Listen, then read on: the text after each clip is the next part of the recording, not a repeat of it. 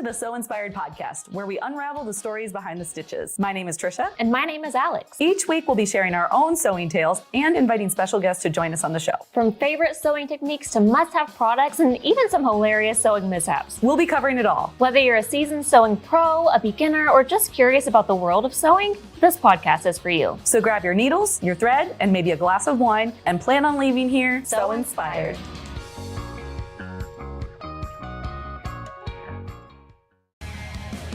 Want to sew but find it intimidating? Let us help you with that. Join us live every Wednesday at 11:30 a.m. Central Standard Time for the Social Circle. During the Social Circle, we focus on completing a beginner to intermediate sewing project. Best part, we share the material list on our Facebook group so you can grab your supplies and be ready to sew along with us. See you there.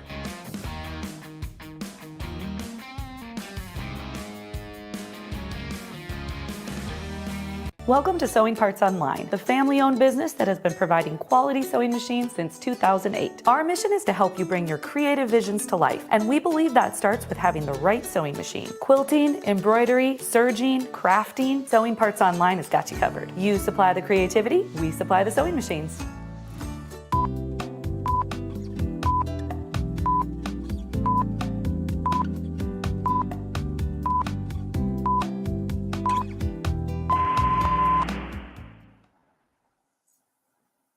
Welcome to day 4 of SewCreative Live, Christmas in July. We have been having so much fun this week, and you guys, I've been having a blast looking at the comments and seeing everybody else has been enjoying it as well. So that just makes all of our hearts super happy. So thank you for joining us. Thank you for commenting and all of your kind words, which in a second here, we're going to say good morning to a few of our friends. Before we do so, we want to start the day with a giveaway, and then we'll talk a little bit about what SewCreative Live is, just in case you're new here. So we've got an early bird giveaway for anybody that joined us this morning and was commenting, getting the day started for us. You are entered into the prize. So Brian, do we want to give away a prize this morning? Let's do it. All right. So we are going to give away an ABC Schmetz Pocket Guide, this handy dandy reference all about Schmetz needles. We also are going to be giving away a luggage tag. It has a color-coded chart to explain those needles. And one of our beautiful thread packs, the SewCreative Live logo. And Bernice, you are the winner of this wonderful pack. So I hope that you enjoy, and we are starting off the day fun with Bernice winning a prize. So let's talk a little bit about what SewCreative Live is. So for those of you that are just joining, SewCreative Live is a virtual sewing event. We normally do about 3 days or so, but this is our first time doing 5 days. So we have invited over 30 different educators. They are doing machine demos and product demos, and they are doing sewing tutorials. So much information. That's one of the things that I've been loving about the comments. People are so happy with all of the education that they're getting during this event. So it is a ton of fun. But in addition to all of this fun, we also love doing giveaways. As we said, we wanted to start off the day with a giveaway, but what we also do is a giveaway for every single segment. So the segments are around an hour long, but at the beginning of each segment, I will tell you what the prize is going to be. And then at some point throughout the segment, we're going to pop up a surprise summer word. So Brian, do you want to pop that up and show everybody what it looks like? Something like that. When you see that pop up, just go over to the comments and write that word in the comments. And then at the end of the segment, we will use a giveaway tool to gather up all of those comments with that word, and then we will select a winner. So it's been a ton of fun. We've had really wonderful prizes. So I just want to take a second to say thank you to all of our sponsors, Arrow, Grace, Laura Star, Aurafil, Filtech. I mean, we have a ton. With their help, they have helped us do over $30,000 worth of prizes. So it has been a ton of fun. So just for example, a couple of the big prizes that we've been doing, we do the prizes throughout the day, but we like having a big prize at the end, right? So far at the end of the day, we've done a cutie, we've done a 16X and a frame. We did a bandicoot yesterday, so that was a ton of fun. And then today we are going to be doing the design and quilt software along with a set of the wonderful Krista quilt blocks. So these will secure to your table and prevent your project from falling off the table. So you're not going to get slipped stitches or pulling or anything like that on your project. Awesome set. So that And then, of course, on day 5, we do our grand finale, which is our Baby Lock Triumph. So you're going to get this beautiful cover stitch serger machine from Baby Lock, a value of $7,500. So those are just our everyday prizes at the end, right? So we also decided to do something really fun this time around. We are doing a little side giveaway as kind of like a thank you for anybody that places an order with us. So just a quick recap on how to do this. If you call our customer service and place an order over the phone before 3 p.m. today, you are automatically going to be entered in the giveaway for today. So that giveaway is going to be for an Aero hydraulic chair. So this chair is amazing. It has 360-degree swivel. It has great lumbar support. You can open up the seat and you've got a bunch of storage underneath. You also have the heavy-duty casters that easily move on hardwood, carpet, whatever kind of flooring you have. Wonderful, wonderful chair. Plus, fun note, you get 9 different colors, so you get to pick which one you want. So that always makes it fun. You get to personalize it. But I want to say good morning to a few people. How does that sound, Brian? Good plan. All right, let's say good morning. We're both clicking at the same time. There we go. I'll take the chair away. There we go. Terry, ready? I can't wait for the 4th day of Christmas in July. Awesome. We're glad you're here. Have you been here every day so far? I'd love to know. Mama Rogs from Ohio, welcome. Renee, good morning. Looking forward to today. Thank you so much. We are too. Elizabeth, I know that name. You again from Minnesota. I'm so glad that you're tuning in again. Beverly, oh, our neighbor from Hole in Wall, Tennessee. You're very close to us. Jessica, good morning. I love this, you guys. Rebecca, see. Oh, Rebecca, I'm sorry. I see that you're not feeling well. Well, we pray that you are feeling better very, very soon, but we appreciate you tuning in when you can. Hope you feel better. Quilty Katie, you hope everything after 2 p.m. yesterday was awesome. I can assure you it was awesome. And actually, speaking of that, if anybody wants to watch the replays, we are going to have them on our YouTube. You'll be able to go back and watch all of these wonderful tutorials. So we will make sure they are posted afterwards. So I just want to say, so I put that comment up because I saw this comment come in after from Rebecca saying, I've been missing your lives. So I think Quilty Katie does lives of her own. Well, So that's cool. if that's the case, let us know in the comments, Quilty Katie. We'll watch your lives and maybe we'll, you know, it'd be nice to help you out a little bit, get people on your lives as well. Awesome. Yeah, we'll definitely have to check that out. Rebecca, cool. Very awesome, you guys. Again, thank you so much for joining us. We really, really appreciate you. And actually, why don't we go ahead and pull Brian up so he can introduce himself, just in case you are new here and aren't sure who that voice is in the background. Good morning, everybody. I'm running out of floral shirts, by the way. I like think I've that got shirt. one left. I think that looks very summery and nice. I'm trying my best to stay in theme. Looks great. But good morning. Awesome. So do we want to take a look at the schedule today, Brian, and see what we have up? Yes. Awesome. Okay, so here in just a little bit, we are going to have Heidi Ivy. There's a little to be determined, but I believe we are going to be talking about draping. So that is going to be very exciting. And that was actually one that was requested on the previous SewCreative lives when we were kind of throwing out the question, what are you guys interested in seeing? Draping was one of them. So Heidi's going to take care of that. Following Heidi, we're going to have Tim Bond back. He is going to show us the JUKI DX7 and then a Serger, the MO2800. He always does a fabulous job on his demonstrations. I know I had seen a comment here saying that they are excited about the thread education. So Presley's going to be here with PhilTech, and she is going to talk all about their beautiful thread. Also, we have our friend Kayla coming back. She's going to show us how to do a Hexie lamp. She has a couple of fun pictures on some projects that she's working on as well. Really, really fabulous. Team Grace is going to be back today. They're going to be focusing on the 19X series on the Evolution hoop frame. And as Brian had mentioned, there is a really fun surprise as well. Brian, do you want to be cryptic again?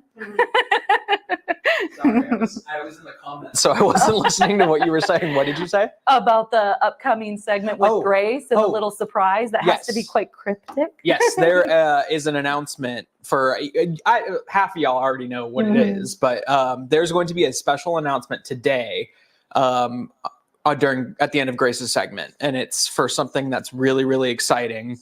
Trisha and I have been talking about it all week and how excited we are to see this thing in use, in virtual person, quote unquote. Virtual person. Yeah, we're super excited. So if any of you have been watching Grace's social media and you've been seeing them hype something up, you will see it announced, I believe, for one of the first times ever. We are very, very lucky. We are going to be one of the first to show it. So I'm very appreciative to Grace for allowing us that opportunity. It's going to be a lot of fun. So super cool.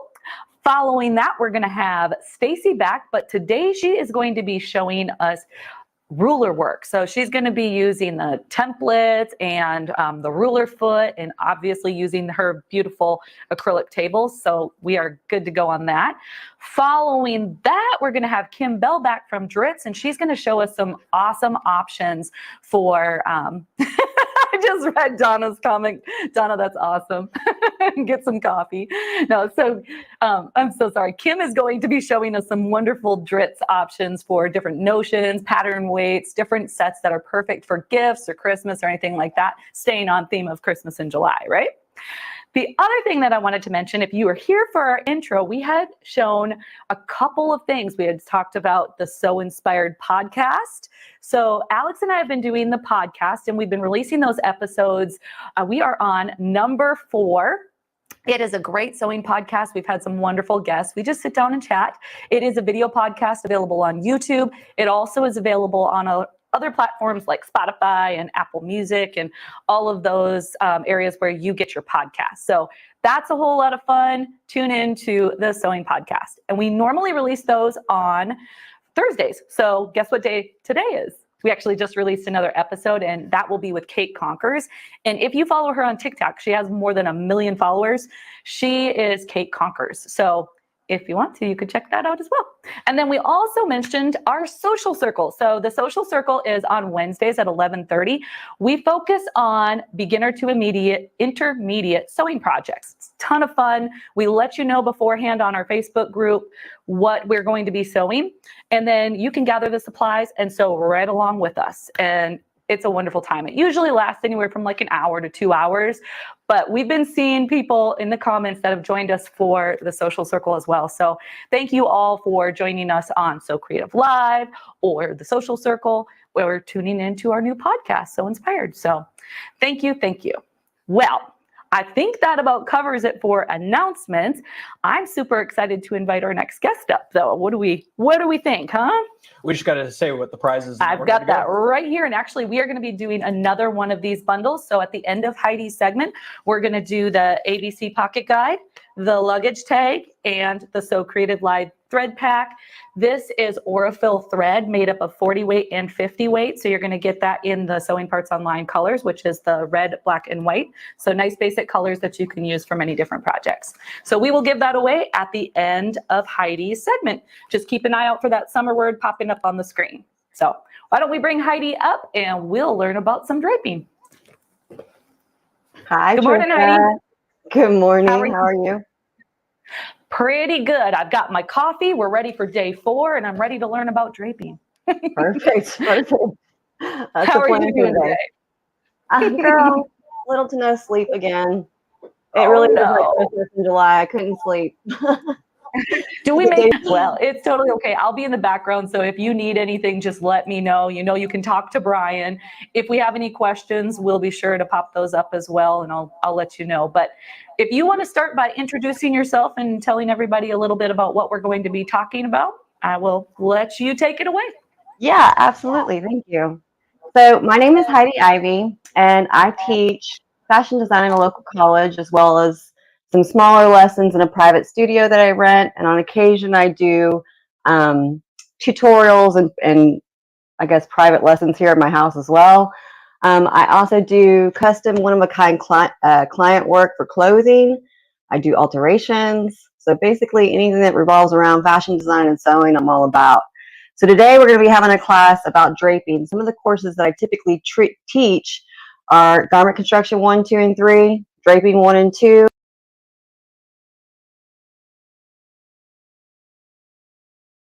Is going to be to speak about draping. And a lot of times when people hear the word draping, they think of drapes that hang on the window, and that's not necessarily what we're talking about. What we're really talking about is taking a 2D piece of fabric and draping it on our dress form and manipulating it to where we can end up with a wearable garment. So what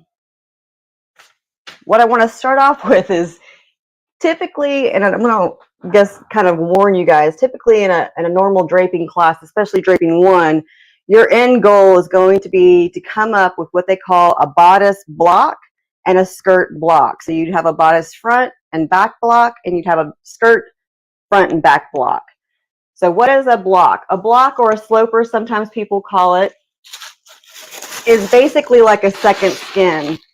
And after you've draped this second skin, you then turn it into a pattern. And you can use that pattern to manipulate it into other silhouettes. So I hear people often say like, oh, I love draping, but I hate pattern making. Or I love pattern making, but I'm no good at draping. I want you guys to understand that they're two sides of the same coin, okay? They go hand in hand. So when you're draping, a lot of the times you will be at the dress form working with muslin and stuff, but you will then take the muslin off the dress form and go to your pattern making table. And the same in reverse with pattern making. You'll be making a pattern and then you'll be taking it to your dress form and doing the fitting and stuff. So to have a conceptual knowledge of both is highly, I would say, important, and also makes it a lot easier just to understand what you're doing and why you're doing the things you're doing. So I'm going to show you guys a pattern block really quickly, because this is not what we're going to be draping today. 1, because we don't have enough time, and 2, it's not wearable. And I want you guys to be able to walk away with some concepts of a wearable garment that you could go at your house or follow along today and get an idea of how to make something that you could actually physically wear. So here is the bodice front block, and I'm going to try it on for you guys very carefully because it has pins in it still. But basically what it is a very tight fitting garment. Comes all the way up here on the neck, and hopefully I'm not jacking with my microphone too much, but all the way up here on the neck. And you can tell once it's closed, it would be like a second skin and it would fit perfectly, right? Little to no ease. So you would have that. Occasionally in draping 1, we'll get to sleeves, but typically you get to sleeves in draping 2. And then you would also have a skirt block, front and back. Let me point you guys down a little bit. Move my chair out of the way. Okay. Picture this closed, picture this attached. And so you would take this, turn it into a paper pattern. Let me take this off real quick. Oh, the pin is sticking me. All right. Wake you up, right? Right. So you would take that sloper and turn it into a pattern. So this would be your pattern front, bodice front, your bodice back, your skirt front. Here's a sleeve, which I said, and it depends on the class you're taking. And then here's a skirt back.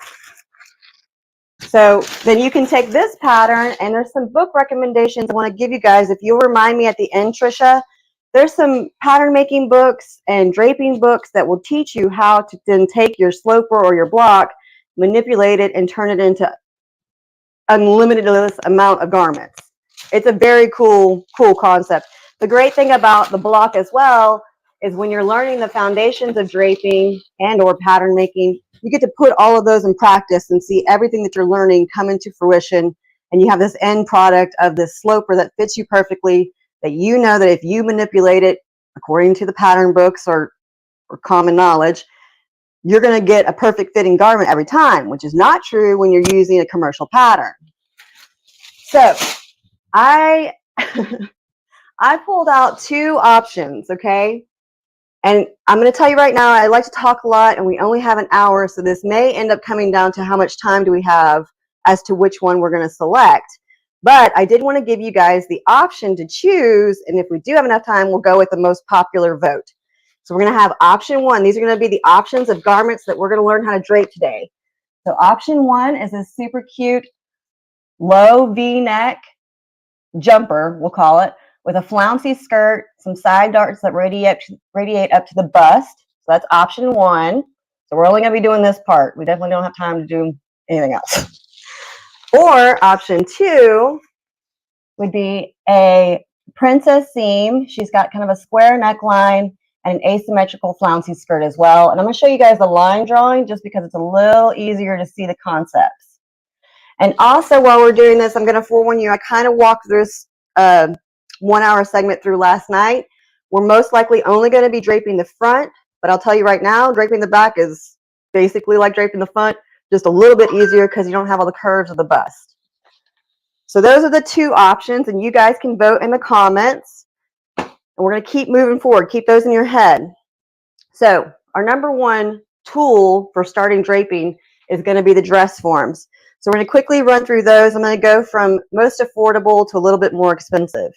So your most affordable dress form is obviously your duct tape dress form, which I'm sure you guys have seen tutorials on how to make your own duct tape dress form.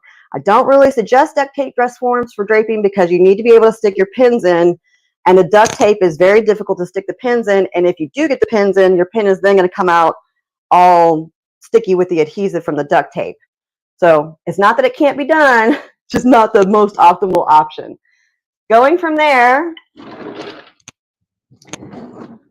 we're going to work or look at the adjustable dress form. So the adjustable dress form is not the best option either, simply because once you've adjusted it, you now have a gap here, and your center front is always where you're going to be putting your straight of grain or your center back or your side seam. So she's open on the side, she's open in the front. I have seen that they make covers that you can adjust this to your measurements, then put the cover over, which in theory is kind of helpful, but the cover is typically stretchy. And then when you go to try to smooth and drape your fabric, your cover is going to end up stretching with it, and then things are going to get off grain. So can it be done? Yes. Is it optimal? No. Okay, so that's your adjustable dress form. The next form, I'm sorry.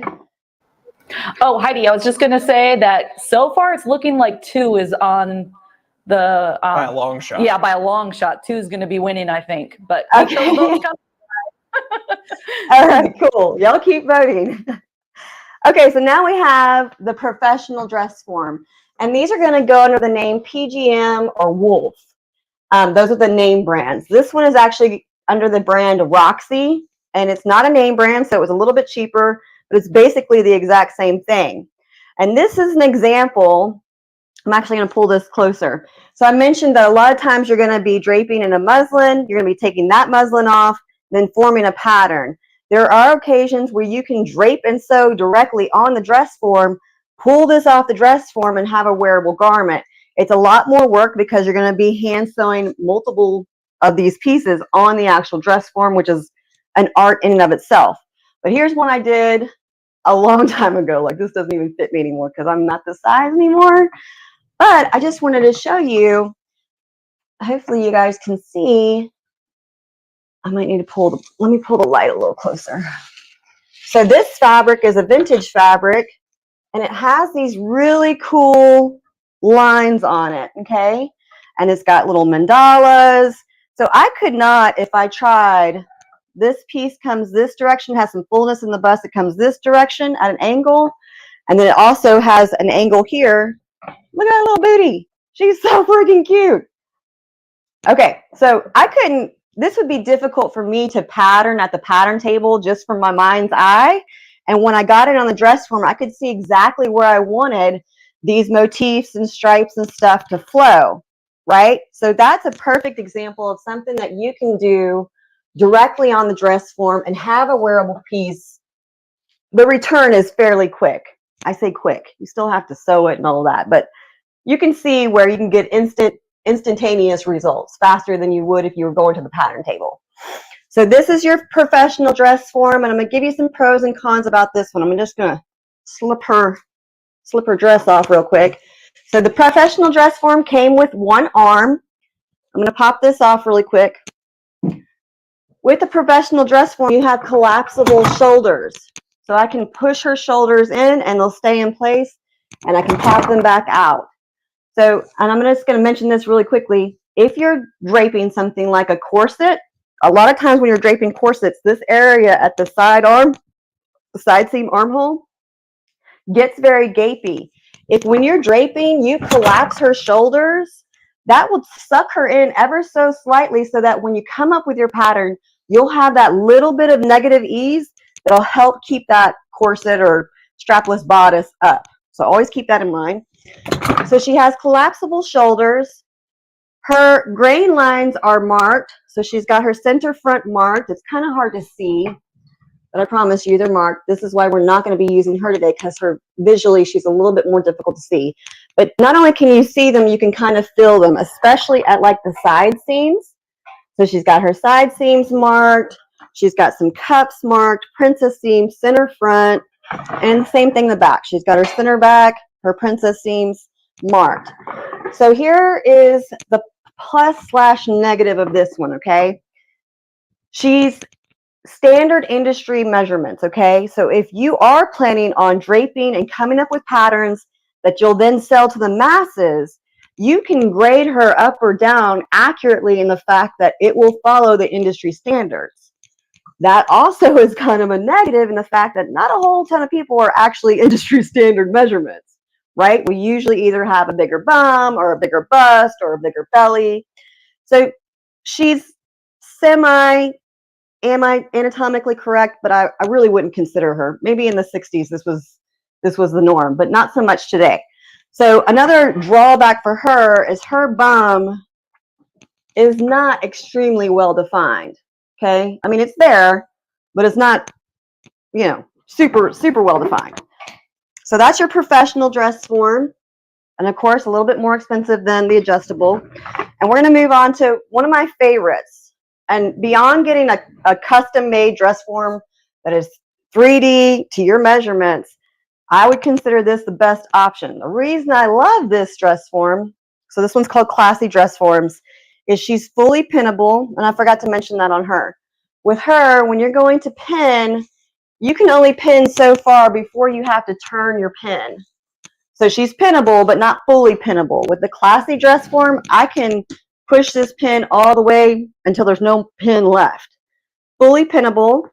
And what I did with her, all of her grain lines are marked.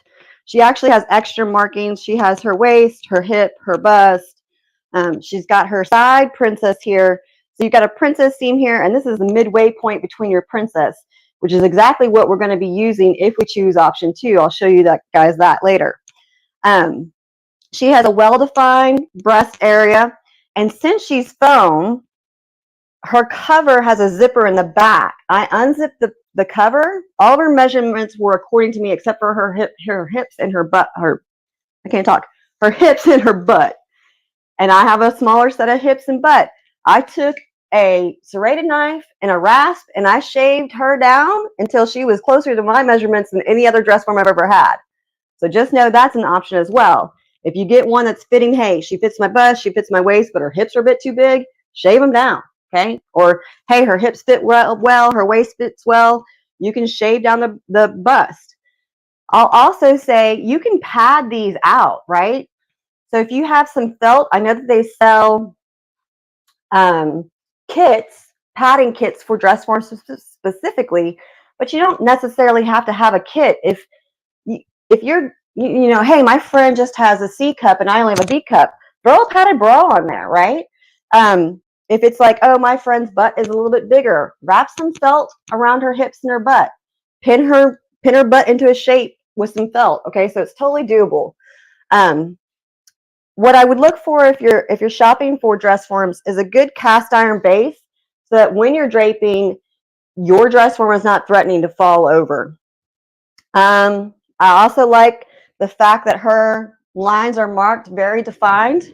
So I've actually taped her up just, BDM style for us today so that we could really visually see what we're going to be looking at. But her normal lines look like this, and this is more than enough when I'm draping here at the house to see perfectly fine what it is I'm trying to accomplish. So we got our dress form. She came with a head. Actually, I think the head and the arms were extra. And she came with 2 arms. So those just go here and you pin them in place. So if you're draping sleeves and stuff, that's always a great option. I would say at least have 1 sleeve. When you're draping on a dress form, if you're taking a class, they're going to be telling you to drape on the right side of your form. So you're going to be standing to the right of your form. And I know that some of my left-handed students find this difficult, but as you're going to see, like this chick's arm only comes with a right arm. So it's good to get in the habit. I mean, you can do what you want, right? You're at the house. Nobody there to judge you but you, right? So there are some rules, but I feel like if you know the rules, you can then turn around and break the rules. Once you figured out the rules, if you need to break them if it works for you. All right, so we've got our dress forms out of the way. We're going to talk about how to prepare your dress form when you're ready to start draping. So right now I have my classy dress form. Are you there? Yeah, Heidi, I just wanted to interject really quickly. Nikki just joined us and she's asking, why are there all these 1s and 2s? Can you quickly refer back to that? Oh, yes. So we have the option, as long as I keep moving along quick style. This is option 1 of what we can drape for a wearable garment. So it would be like this little green jumper right here. Option 1. And option 2 would be this princess seam asymmetrical with a little square neckline. Well, it's kind of scooped here actually, but a little bit square. So that's option 2. Option 1, option 2. That's why you're seeing 1s and 2s. Yeah, and somebody had asked if we have one of those polls like you do on TikTok where it will show the winner. Unfortunately, guys, this platform doesn't have that, so we don't have that option, but we are keeping an eye. So far, 2s are definitely in the lead. And I just have to share this from Sir Robin the Chicken. He says, oh yes, I'd look wonderful in a deep V. Giggle. It doesn't look wonderful in a deep V. Come on. All right, Heidi, you can keep on going. All right. Okay. So right now on my dress form, I have her taped in this 1/4 inch. This is basically black masking tape, for the lack of a technical term. You'll find it under draping tape. I've also seen it sold as dry erase board tape, and it's pretty affordable. If you don't have any draping tape, what I grew up with, what I learned on, was using ribbon. Okay, so this is 1/8 inch ribbon. You would just take and pin your ribbon in place for whatever you want your design lines to be, pin it down, and this is now your new guide for while you're draping. So if you don't have any draping tape and you're waiting for it to come and you want to try this immediately and you have some ribbon, you can use this as well. It's a little bit more work because you have to pin it in place, and this just is self-adhesive, but it's not that big of a deal. What I will say is this 1/4 inch is great for me trying to show you guys stuff. But if you'll notice, like I had to pin her armhole here. It doesn't really want to go around curves very smoothly, simply for the thickness of it. So I would say this is more a visual for you guys. When I'm typically draping, I use this 1/8 inch. It's the exact same thing. It's just much thinner and it adheres to curves a lot better. So here are the tapes that I would suggest. If you don't have tapes, go for the ribbon. Okay, so draping pins. You're really going to be using these dressmaking pins if you're taking a class, okay? I'm not going to tell you what to use at the house, but at the class, you're going to be using dressmaking pins, which just means they're short, silver, barely have any head to speak of. The whole reason for using these types of pins is because when you're pinning your muslin onto your dress form, you do not want some sort of jarring head of the pin distracting from what you're trying to drape. So if I have, something glorious draped and all my eyes are looking at is the head of the pins, it's very distracting. So that's the only reason that you would use draping pins. over some other pins. Today we're going to be using these simply because they're easier visually for you guys to see.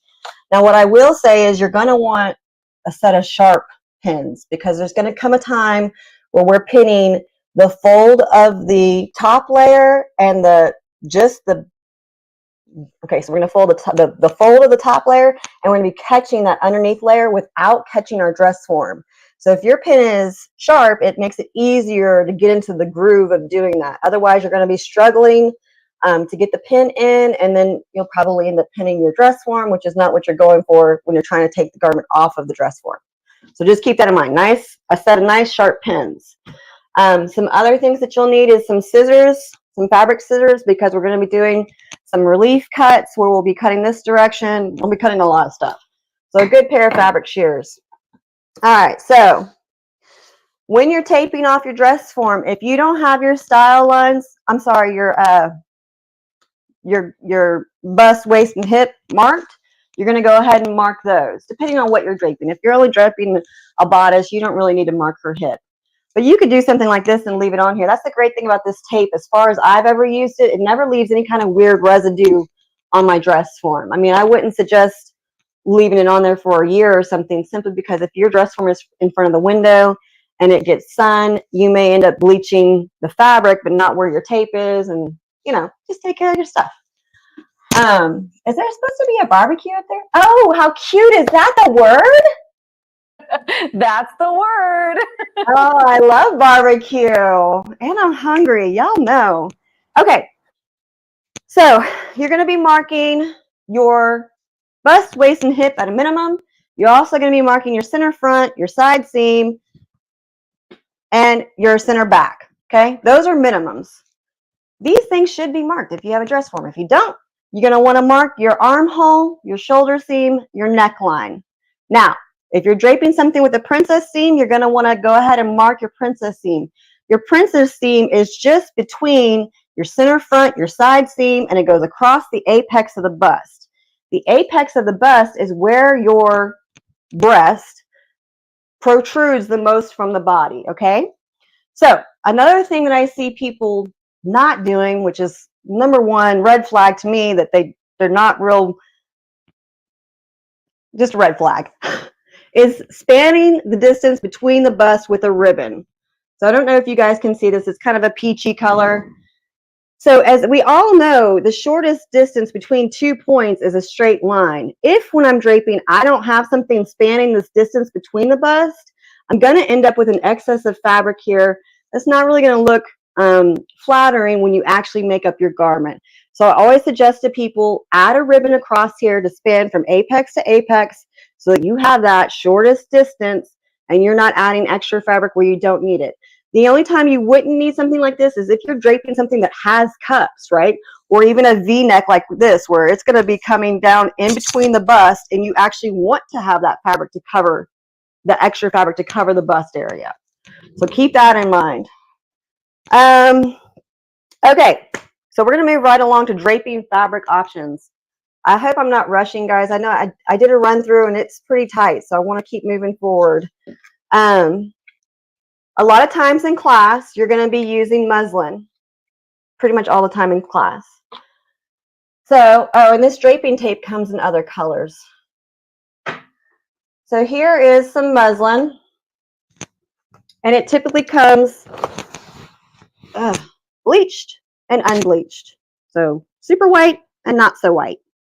I like to work with unbleached fabric, one, because it's cheaper, and two, I feel like there's a little less chemicals involved, and that probably helps with saving the planet Earth. So you can go with unbleached muslin. This can be bed sheets, guys. When you're at the house, if you're not in a class, this can be fashion fabric. I wouldn't suggest fashion fabric into your comfortable draping, but this could be bed sheets. This could be, you know, Goodwill curtains. This can be a lot of different options here. The muslin just makes it easy because it's uniform. If you're getting a good quality, you know most likely it's already going to be blocked. It's easy to see through, and it's cheap, right? By comparison to fashion fabric. It's not cheaper than some free bed sheets from your grandma's house or anything like that, but it is pretty cheap. Beyond, and I just want to give you guys a suggestion, if you're draping things like waist cinchers or really tight corsets, I'm going to suggest buckram. Okay, so this is buckram. Very easy to see through. It has a stiffness to it.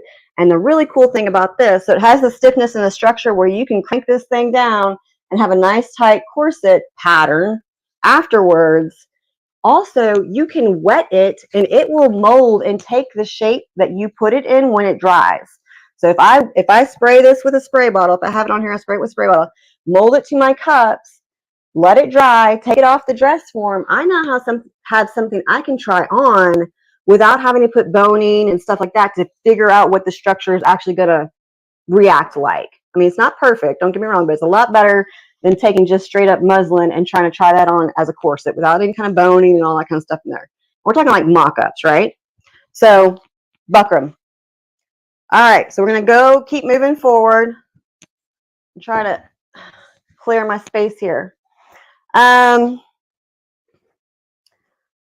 so we're going to talk about preparing your fabric for the draping process. Man, we're making progress. What time are we on? Oh, I don't see. You're doing awesome, Heidi. It's 9:30 right now. Oh, no! Oh my goodness. Okay, we got to speed up. All right. We're going to snip and rip our fabric to find our grain lines. So let's talk about grain line really quickly. Oh my gosh, I wish we had all day. Okay. So when you go to the store, here's your bolt of fabric. You're going to have to use your imagination here. They're going to roll off how much fabric you need and cut off how much ever you told them you want. You're going to have your selvages on the lengthwise grain, and those are the strongest of the threads. So everything that runs parallel to your selvages, all the threads that run parallel to your selvages are going to be your lengthwise grain, and they are the strongest. They also have basically little to no stretch whatsoever. Okay? Anything that runs perpendicular to your lengthwise grain, so your cross grain, are going to run in this direction. They are less stable and a little bit stretchy. Then, of course, you have your true bias, which is the least stable. Now, why is this important? In my classes, I can't count the amount of times people will hear me say, respect your grain line. And a lot of people think that when I say respect your grain line, that means that your lengthwise grain should be running from top to bottom every single time. And that's true a majority of the time, but not always. So I have a visual aid here that'll help this kind of hit home. People put your lengthwise grain top to bottom of the body because it is so strong. It helps hold up the weight of the fabric. They also like to have the cross grain going around the body, parallel to the floor. Because it has a little bit of stretch, it helps with ease of movement, breathing, bending, dancing, whatever it is you want to do. It has that little bit of stretch to help your clothes fit more comfortably. So I want to show you guys really quickly. I've made a little muslin piece here. So we have our lengthwise grain, our cross grain, and our true bias. Let me make sure you guys can see this. Okay, so I'm going to quickly drape here my lengthwise grain. Do you see how we have two vertical columns of fullness forming here? Those are going to be very easy to take into a dart. It wants to smooth nicely to the body and conform to the body, shape the body, okay? That's your lengthwise grain. Now, I'm going to quickly flip it back over to this crosswise grain, and you're going to see what happens. It's like freaking magic. Do you notice how you no longer have any vertical columns of fabric and everything is wanting to kick out in every direction? That is because your strongest grain, your lengthwise grain, is now going across the body, and it is holding those up. So you could see how you wouldn't necessarily want the lengthwise grain running alongside your body if you're trying to slim yourself. If you're trying to make a big poofy skirt, that might be optimal for you, but just keep it in mind. And I'm not even going to fuss with the bias right now because we don't even have time to talk about that. All right, so there is that version there. So that's for your lengthwise grain versus your crosswise grain.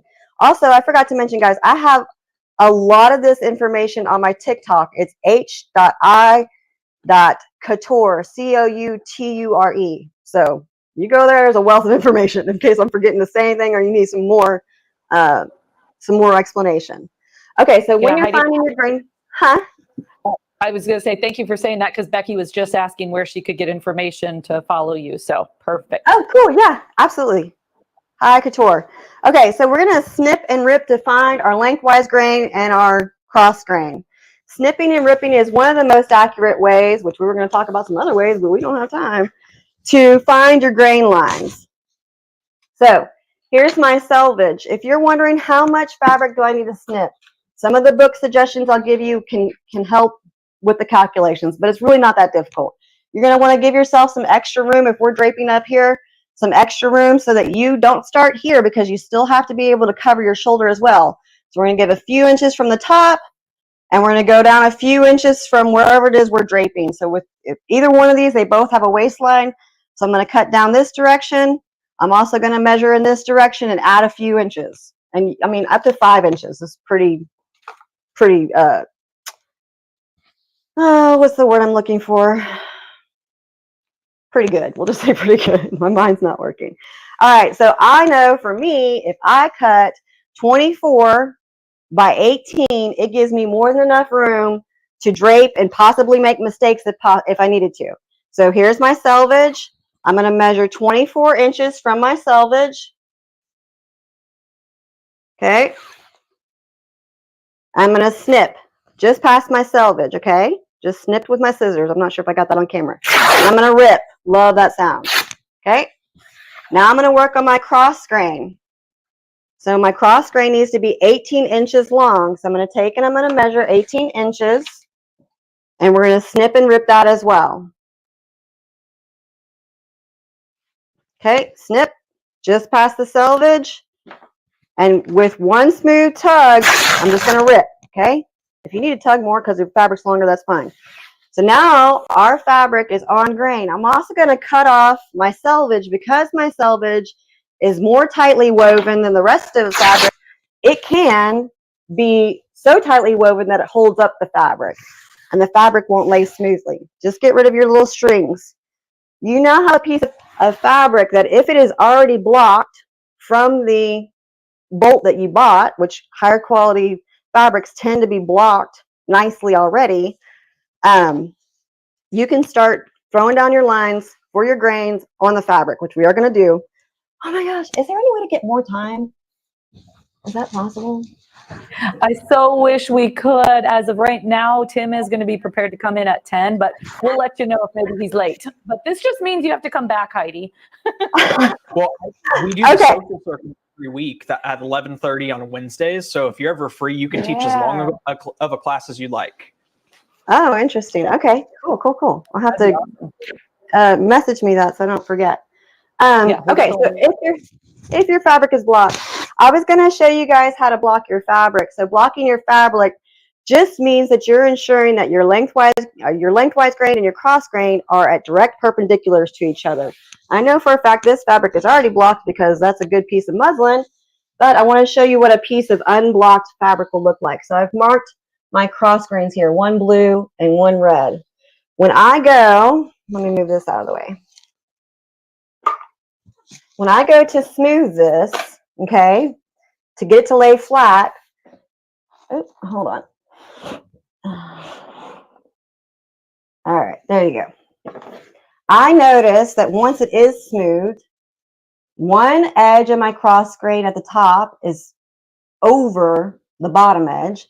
And over here, the bottom edge is longer than the top edge. So I see blue showing over here and I see red showing over here. I also have a video on blocking because we're going to have to rush through this. What you're going to do, if you notice that happening, you can also hold up your fabric where the edges are directly on top of each other, and you'll notice that there's a bubble there. It will never lay flat until you block it. You're going to take your two shorter edges. So on this one, I'm going to take the red, because that's shorter. And then if I look on this side over here, I'm going to take the blue, because that's shorter. These are going to be opposite edges. And I'm going to start giving this fabric a tug on this bias to get it back in shape and back in line the way it needs to be. And I'm going to lay my fabric on top of itself and just check to see if it's blocked. I already have some blocked fabric, so we're going to keep moving forward. What we need to do to prepare our muslin is add in some grain lines here. So 1 inch from our lengthwise grain 1 inch in on our lengthwise grain. We're going to add a nice long straight line here. And then about midway in between the two sides, we're going to add a cross grain. Okay. And you can also get more specific with these lines. If you want them to line up directly with something like your bust, your waist, or your hip, you can add this here. Don't forget to keep a little bit extra up here for when you're smoothing across the shoulder.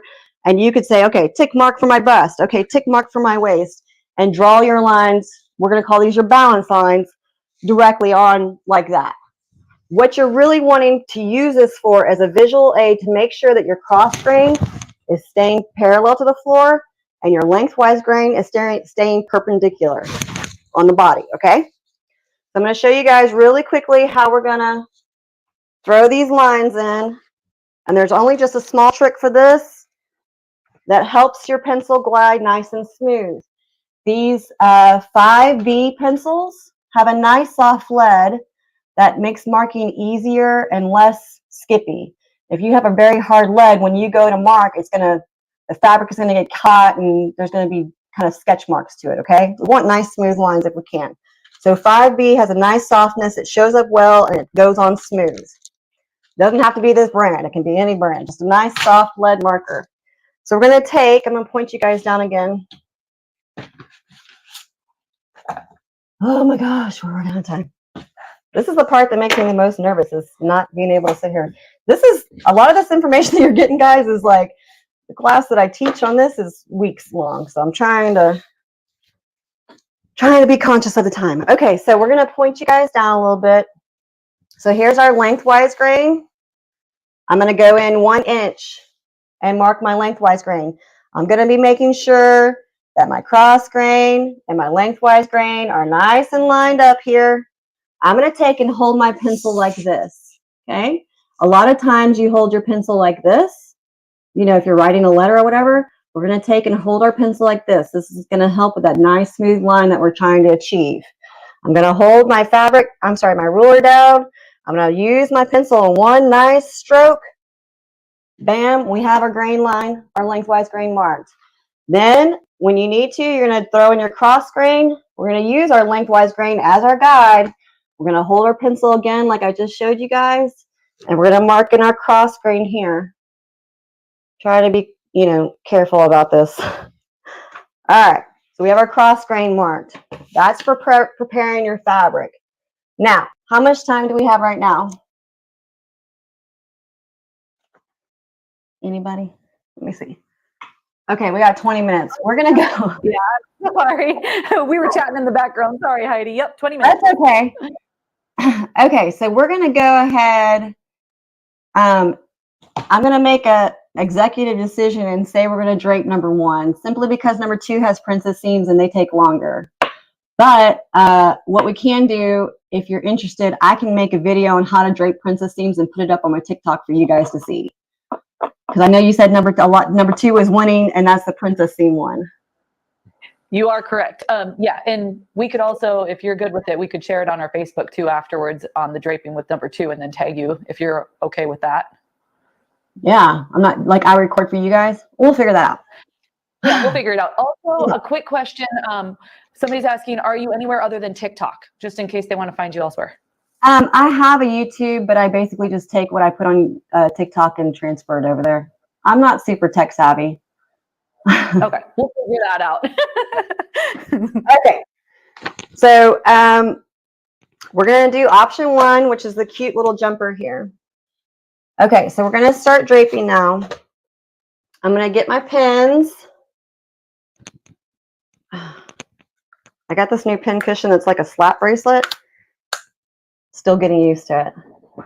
Okay, so we're going to take our lengthwise grain and we're going to fold this lengthwise grain on the mark that we made. We're going to line up our lengthwise grain, again, giving ourselves some room up here so we can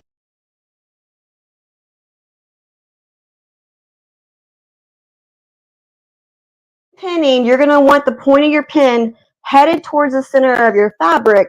That way, when you go to smooth or pull your fabric, it is anchored. If you happen to pin the other direction and you go to smooth your fabric, that pin and the fabric are going to move, which is not what you want. So I'm going to continue folding right on the grain line that we marked and placing it on my center front. Pinning with the point of the pin headed towards the center of the fabric. I'm going to skip this part by the bust, which my bust needs to be a little bit tighter.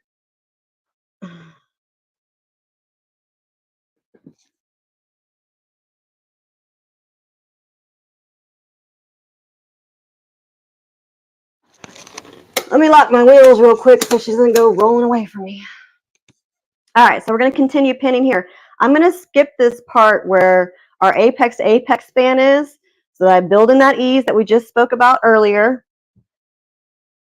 I'm going to throw a pin in. Now, on the one that we're draping today, it goes down to her waist. Her skirt is at her natural waist, okay?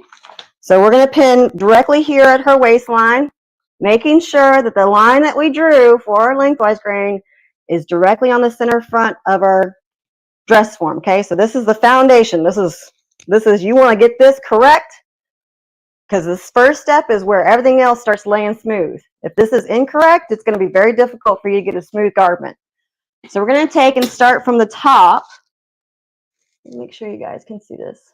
Okay, we're going to take and start smoothing at the top at this neckline here. And you'll notice that there's some tension building here because we have a curved line and a straight piece of fabric. We're going to go ahead and release.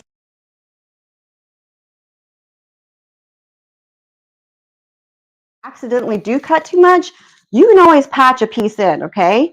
So we're going to cut and release this fabric here, give her a little bit of room in the neck. And on top of that, I'm going to take and make vertical cuts down to help this lay smooth. So I'm snipping about every ½ inch until it lays smooth. I'm going to take my hand and I'm going to pin at her high shoulder point, which is a line that is marked on my dress form. And if it's not marked, you can mark it yourself. It's just the center of the center line of the shoulder right here at the neck. That's the high shoulder point. We're going to continue smoothing over to the low shoulder point. So that's where her arm is going to hinge at the shoulder. That's her low shoulder point. I'm still not used to this pin motion. You're just going to be making sure it's nice and smooth. Now that we have that low shoulder point pinned down, we're going to go ahead and start flushing out our armhole here. Okay, there's a lot of excess of fabric we don't need, and it's just going to hold things up. So I'm going to come out here to the side, and I'm going to start flushing in this armhole here. Now remember, the more you do this, the better you get at it. And if you happen to make a mistake, just patch it. It's not the end of the world. Nobody knows but you. Okay, so we're going to take and start smoothing our armhole, which I actually cut a little bit too much here. I can patch that later.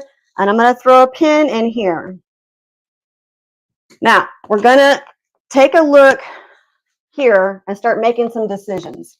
So we've got basically here up pinned in place. We're going to start making some decisions. So she has a low V. We're going to take a look at her armholes. Her armholes are fairly straight, and they have a little bit of curve here at the bottom. And she has a natural waistline, okay? So we're going to take our draping tape. I get one that already started because finding the edge of the draping tape is hard. We'd be here 5 minutes just having me look at this tape trying to find the edge of it. So we're going to start throwing down some design lines here, right? So if we're looking at her, she has a nice low V that is about maybe 3 inches.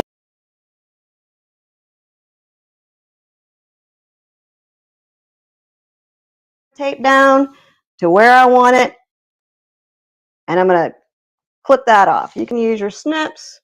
This tape also tears pretty quickly, but if you don't want to fight with it, just snip it. All right, so we have her deep V kind of in place. We're going to work on her armholes now. Armhole.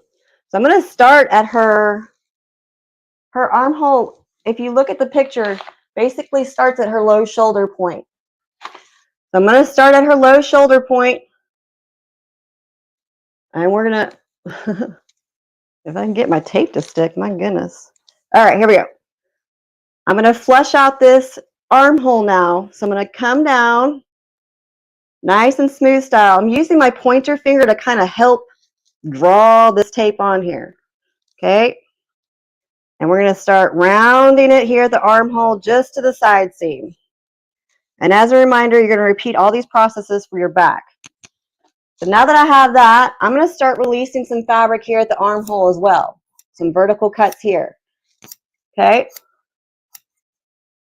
So we've got that.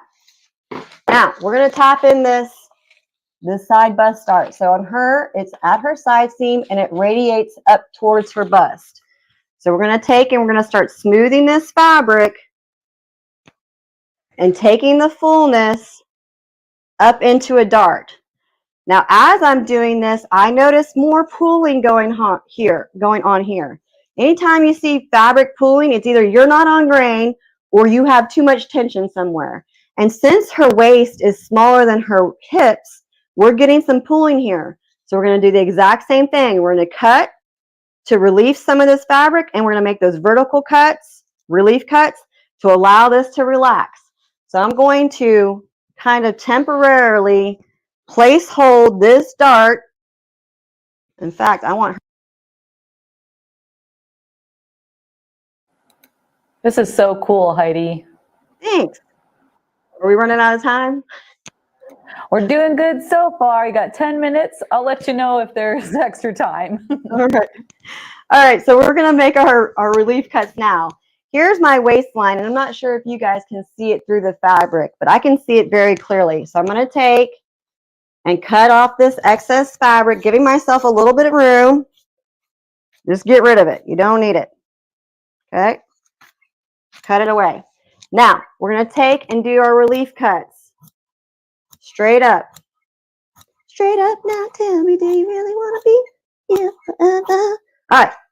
So you can tell already, once I start taking up this dart, my dart is laying more smoothly, especially once we tap in. In fact, I'm going to tap in.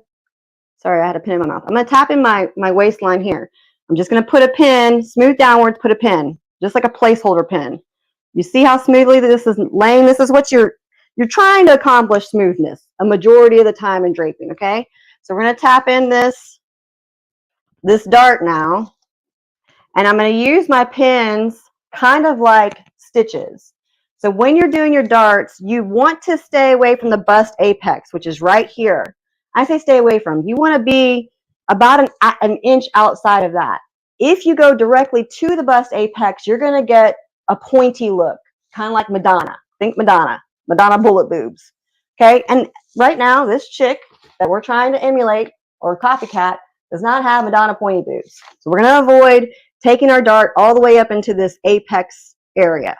So I'm going to tap this dart in, smoothing, taking up that fullness, and I'm going to go in the bottom, out through the top, and back in.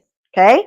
I'm also going to do that a couple times. You don't have to get crazy here. This dart naturally wants to be there. It wants the fabric taken up because it wants to conform to the body because we're using our grain lines as we should. If you're not using your grain lines as you should, you'll probably be fighting this process right here. All right, now that we have that, we're going to take, I'm already back to my side seam. I'm going to pin my side seam at my waist. I'm going to pin my side seam at the bust line here, or a little below the bust line, I should say. And we're going to cut away the excess again, because I got a lot over here at the side seam that I do not need. All right. Now, I do want to show you guys this. So right now I have this.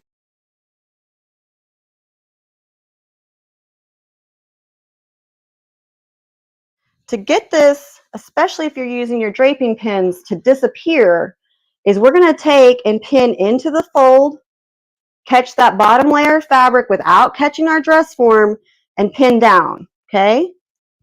Fold it up, take that fold. Let me use that one.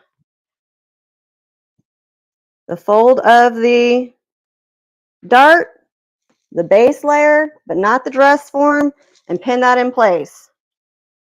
And you can be pinning, you know, every inch, inch and a half here. It's the art of not catching the dress form, but catching the other two layers is, like I said, something you kind of have to practice. I'm totally struggling right now because my pen is acting crazy. Let me get a new pen. I throw away pens so often just because they're not behaving. All right. Much better. So if your pin is not sharp, you're going to be fussing with it, and it's a hassle. All right. So I have my dart pinned out of the way. I can actually remove these pins here so they're not visually distracting. And we're going to go ahead and cut in our deep V here. Okay, now we're going to take our 5B. Let me back up a bit. We're going to take up our 5B, and we're going to mark all of our lines. I like to mark my lines on the outside of my draping tape, and I just stay consistent. You can pick the inside of your draping tape. You can pick the outside of your draping tape, but whatever you do, just stay consistent with it. So I'm going to mark in my deep V here, just using my 5B pencil.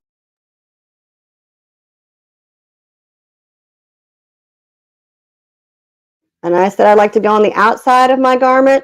So that's exactly what I'm going to do here. I'm going to mark in my side seam. Okay.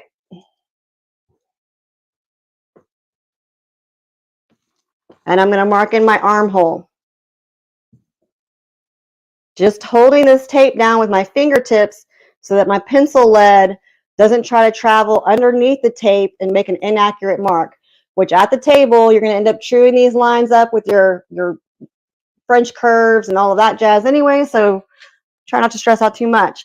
I'm also going to mark my dart here, put in some hash marks. So I'll mark the fold, mark the top of the fabric, fold, top of the fabric. Okay. Just like that, some hash marks so I know where these come together at. And you basically have your front bodice draped, okay? Oh, I'm sorry. We're going to get rid of this V so we can get a visually accurate representation. And then pray to all that's holy, we have time to do the skirt. Because that is a really fun, very satisfying. And I'm not going to cut right on my drape.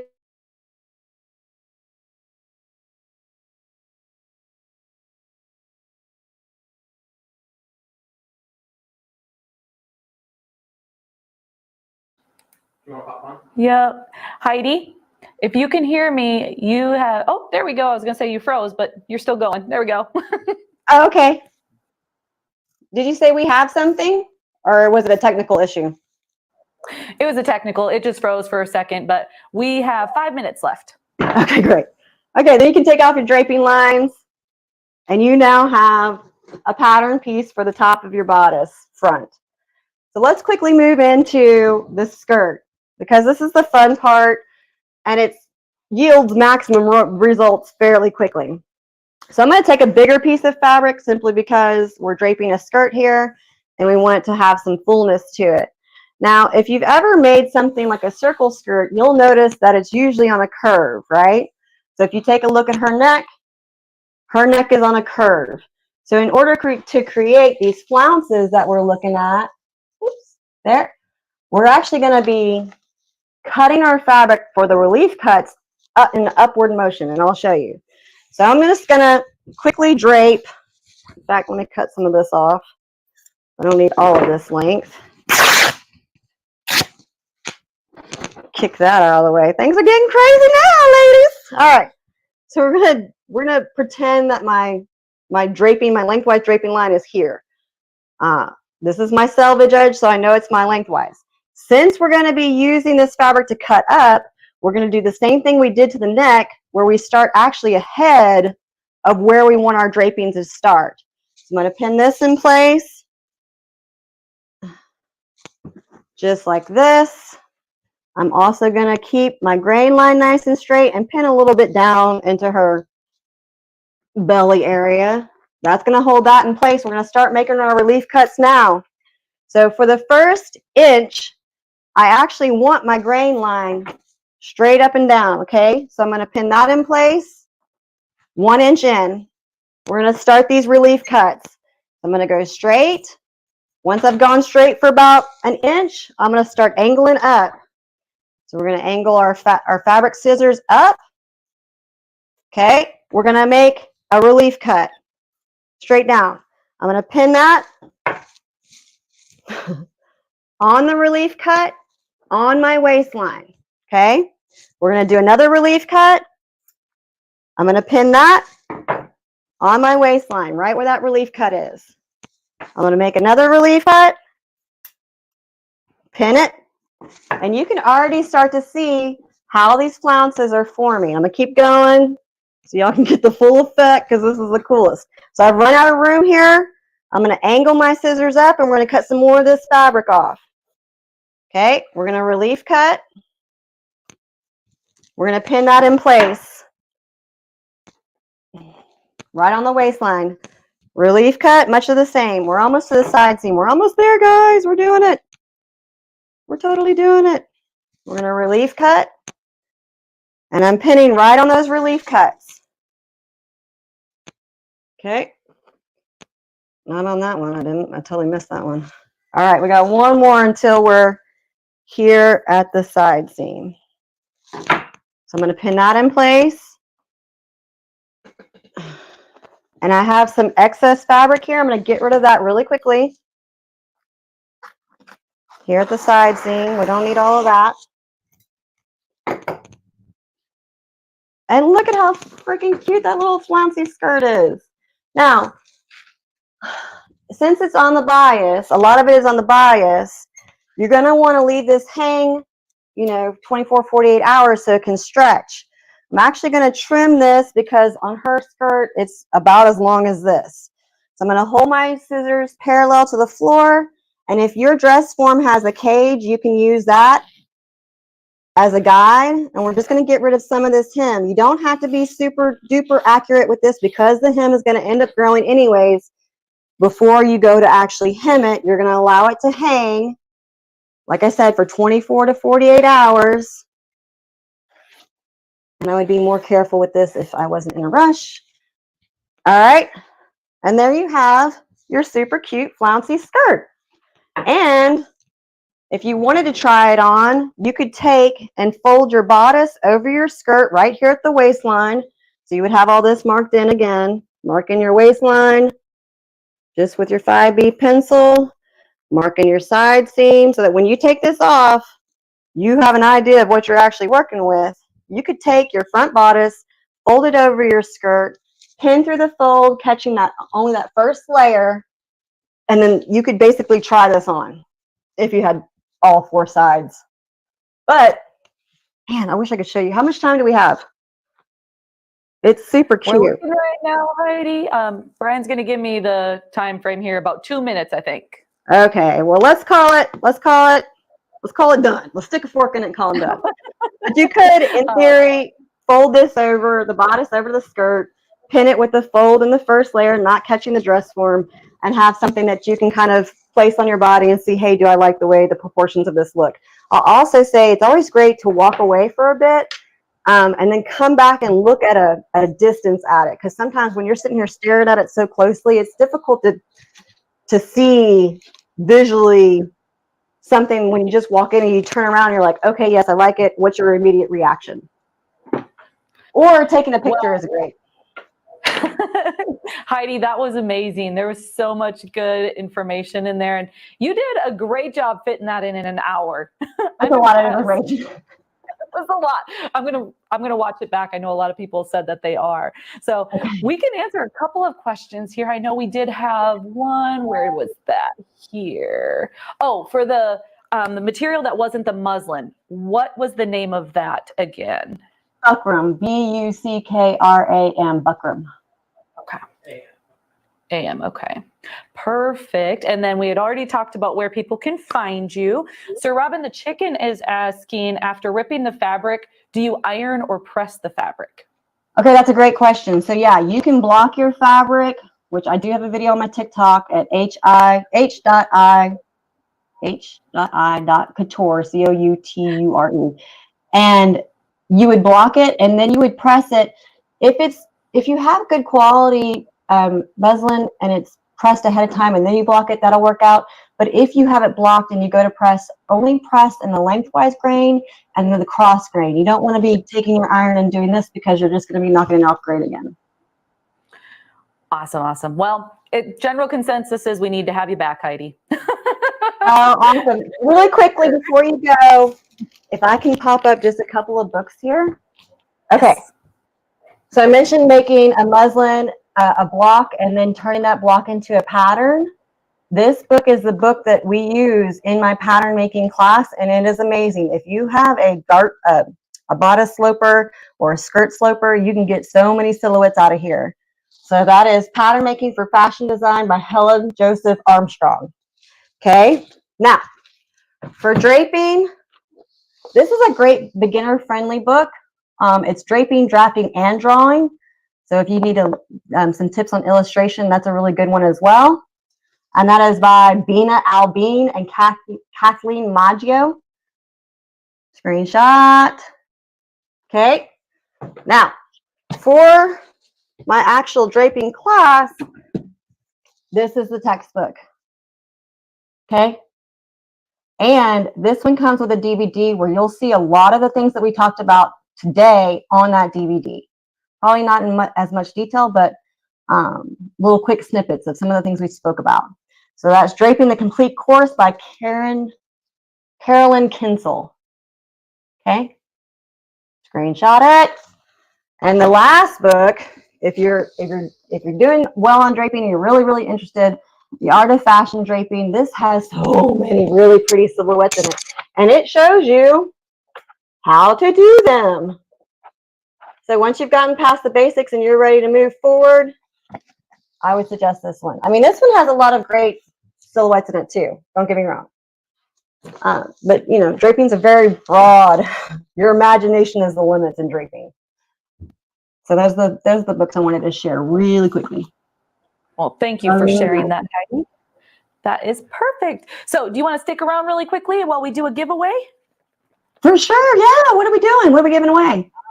We are giving away the ABC Schmetz bundle little booklet here, tag, and some Aurifil thread with the SewCreative Live logo on it. So let's see who the winner is.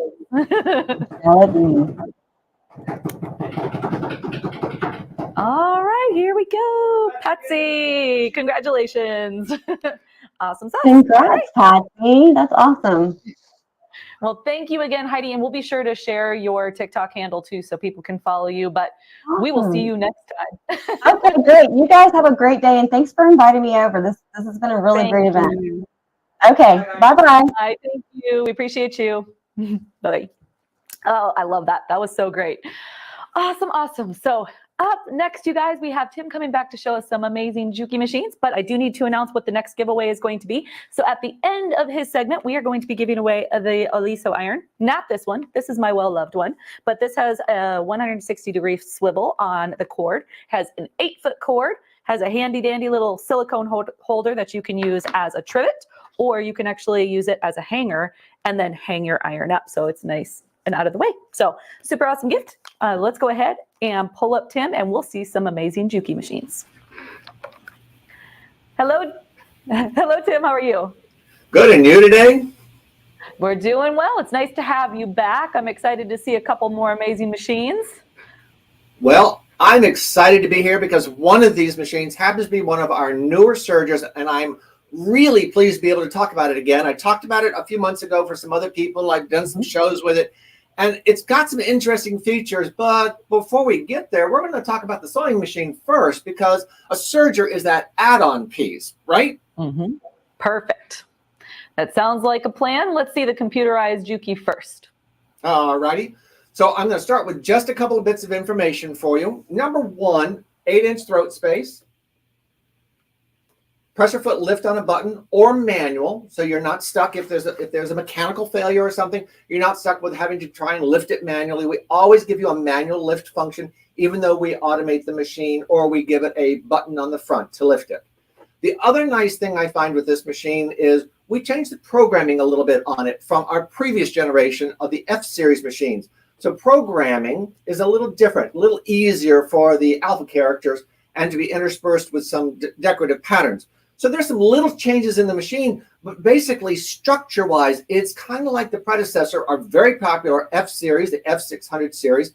This just has more updated features, which actually makes it easier to use and a little bit more fun in my book.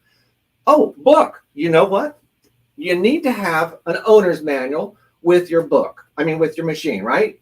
Well, this is our owner's manual. Looks rather daunting, doesn't it? Well, it's in 3 languages, But don't worry, you don't really have to go to the book, because all of our on our YouTube channel, all of our owner's manuals are in video format. Now, I know you're going to go, oh gosh, one book, it's that thick. How long is the video? We break our videos into chapters. So the chapter in the book is one video. So the chapter might be 3, 4, 5 minutes, except for some of those that involve a little bit of extra things like programming memory. Those are going to be a little longer. That saves you trying to figure out where in that 3.5-hour video I want 2 minutes of information. You can just look down the list on the chapter and see the video to help you get started or help answer that question you may have run into. You know, our friends at Sewing Parts Online and JUKI Tech Support, we're not open 24 hours. So the videos are a great way to get some extra support, and they're shot well enough that you can look at them and understand. Don't forget, there's always a pause button and a replay if you get confused on something they're showing you. So let's do a little sewing, and I'm going to throw a little camera magic here. Today, hopefully everything's going to work right for us, and I can get you some nice close-ups. One of the things I'm going to start with is our buttonhole foot. So we're going to switch screens here right now so you can actually see our buttonhole foot. I'm going to walk around to the front of the machine. No, you won't be looking at the back of me. You're going to be looking at the machine, because I don't want you to see the back. You know, that's not something pretty to look at. The machine is much more interesting than I am. So let me switch the screen and we'll get started.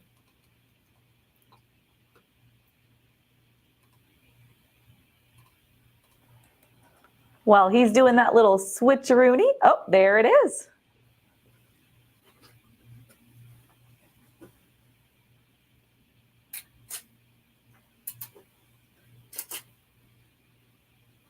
All right, so we have our screen up that shows, oh, not working today, is it? Let's go fix that.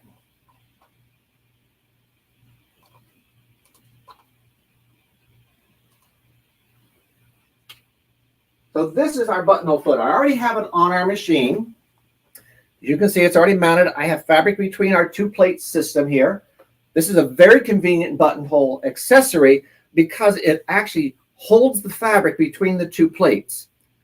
So you can see there's a plate underneath and the actual buttonhole piece on the top. Our button sits in the back and it plugs into the machine. So it's a sensor. It's not a bump arm. In other words, there's not a little mechanical device that makes it change direction.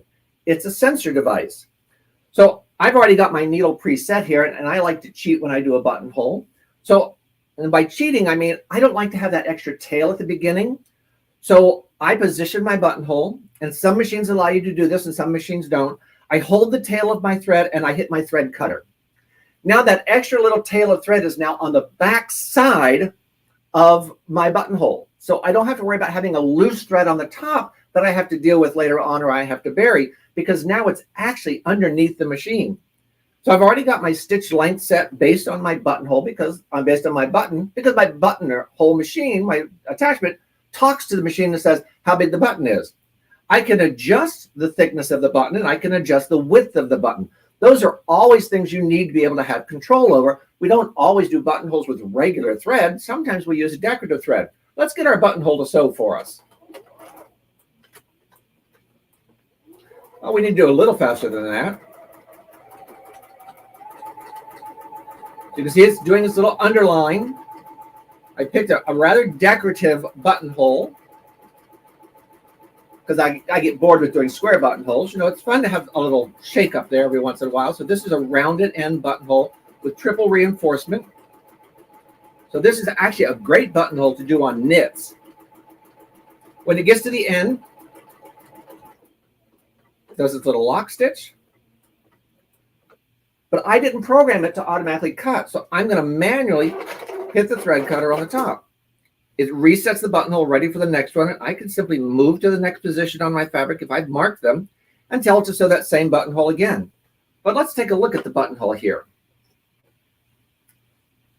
You see, I kind of overlapped the first one that I did as a sample, but my second one is the rounded end one. Now, I'm using regular sewing thread. I'm not using a decorative thread or an embroidery thread or anything like that for my samples today. So they're just a regular cotton thread, not even polyester.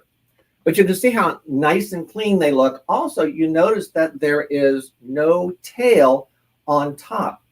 Remember my little trick at the beginning? I got it to pull that tail underneath, so it's actually embedded in the back side of the buttonhole. So let's see if we can't take a better look here. So you can see our foot. You can see it's up, and there's a plate below it. That's our two-part plate. So that's a very effective way to move the fabric because it's actually treating it like you're hooping it. The frame, the foot itself, is sandwiching the fabric and holding the fabric. The feed dogs hit against the frame or the buttonhole foot and move the entire assembly. So we get really, really, really nice buttonholes. But remember, we can still adjust them. I can adjust the density of them. I can adjust the overall width. I can even adjust the gap in the middle. Let's say that I was sewing this particular buttonhole and I was using a very thin button. I might want this gap in the middle of the buttonhole to be narrower, as narrow as it can be. I actually have 3 widths or 3 sizes of that slice in the middle, of that space in the middle of my buttonhole, a small, a medium, and a wide. So if I'm doing really thick buttons, I could set it on a wide, and the buttonhole system that's going to be making my buttonhole in the machine, I've told it that I want that wide buttonhole gap. It's going to make that buttonhole gap for me. So let's talk about some other features that we have. I'm going to go ahead and take this foot off and unplug it because it plugs in. And I would like to talk about sewing. I'm on buttonholes right now, so that's more of a sewing item than it is a quilting item. So let's talk about blind hem. I'm sorry if my hand bumps the camera. I needed to get that camera down into position for me. And I am going to put in a little piece of knit, and I'm going to select a blind hem stitch that is appropriate for knit fabrics. In doing so, it has a default setting for where the needle is going to fall over here on the left side. On a blind hem, remember, you're folding your fabric. I'm going to go ahead and put this in here so you can see. We folded our fabric so that the needle is just going to penetrate into that fold. Well, if your swing to the side is predetermined, that little bite or that little swing or that extra stitch, that might be visible on the front of the fabric. And I don't want it to be visible on the front of the fabric. I want it to be relatively hidden. So I have the availability of adjusting that also. And I can move it over. I can move it to the right over. I can move it over to the left. So if my fold is thicker, I'm on a thicker fabric, maybe I do need to adjust that needle to the left. I find that on thinner fabrics, like this very thin jersey knit I'm working with, moving it to the right gives me a little bit cleaner, a little bit smaller stitch. I've also selected the blind stitch that has a back end zigzag to it. Hopefully you'll be able to see that when it sews, because I picked that because it is a stretch fabric, and I want the hem to have that little extra bit of stretch. Now, I've already serged the edge of this fabric so that it's not going to give me any problems, folded it over, placed it in the position, and I pinned it. And I'll be very honest with you, I don't normally pin, but when I'm doing things like this, I can't just pick it up and fold it. I don't want you to look like I'm being clumsy with it, which is knits, you know how they are. They'll kind of get away from you. So I put a couple pins just to secure it.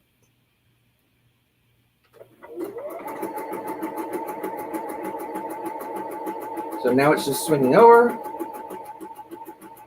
I'm just going to hit my stop button here. I'm just going to manually cut my thread, clear my pin. And there you should be able to see my little zigzag back in the gray thread and the little penetrations into the fold to give me my blind hem. That was pretty easy, wasn't it? I kind of like being able to do it with just that quick little easy adjustment. Let's take the pins out real quick and see how well I did it. The front of the fabric, the front of the hem. So you can see if I did really bad or if I did really well with selecting where my needle penetrations are. You can see tiny little bits of gray in there, I think. There's one right there. There's one back over here. But you know, I'm using gray thread on a blue fabric. I would be using a dark blue thread if I was doing this on a real garment. But that's actually a pretty good setting for me.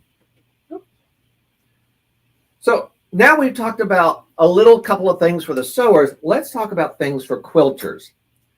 Quilters like to use a 1/4 inch foot, which, by the way, the 1/4 inch foot is included with this machine.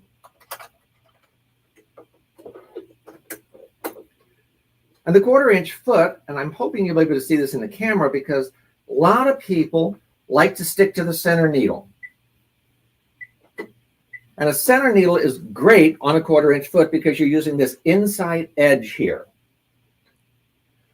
But I'm going to drop the foot, and if you see where my finger is pointing, I'm going to point on the left side also. You notice that the feed dogs are exposed. I'm using this edge of my fabric. My feed dogs are out over here. So those feed dogs aren't actually hitting my fabric. So to emphasize that point, I'm going to pull out a piece of fabric here, and I'm going to lay it on the plate so that you can see exactly what I'm talking about.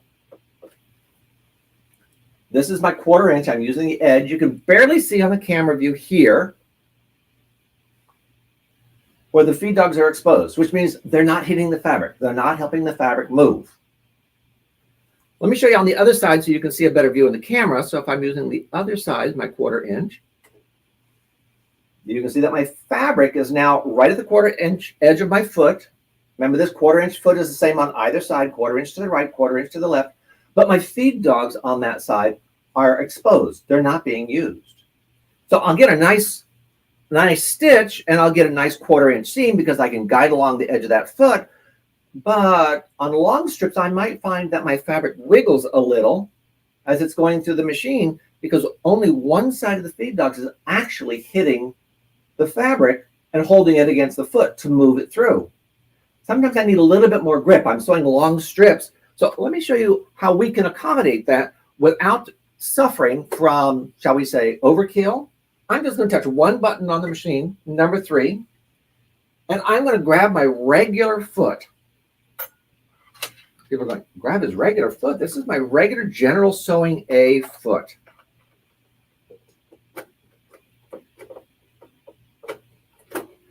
With this foot and my needle position, oops, I've come unthreaded. Let's use our needle threader.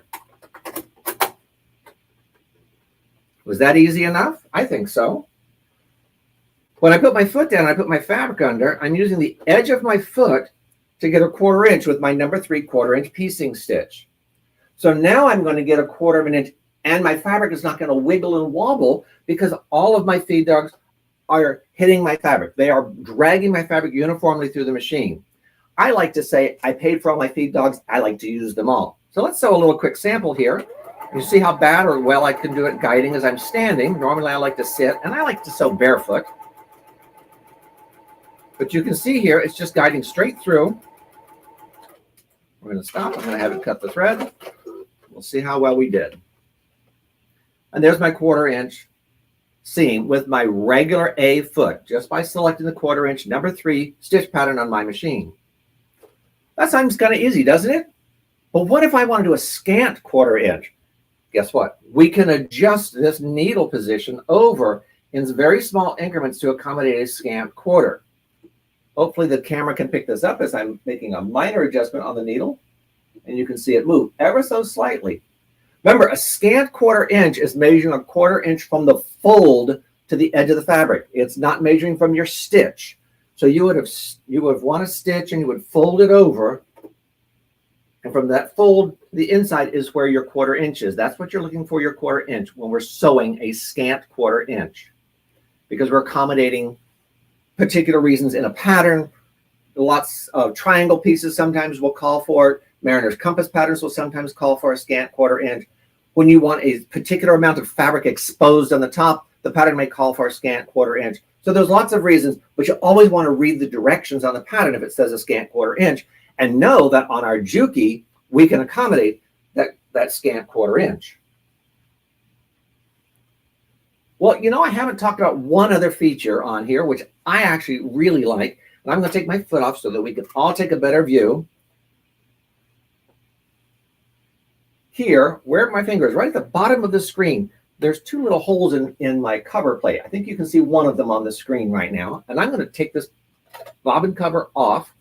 And right here, there's a little switch. But don't watch where my finger is here. Watch this plate right here in the middle. It's going to move. I have now converted my stitch plate from a zigzag to a straight stitch.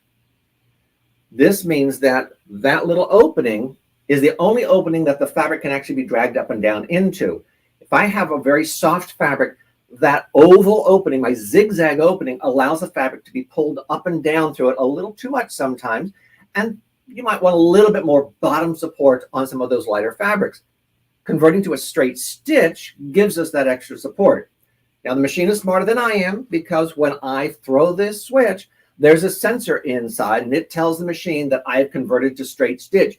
It will not let me select a pattern that will not work with that straight stitch engaged. So what does that mean? It means basically there's about 6 patterns on the machine that can be used with the straight stitch engaged. Very nice, very convenient, and very helpful when you're sewing on some of those specialty lightweight fabrics. You might be sewing on something bulky or heavy also, and you want a little extra support on it. This is also a good use for the straight stitch mode. We talk about thicker fabrics, we talk about denser fabrics. Sometimes they don't give as much, but sometimes they still give just a little too much that they drag down inside that zigzag, and you want to keep them up. Engaging the straight stitch for those is also a benefit. I'm going to move this back to my zigzag mode because I'm not going to be sewing on a straight stitch, but my zigzag mode pulls my plate back and allows me to go back to selecting any of my regular stitches. Now, I talked a little bit about the machine, and I'm going to see about switching the cameras back here so we can talk a little bit more about it. And if you've got any questions, please feel free to interrupt me and let me know. I'm happy to answer them for you. So the nice thing with our machines, we have automatic tension, so you don't have to mess with the tensions.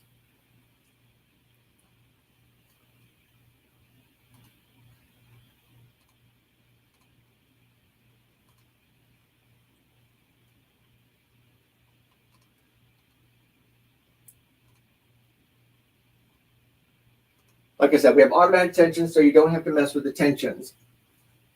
We take regular household needles. Pressure foot pressure is adjustable. These are all things that sewers and quilters kind of take for advantage on bigger machines, but on a regular machine, some of us kind of, I don't want to say avoid that, but sometimes we don't quite connect them so that we're actually looking for those features in the machine when we're shopping for a new machine. Also, I want to point out that when you're buying a machine, you want to make sure that you feel comfortable with the person that you're buying it from. You also want to make sure that they have a mechanism or a means to provide you with support. I know that our friends here at Sewing Parts Online, they actually have dedicated people in sales, and then they have product support specialists as well. So if you do have a question, you can ask the salesperson, and if they don't know the answer, they'll get you in touch with a product support specialist. And of course, if they are unable to answer, they'll come to us and ask us. Most likely they'll pick up the phone and call me, and I will get them an answer. I work on all the machines, so any machine they can call me about is fine, and I have no problems answering questions about them. Something even odd, it might be a specialty that you're doing. I've been doing sewing for over 30 years, so I've seen a lot of different things, and I'm happy to help out any way I can. So with our nice 8-inch throat space, our pressure adjustment, our automatic tensions, a large assortment of stitches, not just utility stitches, decorative stitches, and alphabets. That way you can grow with the machine. We have a tendency to shop for a machine and not buy something that we can grow with.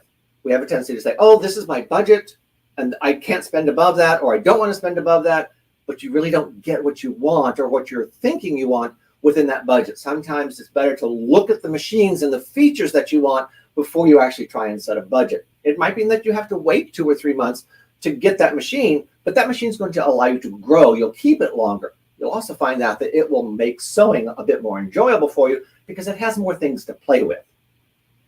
Let's see, did I miss anything?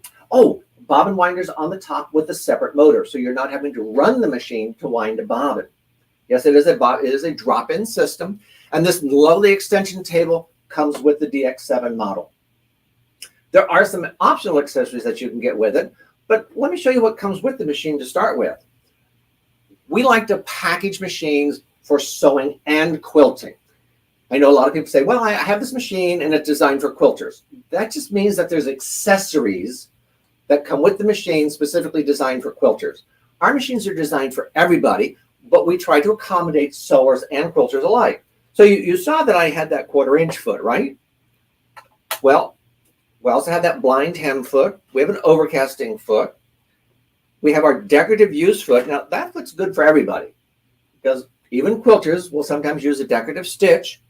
but sometimes we want to be a little bit fancier, and we'd like to have an open toe applique foot.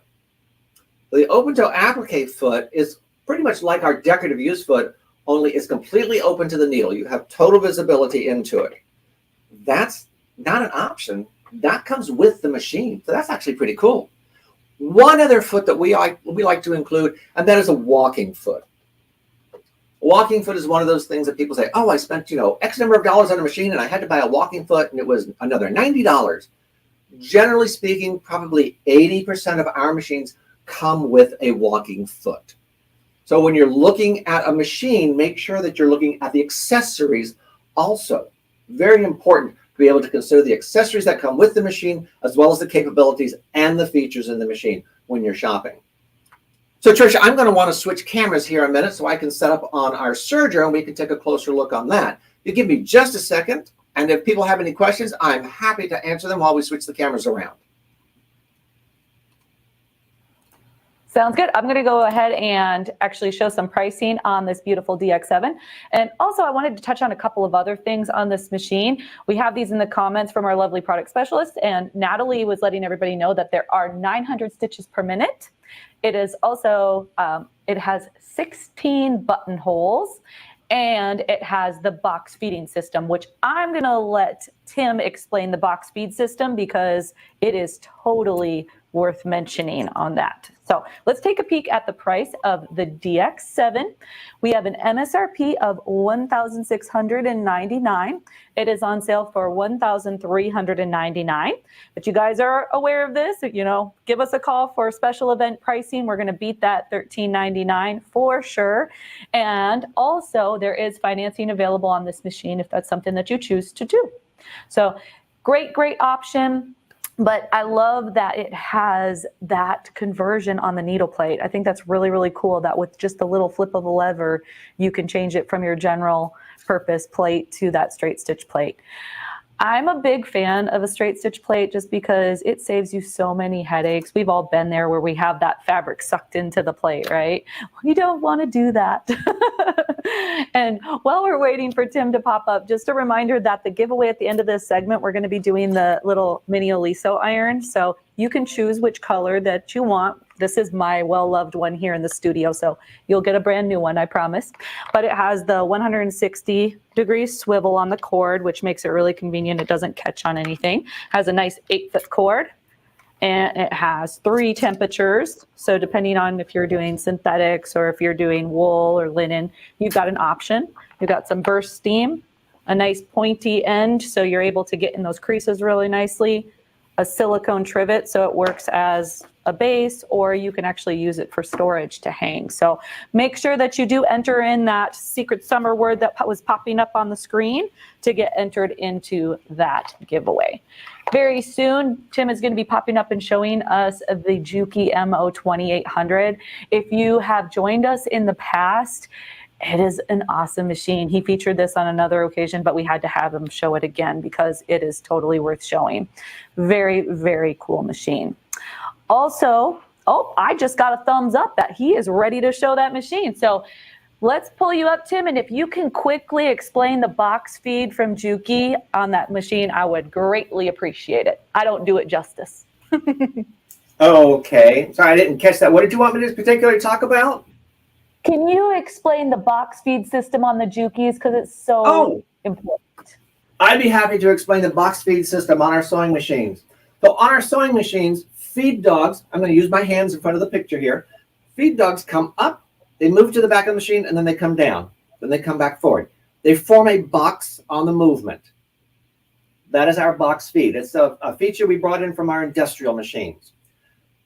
Years ago, I'm going back quite a few years, feed dogs were more of an elliptical movement.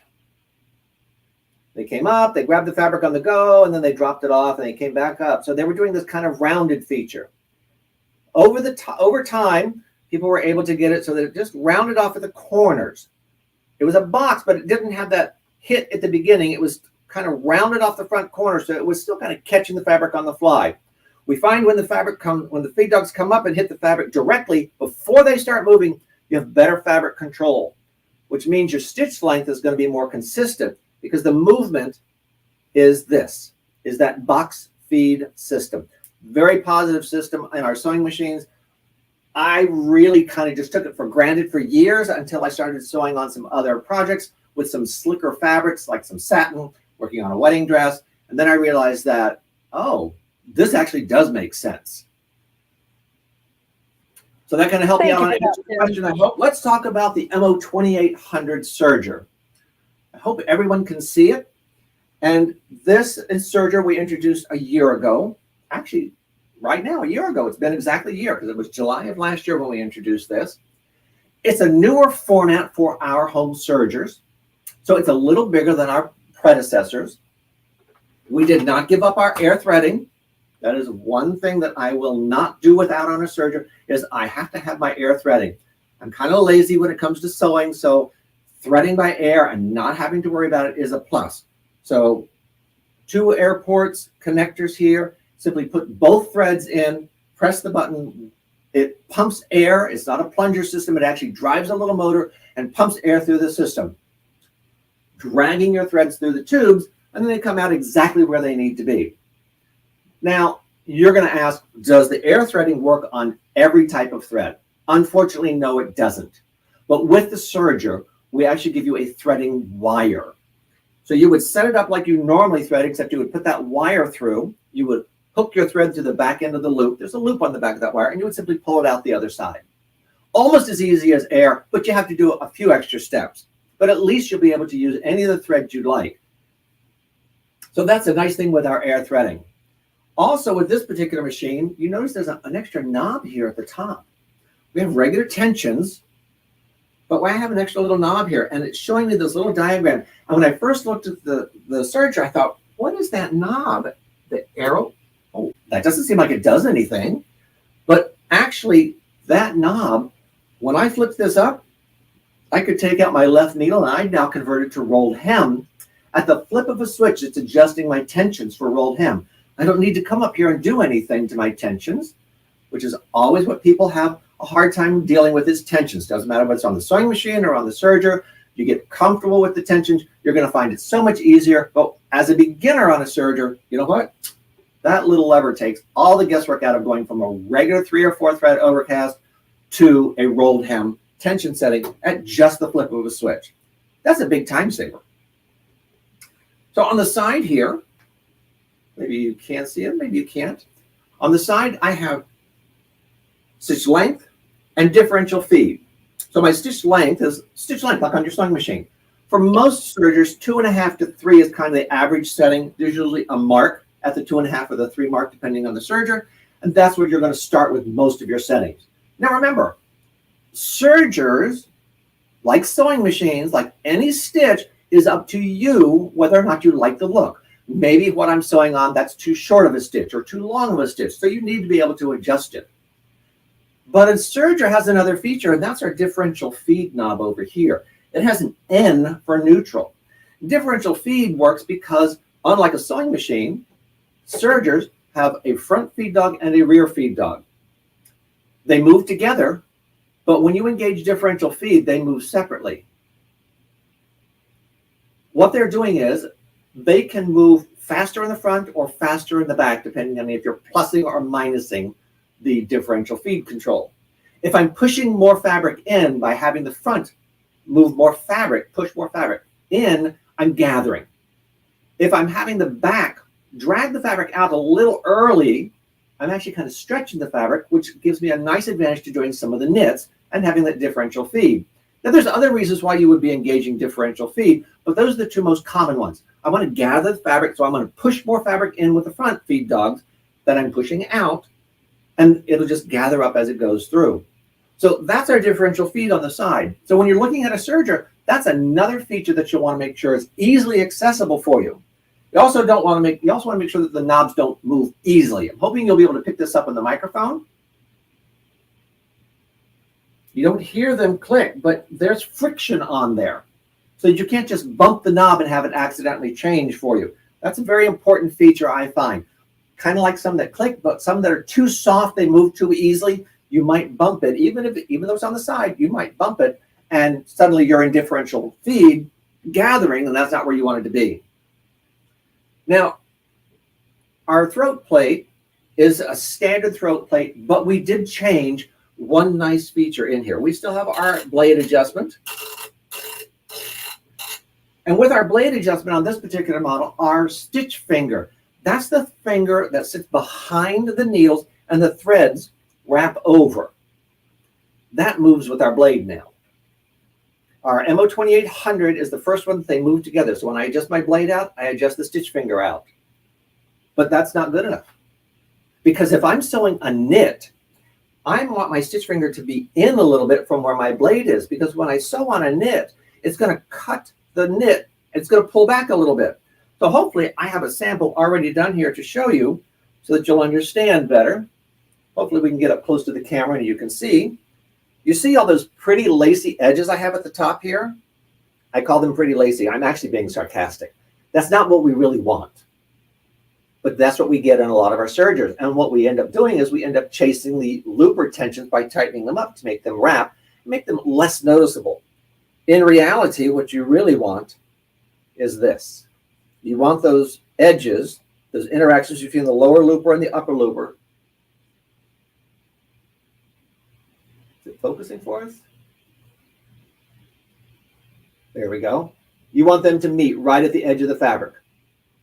So now my stitch finger isn't holding out my threads, it's at the edge of the fabric. So I get that beautiful, perfect wrap on my serged edge with that additional adjustment. MO2800 is the only serger we have that has that particular adjustment. That makes the MO2800 more appealing to multi-fabric garment sewers. So if you're a garment sewer or you're doing work on different types of fabric routinely, that feature alone is probably worth its weight in gold on this particular serger. But wait, there's something else about this serger. The blade to the needle relationship is the shortest relationship in the industry. When we talk about blade to needle, it's the distance we're talking about, that relationship. How far apart are they? Well, most sergers are a little over 10 millimeters, 10.4, 10.5, 10.6. Ours is just under 10 millimeters. So the distance between our blade and our needles makes it the shortest in the industry with under 10 millimeter space. What does that do for us? That allows us to sew curves tighter. Remember, I'm feeding my fabric in, and I'm going to close the door and give you a quick little sample here. We'll see how bad I can make it look for you, because you know how it is when you're doing things live, you never know what's going to actually happen. So if I want to sew a curve at the end here,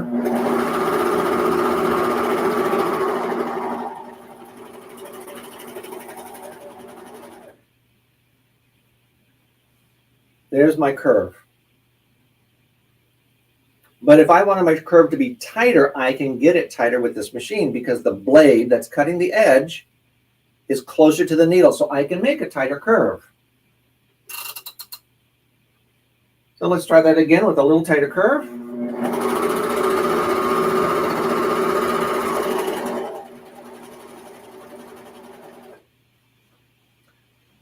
So here I am with a little tighter curve in here.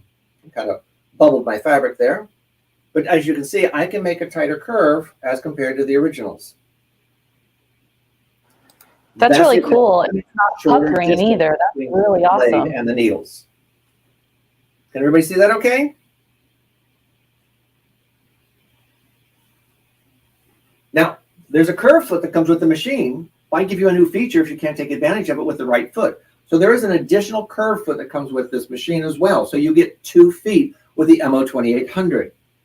Now, I do want to take this foot off and have you take a closer look at it, because this is also a little change from our previous models of sergers. This foot actually has a tape guide built into the foot. You can see that little slot with that screw right behind it.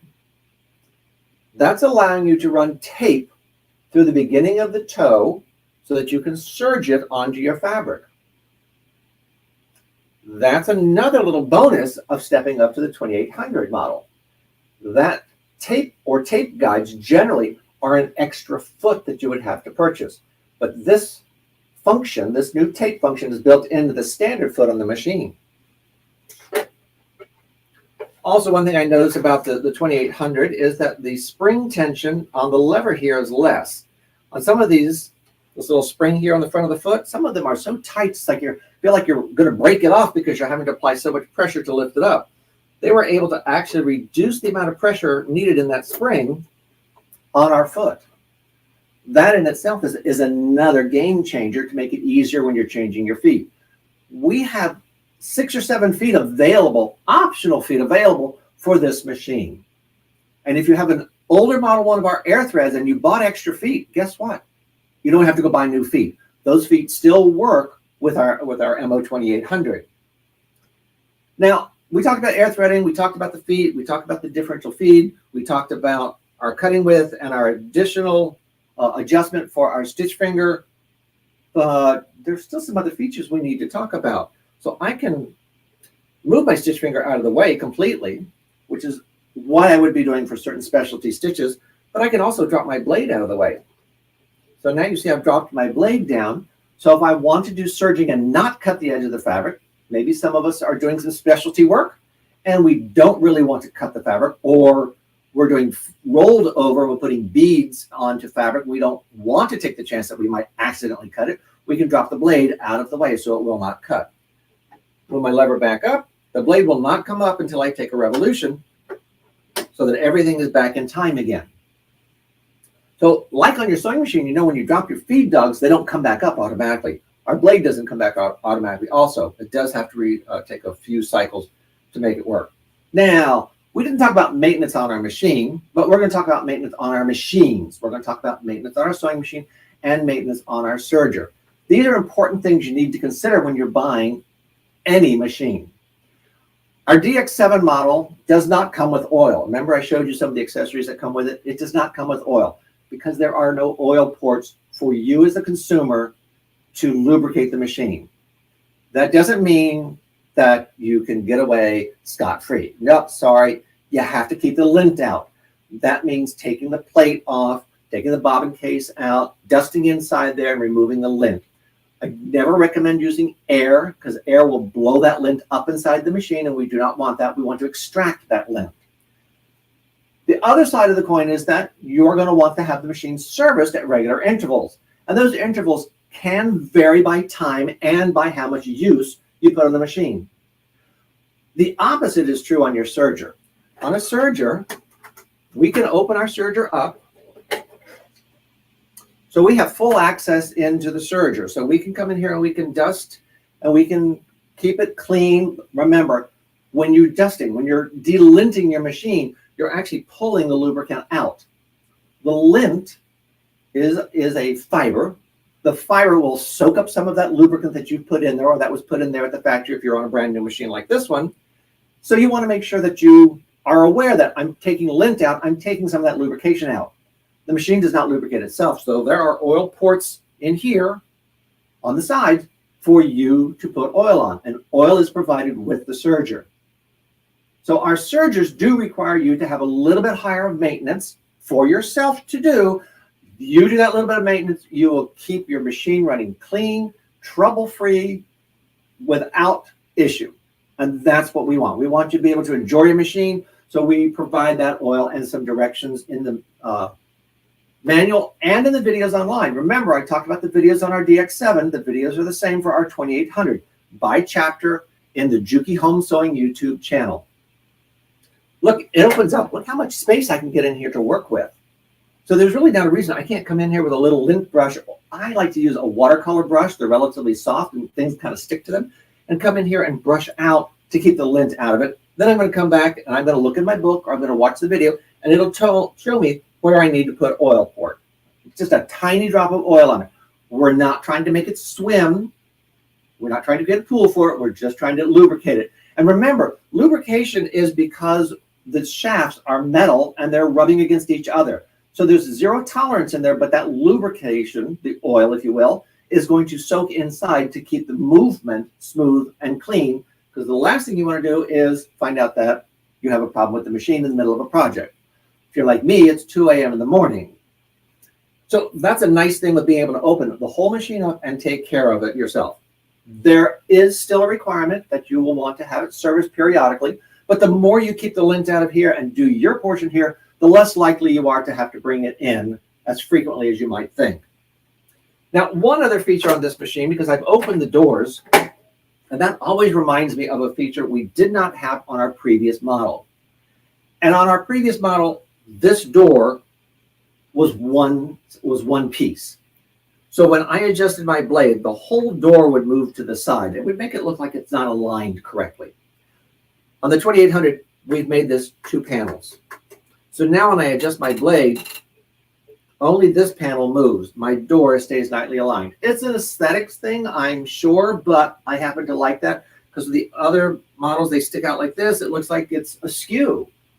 But this one is all going to stay nicely aligned because this is the only moving door on the front that adjusts when you're adjusting your cutting blade. Let's see, have I hit everything? I think, oh, no, I've missed one other thing. Pressure foot pressure. We often overlook this on our sergers because a lot of times we have automatic pressure foot pressure or we have a preset pressure foot pressure on our sewing machines. On our sergers, we have high, low, medium settings. So you'll see an H, an M, and an L as you turn the dial. So this is going to be kind of like that standard middle of the road thing. M is where it's going to come out, and that's going to be your standard or your medium pressure. A lighter pressure might be something that you need to do for some bulky knits, or if a fabric is not feeding through correctly, you might want to find that you're having to decrease your pressure foot pressure. Remember, unlike a sewing machine, you have 2 sets of feed dogs that are grabbing the fabric and moving it through. So changing the pressure foot pressure is not quite the same as you do is not quite the same accomplishment as on a sewing machine. But at the same time, maybe I want to increase my pressure so I can dial it down. I can go to a high amount of pressure on the pressure foot pressure as well. So mechanical settings, but plenty of them so that we can accommodate all sorts of different types of fabric, different types of serging, even some of the decorative things that we can do. Did you know that you can put pearls on? I mentioned this earlier. You can put sequins onto the edge of a piece of fabric with your serger. You can create a rolled hem with your serger like you might find on some commercial napkins. So there's lots of things you can do. Sergers are not just for overcasting a piece of fabric or the inside seam of a garment that you're working on. You can actually do finishing work with them. And because they're faster than your sewing machine, you'll accomplish that task faster. Now, what do I mean by faster? Most of our sewing machines run between 850 and 1,050 stitches a minute. Sergers have a tendency to be up above 1,500. So faster running, faster production, I can make faster mistakes. But we learn from our mistakes, and this is a good serger to start with. Even if you're just beginning, or maybe you have an older serger and you're looking to graduate, this is a great serger to step up to or to jump into because it gives you room to grow and it gives you features you can use not just today, but tomorrow as you're going to do other projects and other types of sewing. So Tricia, do we have anything else for our friends out there today? We do actually have a few questions for you today, Tim. Robin is asking, what's the length of a warranty that comes with this machine? JUKI standard warranty is 2 years on parts. So we cover all of our parts on our machines for 2 years. There are some exceptions to those parts, and they're based on the machine or the model. For example, on our sewing machines, we do not cover the needle threader. We do not cover the bobbin case, but we cover the feed dogs, the plates, the gears, the motors. Everything inside the machine basically is covered. Something that's a wear and tear item that can be damaged by accident or by misuse, we do not cover. Our sergers, we do not cover the loopers. Virtually everything else on the serger is covered under the warranty. Perfect. And then we also have the question, I know you touched on this, but just in case they weren't in here, can the cutter be disengaged? Yes. We can drop the cutter out of the way simply by flipping the lever here on the front of the machine, and it drops the blade down out of the way for us. Okay, and we've got Elevators asking, is that blade closer to the edge than the JUKI MO1000? Closer to the edge? I believe they're probably talking from the needle to the edge where you were saying it's just under the 10 millimeters. Yes. So the distance between the blade and the needle on the MO1000 is greater than on the 2800. The MO1000 is on the older platform for our sergers. The MO2800 is the newer platform, and that is one of the features that's in the newer platform is that closer relationship. Fabulous. And then I think the last one is how many feet come with the MO 2800? 2 feet come with the MO 2800, the standard foot and the curved hem foot. Perfect. And then you had mentioned there are several optional accessories that you guys, you can always give us a call. We can help you find any of the additional accessories if you're wanting to add on to it. So Yes. I think that covers our questions, Tim. Do I have a minute? You sure do. So I'm just going to show you here. These are some of the optional feet that are available for our sergers. So if I want to put on elastic, we have an elasticator foot. If I want to put on cording, I have a cording foot. I have an edge foot. I have a guide foot that allows me to drop the pearls into a guide so I'm not having to worry about making them follow a path.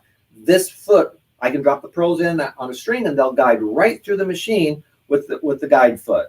So these are great feet that come in a set, or you can buy them individually.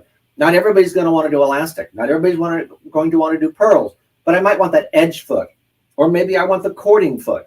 So I can buy just those 2 feet and not buy an entire set. And if you buy the set, they come in a nice box. I love that. So many great options. And I just have a quick question for you, Tim. I know you've been sewing for many years. What's probably your favorite thing to work on? Right now, my favorite thing to work on is actually long arming. So between long arming and my multi-needle embroidery, that's kind of where I spend most of my time. Other than that, when I get a chance, it's back to piecing, putting together a quilt. I actually started a quilt while I was traveling last year. Let's just say it's still in pieces in the box. So I have a unfinished project. I understand how that goes. Melinda called me out on it yesterday. Melinda from Grace. We've been talking about me finishing my quilt, and it's still in the box literally by my desk right now. Well, no judgment here, Tim. I'm going to tell you that, you know, it's very easy to have UFOs, but I've learned how to avoid them. I finished all the projects, and for a while, I had no UFOs. You know why? Why? Because all my kits were still in the boxes, and I had not opened them up and started them yet. So I classified them as not even being started, so they can't be an unfinished. I didn't start them. They're not unfinished. That's a way to avoid it. I love that. Well, are we ready to get pulled up here and to go over some pricing? Sure. Awesome. Yeah. Before I go over pricing, Tim, why don't we go ahead and do this giveaway? Do you want to stick around while we give away an Aliso iron? Sure, no problem. Actually, you know what? Let's give away another set of paddles too. Well, thank you. Awesome. We'll do 2 giveaways, guys. Let's get the pulled up here. Brian's going to pull it up in just a second. There we go. All right. So let's first do the mini Aliso iron. Here we go. And who's it going to be? Sherry, you are the winner of the mini iron. Congratulations. And Tim, do you want to go ahead and explain really quickly what those little paddles are and when they're used? Oh, sure. Actually, you know what? I have them right here. I'm going to go ahead and turn my other camera back on so we can take a look and I can show the folks exactly what we're talking about. That sounds great.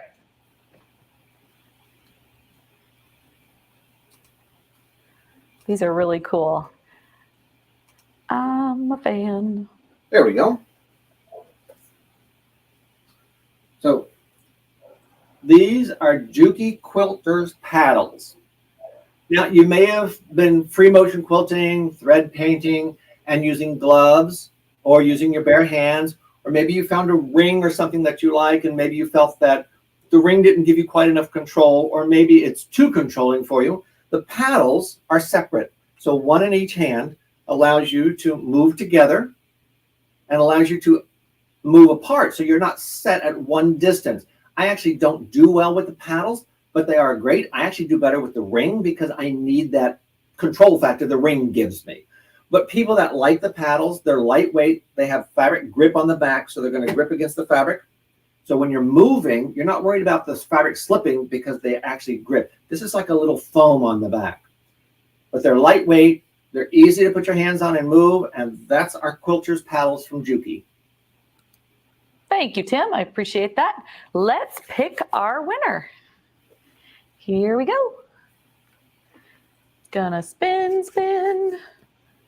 Get the paddles. Who's it gonna be? Thank you everybody for commenting and joining. This is so much fun. Shane Soes, congratulations. You win a pair of those JUKI paddles. All right, well, thank you again, Tim. We appreciate you so much for joining us. And I'm gonna go over some pricing on those awesome machines. All right, I'll stick around if somebody still has some more questions. All right, you have a good one. Thank you, you too. All right, so let's take a look at those wonderful machines. I'm just going to go over the DX7 one more time. We have an MSRP of $1,699, and that is on sale for $1,399. A couple things that I had noted too about that machine was you have the option of using the heel of your foot control to cut that thread. I know that is a really, really convenient feature. It also has the nice 8-inch throat. And of course, that really cool needle plate that can easily switch from a regular needle plate to a straight stitch plate with that nice handy dandy lever. And then we have, of course, great event pricing. So give us a call and we would be happy to help you with that. We also have the JUKI MO2800 Serger that has an MSRP of $2,099 and it is on sale for $1,599. But again, call us for special event pricing and we will beat that. Has the lovely air threading. It has the lever that easily switches the tension to accommodate for a rolled hem. And it has 1,500 stitches per minute. Very, very cool machine. Before we get into our next segment, I just want to go over claiming a prize. So if you are new here and you have won a prize, to claim that, just go to our link tree. You go to linktree/sewing parts online, click claim your prize, fill out that form, and you can submit that. With the amount of days that we have, we've got 5 full days and we've got lots and lots of giveaways. So it will probably be about 2 weeks or so to ship everything out from the time that you place your claim. So that, and then before we move on, I do want to once again talk about the side giveaway. So just a quick note here. When I say side giveaway, this is the one that if you call our customer service and place an order, you do that before 3 p.m. today, you are automatically going to be entered into that side giveaway. We'll be picking that winner at 3 o'clock today. It is going to be for an Aero hydraulic chair. So we love the Aero hydraulic chair. Great lumbar support. You've got the storage underneath. You get to pick from 9 different colors. There's so many different fun options. You've got some that are solid, some that are fun prints. And you also have the adjustability from 18-inch height to 22 inches. And it swivels 360 degrees. So you can spin all over the place if you want. So we are going to pick that winner at 3 o'clock. But don't forget that we also do our big giveaway at the end of the day. And that today is going to be the Krista quilt blocks. So this is a really great option. They're it's a pair, and they're blocks that you can attach to your table so it prevents your project from falling over the edge. Super awesome for quilters. And also, it's the design and quilt software. So we had seen this yesterday by Ashley. This is like an $800 value, and you're going to get it for free today. So super, super great giveaway at the end. Speaking of great giveaways, you guys, as I've been saying at the beginning of each segment, we tell you what the giveaway is going to be. So after this giveaway here with Presley from Filtech, we're going to give away all this beautiful thread. I've got to move it here so you can see it. This is gorgeous. And actually, if Presley's ready to come up, I want to just thank her because I am in awe over this. So let's actually bring Presley up and then I will tell a little bit about this giveaway. Hi, Presley. How are you today? Doing well. How are you? Very good. Thank you for asking. I hope you're doing well as well. But I just wanted to bring you up and before we get started and say thank you for this donation. This is absolutely beautiful. Presley sent 2 of these cases. And there are, I believe, what is it, 30? 2, 3, 4, 5? There should be 60 mini spools of glide thread. It is glide thread, super sheen, color fast, low lint, absolutely gorgeous colors. We're going to be doing this as one giveaway, you guys. In addition to that, they sent this beautiful color card. So you're able to see all of the different, I'm going to go this way, all of the different FilTech options here too. And Presley's going to be covering a lot of these today, but I'm just astounded by how gorgeous this thread is. So thank you for that. And we will be giving this away at the end of Presley's segment. So just keep an eye out for the summer word that pops up on the screen. And when you see that, just put it in the comments and we'll do the giveaway at the end. But Perfect. now that I've gone on and on about thread, if you would like to say a little bit about yourself, Presley, and then we can let you take it away. Yeah, absolutely. Well, first of all, thank you for having me today. If my sound gets crazy, let me know. I'm coming to you live from Atlanta today. I'm working a trade show here, so I'm in my hotel room, and I think I've got my lighting situation okay. So I'm just happy to be here for my second live event with you guys. For those of you who don't know me, I'm Presley, and I'm the commercial growth manager for FilTech, particularly in our Habendash division.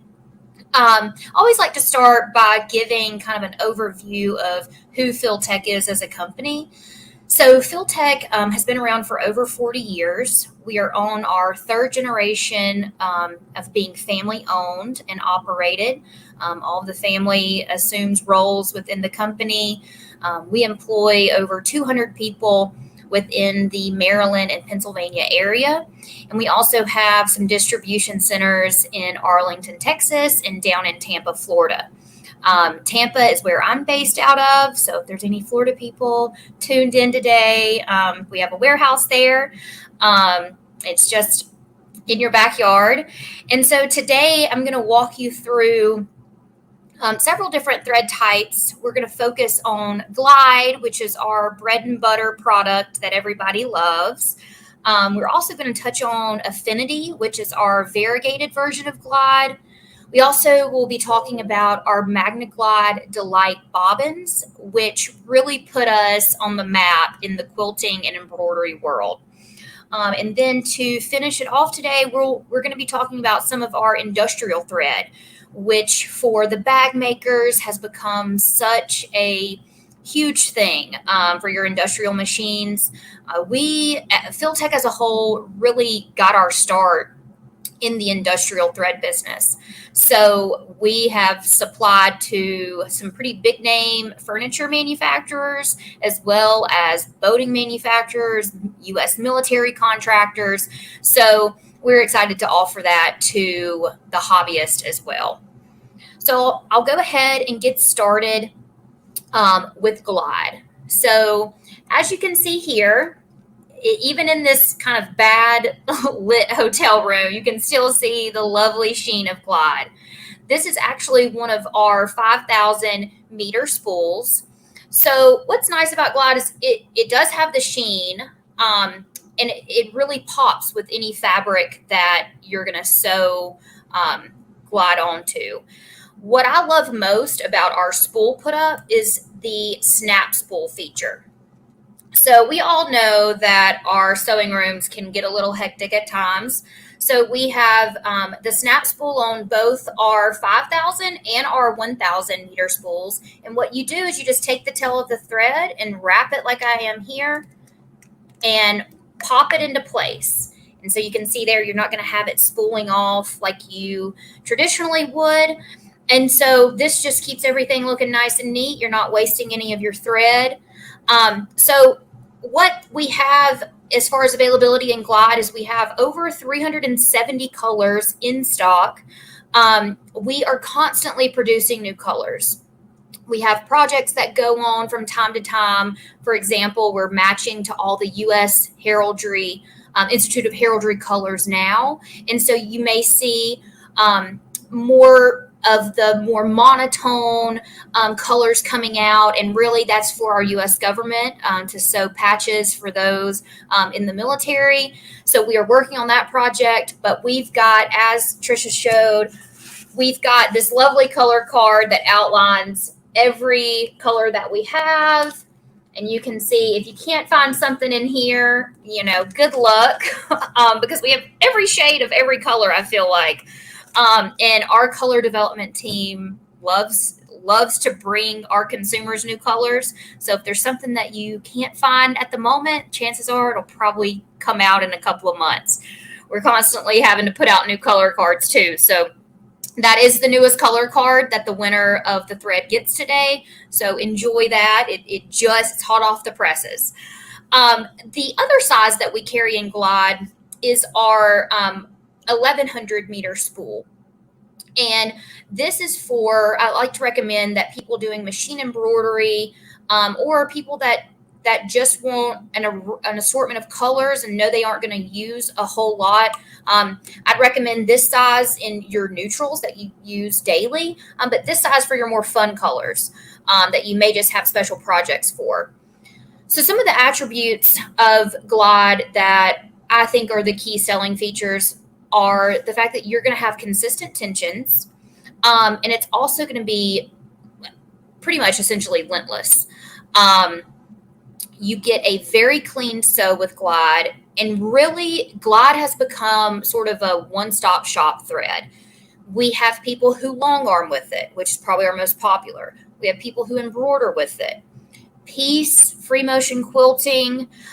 We have people doing just garment sewing with Glide. It's unbelievable. We meet people all the time that tell us, oh, well, the shirt's sewn with Glide, where in years past, we wouldn't typically see that, but people are really liking the way that the stitching of Glide is pronounced.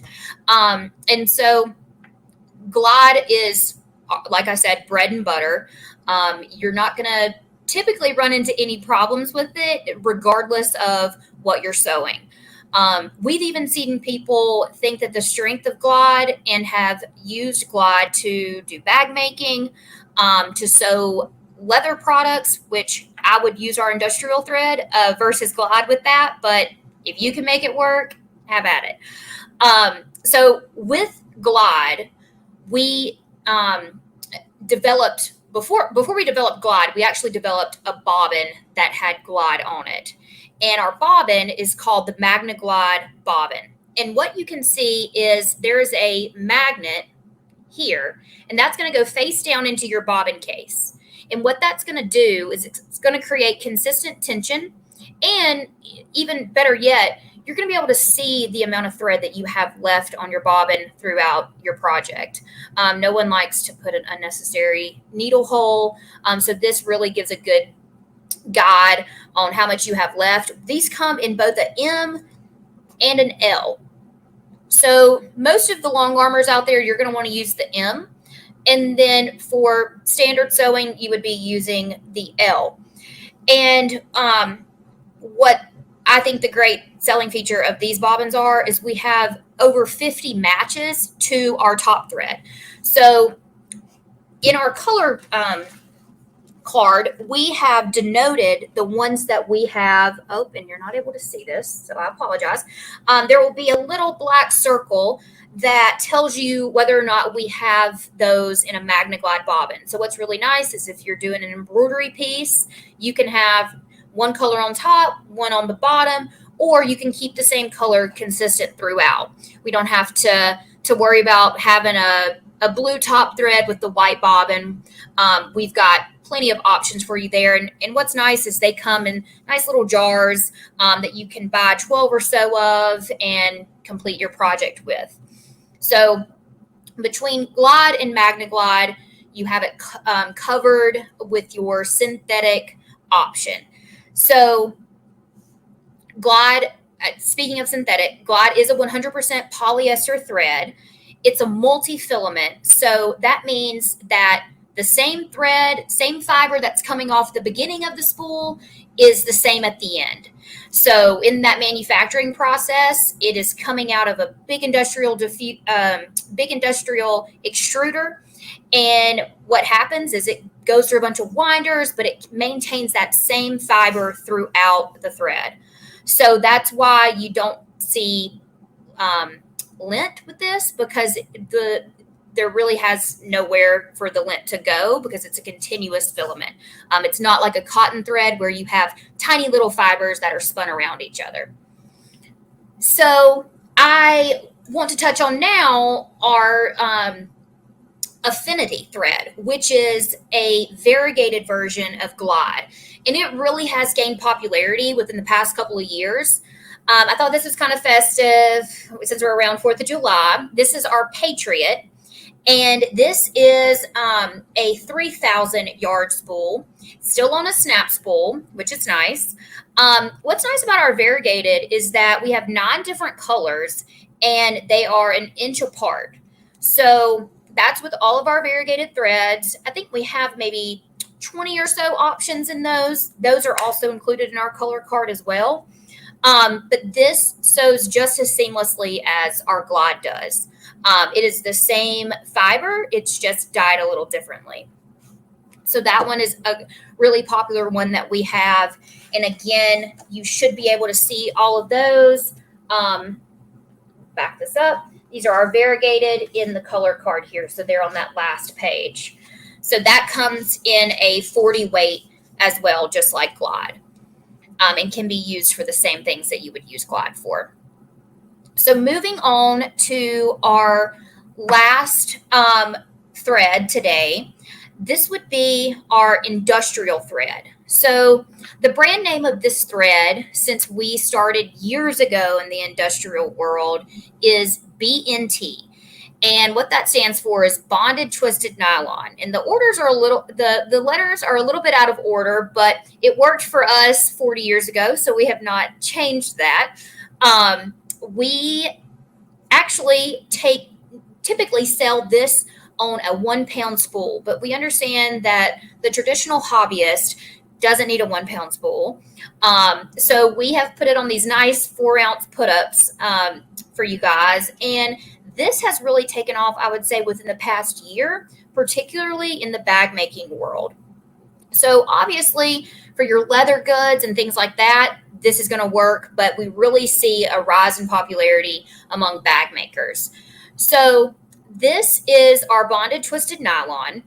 This is a Tex 70.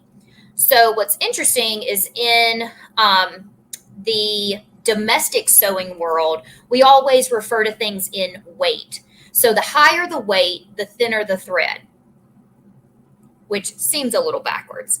Well, in the industrial side, we refer to things in text size. So the lower the text size, the thinner the thread. The higher the text size, the thicker the thread. So I would say that a Tex 70 is really the middle ground industrial thread. We've got a Tex 45, which is slightly smaller, and we go all the way up to a Tex 400, which is used in military applications. So, and it is a beast to run on some of these machines. But for the traditional hobbyist, a Tex 70 is kind of the workhorse thread that you will want. So these are going to work on all of your industrial machines. And we have over 15 colors in the industrial thread. And what's nice about this is because you're going through either many layers or super thick material, there is actually a bond that holds these fibers together. So just like Glide, it is a twisted and plied product, but we also put a special coating on our nylon, our bonded nylon, to make it able to withstand, one, the needle heat, because we all know how hot a needle gets when it's going through multiple layers, but then also the bond helps to protect the fibers and to keep the integrity of the thread. So this is our bonded twisted nylon. It is a great product and really probably one of our oldest products that we've manufactured. Big name brands that use this are Lazy Boy Furniture, Regal Marine, Mastercraft. So this is the thread that it will really be your workhorse if you're doing industrial thread projects. So I know that we have a Q&A session that is planned for today. And so I wanted to take the next minutes that we have to go through some of the questions that people may have. All right, Presley, I'm looking up a few here. I wrote down several. When using the bonded nylon, do you need to use a different type of needle, a larger needle or anything like that? Yeah, so for a Tech 70, we would recommend that you use a 120 needle. And I don't have my guide in front of me. So I apologize for that, but I can always send over our needle guide for you. Perfect. And I've seen it come through a couple of times. Can you use the bonded nylon with your domestic machine, or does it just have to be for an industrial machine? I would not recommend using it in your domestic machines. I know people who have done that, but I would not have that out as a recommendation of mine. Okay, let me take a peek here. We've got several more. Oh, AV is asking, where can they buy that thread? Sewing Parts Online. We can help you out. Awesome. Also, Sherry's wondering where they can get this awesome card. We also have this. This thread card is pretty spectacular. I love that. You said this is hot off the press, huh? Yeah, hot off the press. So what's nice Very about cool. the thread card is that it's actual thread. So it's not, you're going to be able to lay it right next to your fabric, and it's going to look just like it would if you had the spool of thread with you. Very cool. Deborah is asking, why do JUKI machines like glide thread? I hear that a lot. Well, I will say that most machines like glide thread. And JUKI in particular, we have a lot of people, a lot of our retail accounts that sell JUKI machines and pair it with glide thread. So I think that helps to kind of push that MO a little bit. But yeah, JUKIs tend to love glide, and they also love our industrial thread. So industrial JUKI machines really, really thrive with the B&T.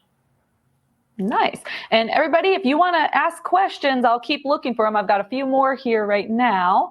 Let's see. Oh, Deborah is asking, can you talk a little bit about the manufacturing process and how it benefits for us? Yeah, so I'm assuming that we are talking about from raw components to how we get it to a spool. So what happens is anytime you're dealing with a synthetic material, whether it's polyester or nylon, it's going to be extruded through industrial extruders. And what happens is typically these manufacturers will have a tall tower where their extruder is on the top floor, and the fiber will actually work its way down, and it'll go through friction units, which create that almost like cottony feel. And it'll also go through heaters, coolers. It's a pretty robust manufacturing process. And there's a lot of YouTube videos if you're interested on looking at that. There's actually a couple of US manufacturers who have some videos out there that you can see, but we take that raw component and we twist and ply it, and then it goes through our dye cycle. So we're one of the only dye houses left in the US, and we totally recirculate our water that we use. So we're very environmentally conscious. But we dye all of our glide in-house to match our spec. It goes through a pretty robust color fastness process. And then if it passes all of that, all of the quality checks and everything, we then have a winding machine that takes the thread from a pretty large cone about this size to the smaller cones that you use. And that winding process is actually a proprietary process that we have patented. That's both with the thread and the bobbins. It's called a cross-link winding technology. So that really is what helps it stay on the spool. And the last step, so it would be wound, and before it's put on the comb, there's a little bit of lubricant that's put onto the thread just to make your ease of sewability a little bit nicer. Perfect. It sounds like you guys need to be on How It's Made. Yeah. Oh man, we have somebody asking here, is embroidery thread all you have? Do you have a 12 weight thread? So we don't have a 12 weight. Our industrial thread, I think, is considered, might actually be considered a 12 weight. Let me bring up my calculator. So there's a conversion to convert text to weight. Just have to do it real quick. And actually, if you could share that conversion, that would be awesome. Yeah, give me a second. I might have bit my tongue on that. I know it's like 1,000. Absolutely. Yeah, Well, you're so doing that. I think it's Oh, go ahead. 1,000 divided by the text size. So let me confirm. If I'm not mistaken, Brian, I think we have a blog that has that information as well. We're going to have to look. If we do, we'll share it, guys. Okay. Yeah, it is. I believe it is 1,000 divided by the text size. So what I just did here is I took the text size here, which is 70, and brought that into 1,000. So we've got about a 14 weight on this industrial. But what's interesting is there are a few different types of industrial threads out there. Ours is bonded. So if you have what we call a soft finish industrial thread that you can still see the filaments on and unravel the filaments of, you may be able to use that in your domestic machine. But yeah, this Tech 70 is a 40 weight, not quite a 12 weight, but 14, sorry. Fabulous. Deborah is asking, is it double gassed? With that question, does she mean, is it heat set or does it still have a stretch to it? Deborah, if you heard that, do you want to clarify your question? Is it mercerized? That maybe? No. Our cotton thread is mercerized, but our polyester is not. Can you clarify what mercerized means?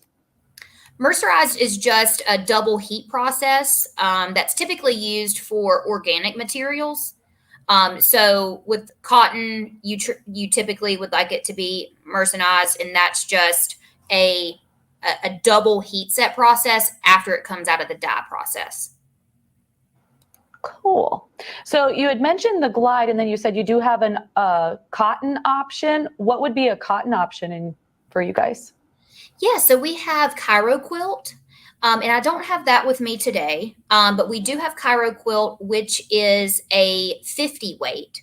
So it's a little bit thinner than glide, and it's a long staple Egyptian cotton, and we have it in 2 different put-up sizes as well, with around 50 colors.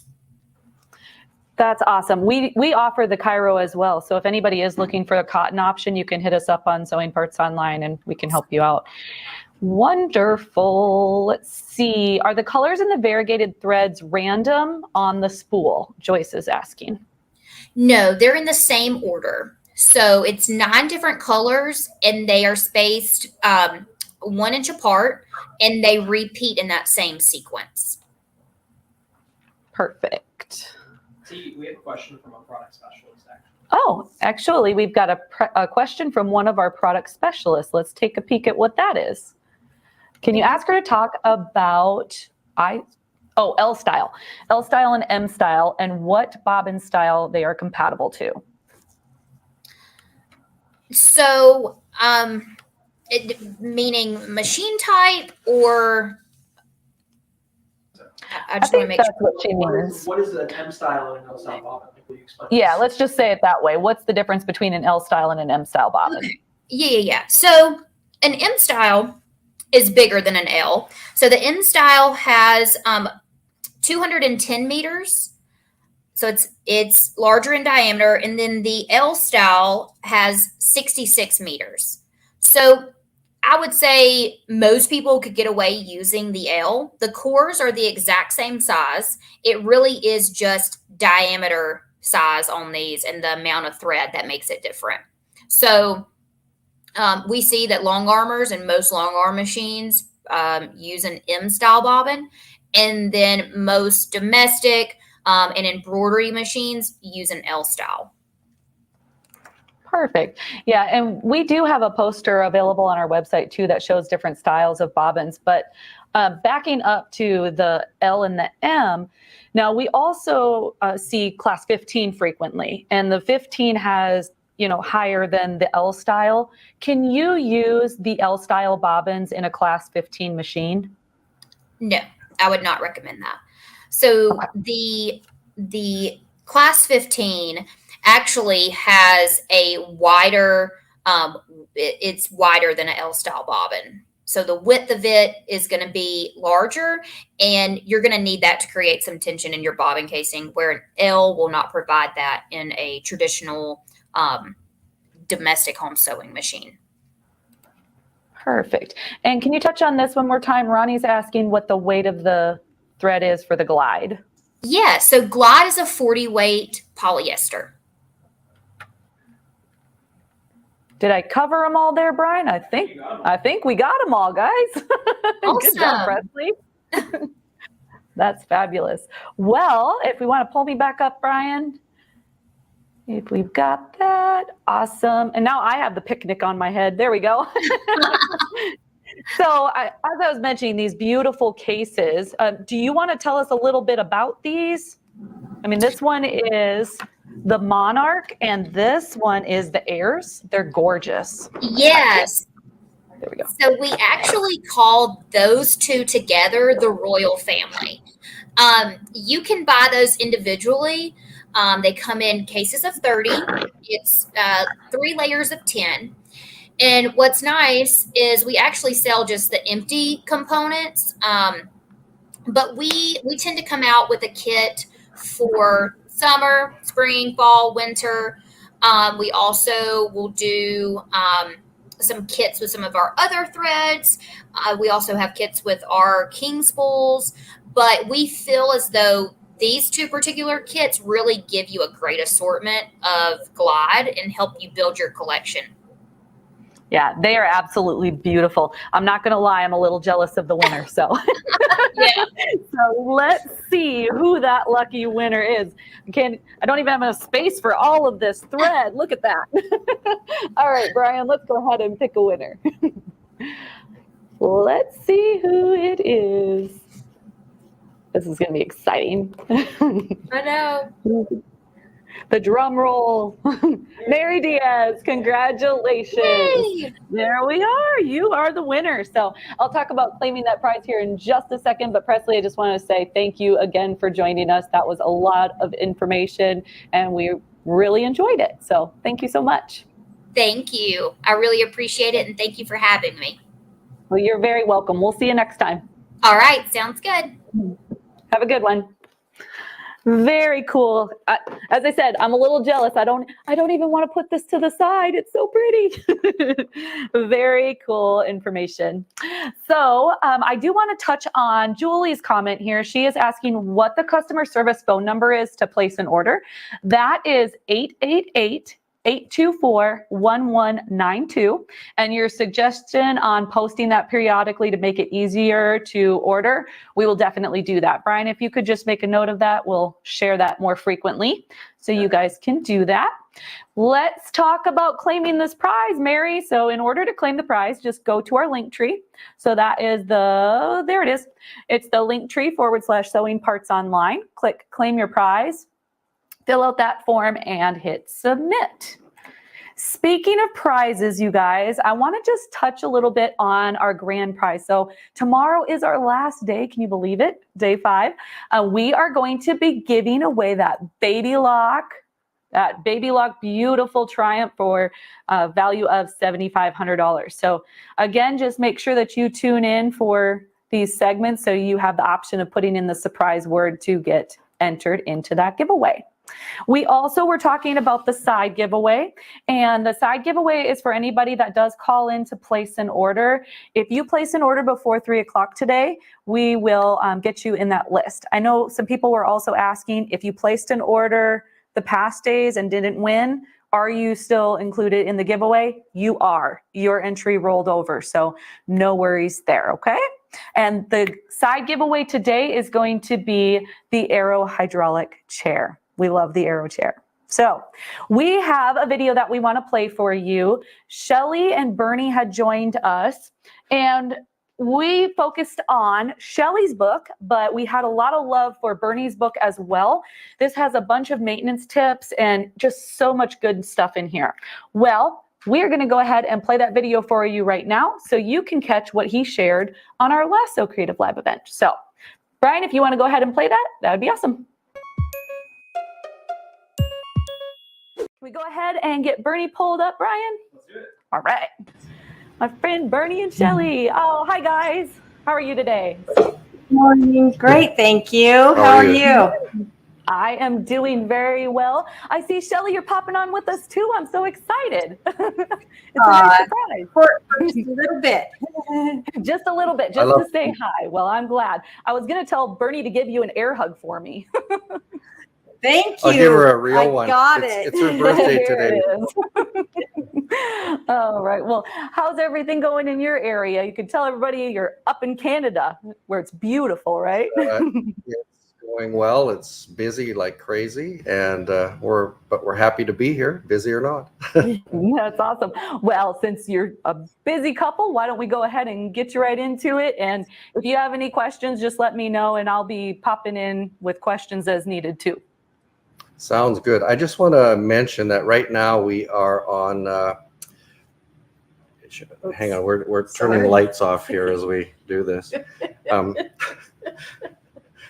Okay, you just relax. Don't turn any lights off. I won't touch Everything is good. anything. All right. Yeah, we're on Wi-Fi rather than on LAN. We're plugged in, but it hasn't switched over. So hopefully there's no delay when it does switch over. But let's see what happens here. Anyway, we're glad to be here. Shelly's here because I like to use props when I'm talking about stuff, and Shelly is going to help me out with a prop today. So, excuse me. I was asked to speak a little bit about sewing machine maintenance, and that's really hard to do in a half an hour because I could probably talk for about a day on that. So what I thought I'd do is I talk about something I call it's hardly ever the tension. Tension gets this really, really bad rap. Whatever goes wrong with your machine, it's either, tension or timing. Timing is the other thing. Okay, I'll just give you a call when I'm ready. So tension gets this really bad rap, but it hardly is ever the tension because there's so little to go wrong with a tension mechanism. So I thought, first of all, I would just explain a little bit about when you get loops. Because loops, one of the most frequent phone calls I get is, oh, I'm getting loops on the underside of my fabric, or it's snarling up at the beginning of my stitching, those kind of things. So I just wanted to cover that for you really quickly. And here's one of the most common causes. I'm going to be switching cameras back and forth here, so bear with me as I reacquaint myself with this particular system, but I'm just going to, I'll do it from here. Okay, so I'm just going to switch to my my machine camera so you can see what's going on here. There's so many machines today that have a needle down feature. So if I touch the button here, the machine stops with the needle down. And there's a number of ways you can raise that needle back up. But it is a habit for people to, if you've never had a machine before that does it that way, to turn the hand wheel. So I'm turning the hand wheel, and it's about at this point that you stop because the needle is well clear, and you pull your fabric out and you put your next piece of fabric in. And I can guarantee you that right at this point, my next stitch is going to snarl up. And I want to show you why. I'm going to move the camera, so forgive me because I don't want to make you dizzy, but I've taken the side off of this, and you can see right here, this is my take-up lever that has a thread in it, and you see it's still down, and it needs to go up. All machines have this. It's that lever that moves up and down in front. So I'll do it again. I'm going to drop the needle down into the fabric. I'm going to raise my needle up. You see my take-up lever is still moving down as I do that. Now my needle is well clear, but my take-up lever is nearly at the bottom of its stroke. That means that if I put my new piece of fabric in, this take-up lever is going to want to finish that stitch as I start my next stitch. And I hope I'm making sense here, and I apologize for all the movement.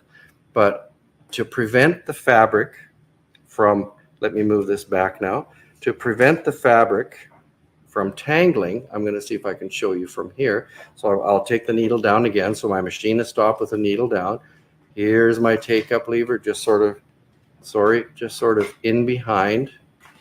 Now my needle's out, but you see it's still down. So either use your button to raise it, or use your foot control to raise it, or whatever method your machine uses to raise that take-up lever to the top. If you do that, you can start stitching again without that tangle. If you have a mechanical machine and it just stops randomly, it's exactly the same thing. Let me switch cameras again here. It's exactly the same thing. You just want to turn your hand wheel, until that take-up lever is at the very top. And then that stitch is not going to tangle. So at this point, I think I'll call Shelly in here because I just want to kind of show you how simple tension really is and what it does. Okay. I love using props. I don't know if I've ever used this for you guys before, but here's a prop. And I'm going to grab some thread here. Okay, so I hope you can see what I'm doing here. We'll turn this just a little sideways. All right, let's do it this way. All right. So see if you can see what I'm doing. This is fabulous for so many reasons. Can you see what's happening here? So to explain, what I'm doing is I'm lifting the presser foot. This is my presser foot lifter. You see why Shelly comes in so handy, right? When I lift my presser, so much. when I lift my presser foot lifter, my tension discs separate. I thread my machine, my thread goes in between my discs. I drop the foot, the discs clamp on the thread, and I have tension. Okay? If I was to thread the machine with the foot down, I have no tension on that thread. Can you see that? Because it's locked kind of outside of those tension discs. So what happens is, thanks, Shel. You were just awesome. You do that so well. Thank you so much. I have so much fun doing that. Thank you. You're very welcome. And you end up with these big loops on the underside of your fabric. And of course, you blame tension, but your tension didn't actually go wrong. It did exactly what you asked of it. So if you have those big loops when you start to sew, just go back, lift your presser foot, rethread your machine, or pull the thread into the discs, and you will be just fine. Am I making sense so far?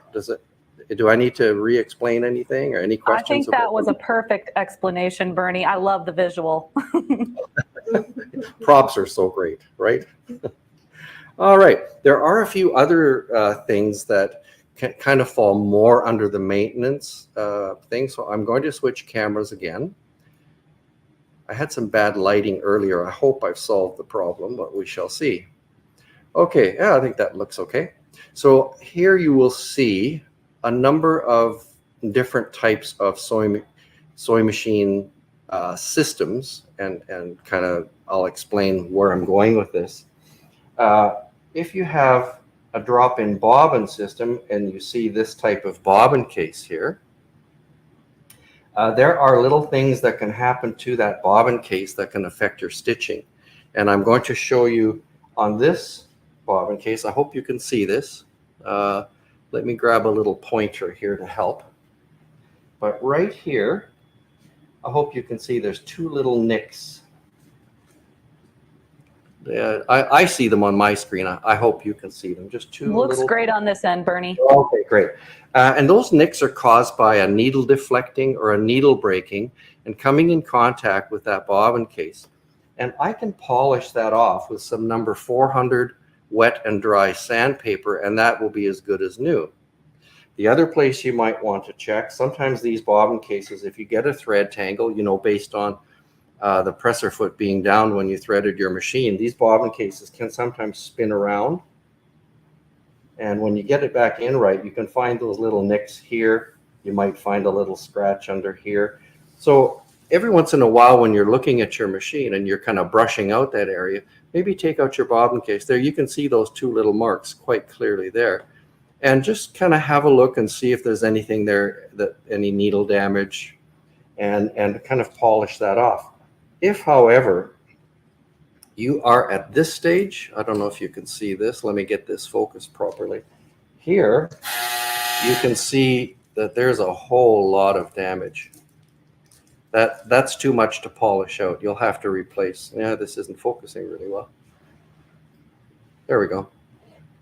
You'll have to replace That's the that. point where you need to call Sewing Parts online and get a new bobbin case. Well, that's what I was just going to say. You call Sewing Parts online, you tell them what the model of your machine is, and they'll send you out a new bobbin case. And that's a fairly common thing I see. But once again, you know, tension will get the bad rap because that's going to make your stitching look bad. Your tension won't be even. You might have the knot pulled up and down in your fabric.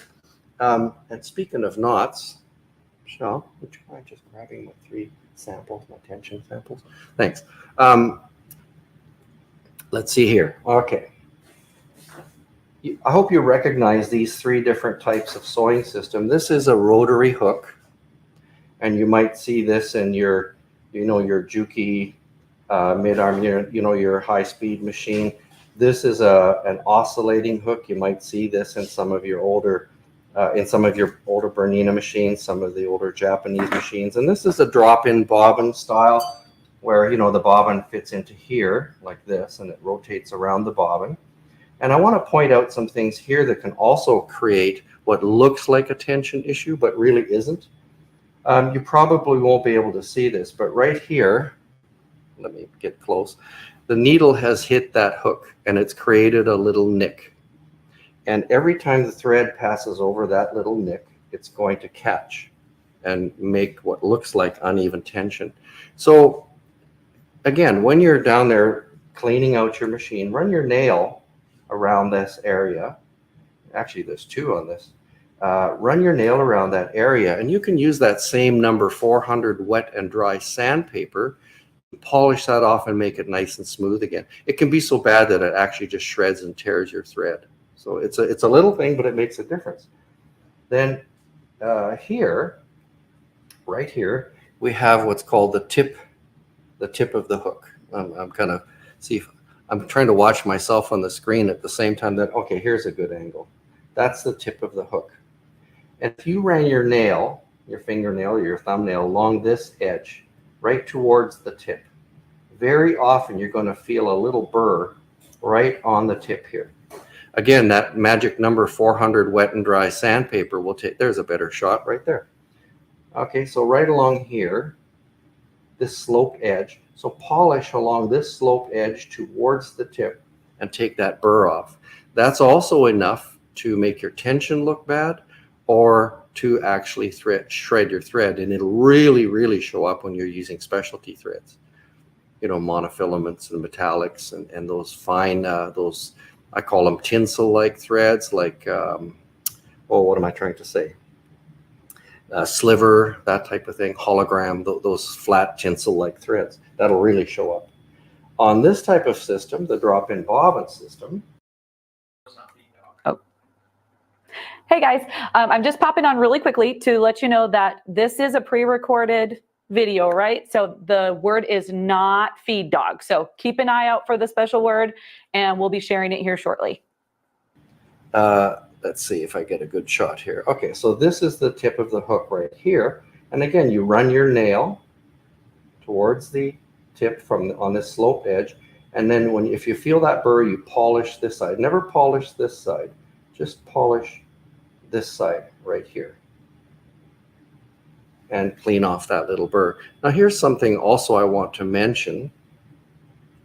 You notice that this bobbin case and this bobbin case both have metal in the bottom.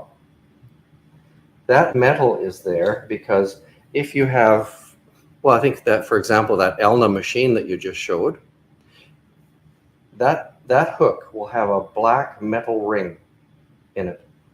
And that metal ring is, so if you have a Janome, an Elna, there are various other types of machines that have that. You look for that ring. It's magnetic. And it pulls down this bobbin case to kind of keep it from jumping around and, you know, keep it quieter. So that magnet has a fair amount of pull. So those machines came with, they came with plastic bobbins. So it's really important that you continue to use plastic bobbins. But I have seen where people think, well, you know, plastic's good, but I'm going to make mine last longer and I'm going to use metal bobbins. But when you put a metal bobbin in there, the magnet also pulls down on that bobbin and it can change your tension. It's a little thing, but it really does make a difference. So if you have that type of bobbin case, you have that metal ring down below, and this the clue will be that the bottom of your bobbin case is metal. Just use your plastic bobbins. They were made for that machine. And again, you know, you can get the right bobbins at Sewing Parts Online. All right. Now, those machines, a lot of those machines also have in the center of that hook a little wick. I want to point out, and I have a good reason for saying this, that is a felt wick. It is not lint. It's meant to be there. And that you would oil every once in a while. You just put a drop of oil in there and it oils the, well, it oils this portion. How's that? It's very important. So don't pull that wick out thinking it's lint. It is not lint. Okay? Very, very important. All right, I am going to switch cameras again here. In the meantime, I'm happy to answer any questions if anybody has them. Perfect. I was just about to ask you if you had time for a couple. Estelle is asking, does using the cutter prevent the tangles? Using the cutter will position, yes, it will position your take-up lever at the top like it is supposed to. It's a good idea when you've used your cutter not to pull extra thread out of the back of the needle. It has cut the thread at a length that leaves the smallest tail under the fabric when you start your next stitching. Okay, I actually have a question on that, Bernie. I have the JUKI TL 2010Q here, you know, the semi-industrial machine. It does have the thread cutter feature. However, in the manual, it says to pull your, bobbin thread and your upper thread back. But sometimes we have people stating that it's not picking up correctly or anything when you use the thread cutter and start right away. Yeah. What would be the reason behind that, and why does the instruction manual say to pull the thread back? Well, that's a good question. I've never had that experience with that machine, but I hope, I don't think I'm wrong about this, but it's possible that I'm wrong about this. Up above, there's a small pre-tension up above the regular tension on that machine. Do you know the one I'm talking about? Yes, and actually, I apologize. I misspoke. We have the 2000QI. I have the 2010Q, but yeah, but the 2010Q does have the pre-tensioner. You are correct. Yeah, my understanding is if you adjust that higher or lower, that can help adjust the length of the cut. Oh, I'm going to have to look into that too, because I'm really interested. Yeah, you could sweep your thread back. That makes sense to me, but those machines, all machines that have thread cutters, they were designed to give you a long enough cut that your next stitch will not, it'll form, right? There's enough thread there for that to form. I hope I'm making sense with that. Yeah, you are. The other question that we had is from Debbie. She said that her stitches yesterday were kind of gathered or a little too tightly stitched together. She was hoping that you would touch on that. Couple questions. What machine is it? If she can tell me. Debbie, like, if you're watching still. Yeah, did it shorten her stitch length? Did it just pucker her fabrics? I'm sorry, I don't have any more information than that. So, those are questions I have to ask. And was her top tension set at its default setting? Sometimes we change that. Also, sometimes the type of thread we use. Anytime we use one of the monofilament threads, everywhere those threads touch metal, and if you look at all the places in the thread path, Janome 1600. Okay, so that's one of the puckered a little bit. Okay, I would lower the top tension slightly on that machine, if that makes sense to you. So just decrease the amount of tension. Here, let me explain why. I think I have a good way of explaining why. I think if you looked at the tension on your stitching, this is for Debbie, you'd probably notice that your bobbin thread got pulled to the surface and things started to pucker, okay? And when you're thinking of tension, sometimes I encourage you to stop calling it tension. And let's call it knot control, okay? Because that top tension setting just controls where this knot is in your fabric. And where we want the knot is here in the center of the fabric, all right? So for Debbie, let me grab some thread here. I'm sure what was happening was probably something like this. It was set very tight on the top. And so how do we fix that? So if you think of that top tension dial as knot control, here my knot's too high. And I would like to lower that knot. And here's how easy tension is. If you want to lower the knot, lower the number. If my knot's too low and I want to raise it, raise the knot to raise the, raise the number to raise the knot. And really, if you think about this, it is so simple. You are just controlling where the knot is in your fabric. If you look at a well-adjusted sewing machine, it's a constant. And then we throw variables at it. And the variables are thread, fabric, and sometimes the task that we're trying to complete. And how we deal with those variables is through that tension adjustment, through our needle selection, okay? So it's important to know that there are some other adjustments too, but we don't have time here today to go into all of those. But that is how we control those variables. So it's possible that for Debbie, maybe she had switched to a different type of thread.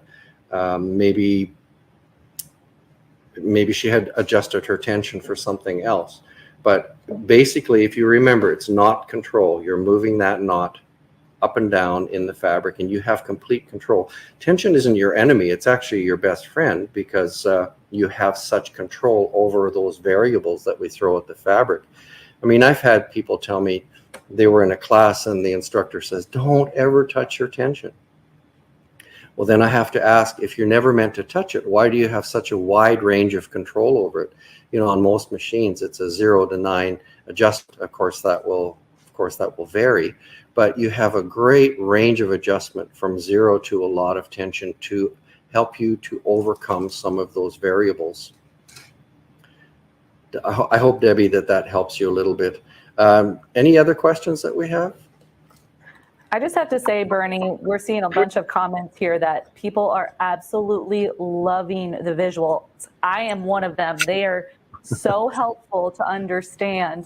And I just want to share Linda's here. She said she's been sewing for 60 years and never understood any of this until now. So she's definitely buying your book. So actually, if you want to take a second to tell everybody about your book, that'd be awesome. All right, it's time for shameless self-promotion. Here we go. Do it. Okay, so this is my first book. It's from C&T Publishing. It's called A Field Guide, You and Your Sewing Machine. And I've done the coil binding on this because I use it in classes. You can see all the little tabs in it. But it is not a book to teach you how to replace parts on your sewing machine or how to fix your timing, that kind of stuff. It is there. Everything I've talked about this morning actually is in that book with a picture of probably your particular sewing system. And it's meant to, so that you're able to do what I just talked to you about, to troubleshoot your sewing machine. And, you know, because at 11 o'clock at night when you're, you know, I turn my phone off because otherwise I'd get phone calls. But this helps you. In the back of the book is a troubleshooting section. Let me grab a pointer here. And I have to remember I'm backwards here to the camera. So here, and this row would be the issue. And the next row would be, and see, this particular issue has a lot of probable causes. And here are the likely solutions and what page you'd find it on. It's not meant for technicians. It's meant for you to be able to troubleshoot your machine. So C&T then did a slightly smaller version that is a lay flat type of a version that you can, here's the troubleshooting section. Again, there's quite a few pages to it. This you can take with you to classes and retreats, and everything is there, and including the props that I just used. And it's just a really easy way to understand your machine. You know, one thing I learned fairly early in my career is that people have a relationship with their sewing machine, and it is a far more personal relationship than the one that you have with your toaster or your Mixmaster. This is a love-hate relationship, and you know, you're going to love it one day, and boy, the next day maybe you don't love it, because the last time you sewed it worked, and this time I'm sewing, something went wrong. Why is that? And I can guarantee you it's usually something very, very simple. Okay, now while I'm at it, I'm going to quickly promote Shelley's book on easy precision piecing, because if you love your corners to match and your points to meet and all that kind of stuff, this is a really, really great book to help you with that. She's got a lot of unique tips, things that you're not going to find in other books as well. I wanted to go back just briefly, and unless there are questions, and I'm happy, you interrupt me anytime. So here's again an example of balanced tension, where the knot is right in the center of the fabric. Okay, so you'd look at that and say, okay, that's good, that's good. But let's say you were machine quilting a quilt. You have decided to use the dark color on the back because you have a dark backing, but your top is lighter and you're using a lighter thread. Now you look in the hole in the top and you see that dot of the thread from the back. This doesn't have to be quilting, it can be anything that you're, this isn't for the construction of it, this is for the stitching that shows that you're trying to show off. So is it really important here to have perfectly balanced tension, or would it be okay to lower my top tension down so this knot sinks down into the batting?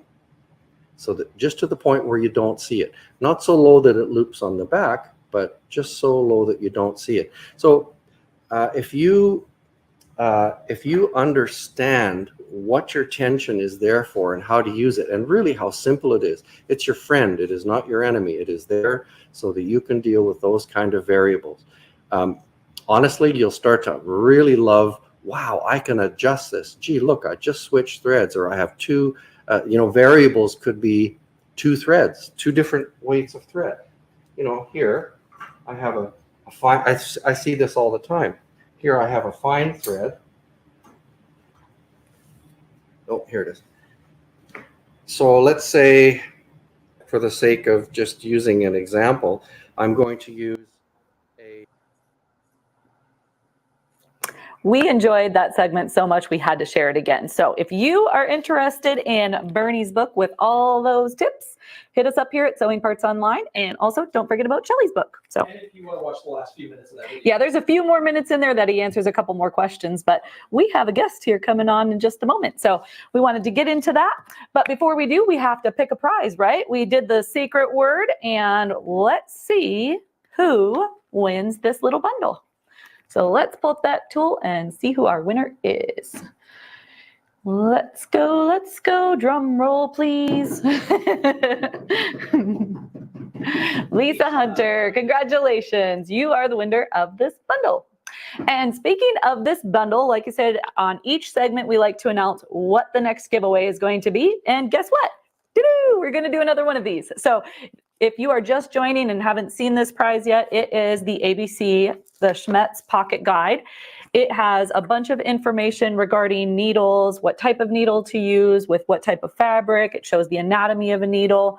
Super great reference for your sewing space. Also, you've got the little luggage tag, and it has a color-coded chart that explains all of the different colors on the Schmetz needles. And of course, our Orfil thread here with the SewCreative Live logo. This is our Sewing Parts Online colors with red, white, and black. It has 40 weight and 50 weight in this pack, so you get 5 spools of thread. Great little pack. So we will pick our winner at the end of the next segment. Just make sure to keep an eye out for that surprise summer word. So let's go ahead and bring up our next guest if we're ready. Are we ready, Brian? I believe we are. Awesome. Hello, Kayla. How are you today? Hi, how are you? Good. We're so glad to have you back. If anybody's joined us in the past, Kayla joined us before with English paper piecing. What are you going to be showing us today, Kayla? Well, actually, I tore it apart because because I needed to put new fabric on it. But I am doing a Hexie lamp, and I'm actually going to show it two ways: one with English paper piecing, and one with doing the Y seams on the machine. That's So wonderful. Oh, sorry, Kayla, I didn't mean to cut you off. I was just going to say she had sent some pictures earlier, and so we're going to share those too when she tells us, but they're really awesome. You're going to want to wait and see what those are. So really, really cool. Also, just so I don't forget to let people know, we found Kayla on TikTok. So if you want to follow her, Kayla, do you want to let everybody know where they can find you? yes, I'm on TikTok, and I have a newer YouTube channel. It's Kayla Quilts, Kayla, and I do literally everything from English paper piecing to I just designed and started this rooster quilt back here, and I made this applique style dog portrait for my mom, which I want to talk about that just for a minute, if that's okay. Yeah, go for it. So I have like a couple different pads here that I've been working on, like all original drawings. I forgot that I knew how to draw. I literally, well, thanks. So that's I think it's a toad. I don't really know, a toad or a frog on a toadstool. And this is the rooster, which actually that quilt needs a name. Can you pull that up, Brian, so they can see it large? No, the picture that I emailed you. Sorry. Oh, I apologize. Hold on one second. I can get it. It's right there. So that he needs a name. If we can do like a poll in the comments. There was a Facebook group that I'm in that one named him Beauregard, but if anybody else has a better name, you know, well maybe Brian can kind of keep an eye on the comments and see which one wins. So also, I'm a beekeeper, and everything that I see with like pictures of bees, the queen bee is always either a drone or a bumblebee. So I'm like, oh, I might as well make one up with like an accurate queen bee. So I'm working on that. And this one is still a work in progress. But there's a funny story. I did a skunk for my husband because it would have been about 3 years ago. I asked him to put my chickens up for me, and I don't have a white chicken. And he saw a white chicken and went to pick it up, and he got sprayed by a skunk. So, the skunk is for him. And then I also have a cow that I'm working on. So Kayla, I just have to say, with all of your talents, I think you need to add in there making a coloring book, because those are so cute. Well, thanks. Well, these are actually going to be for the collage. So, you know, let me pull up this that I'm working on. That is still in the printer, but I'm working on a flamingo, and it's all fabric, and then it'll be a nice little wall hanging. That's awesome. I love this. So if we're interested and wanted to do like a SewCreative social circle. Yeah, that would be awesome. Yeah, we definitely need to do a social circle on that. Yeah, so I could draw up a pattern and have it, you know, in the Facebook group with everything that needs to be gathered up, and we could definitely do that. I love that. So super quick, what Kayla's talking about is our social circle that we do on Wednesdays at 11:30. Those are those beginner to intermediate projects that we can sew together. So we would let you know on our Facebook all of the details beforehand, and then we could all do this together. That sounds awesome. I would love that, Kayla. Awesome. So I'm going to go ahead and just jump right into the Hexie lamp. That way we don't run out of time. And so I don't know like how in depth that I need to get with the paper piecing. Now there are templates and these, what are they called? The templates, right? Yeah. And then you can also make your own paper templates with these. So what I did was I have cardstock that you just set your template down on, I don't cut the cardstock on that mat, and then I'll take a rotary cutter specifically for paper and just cut around that template.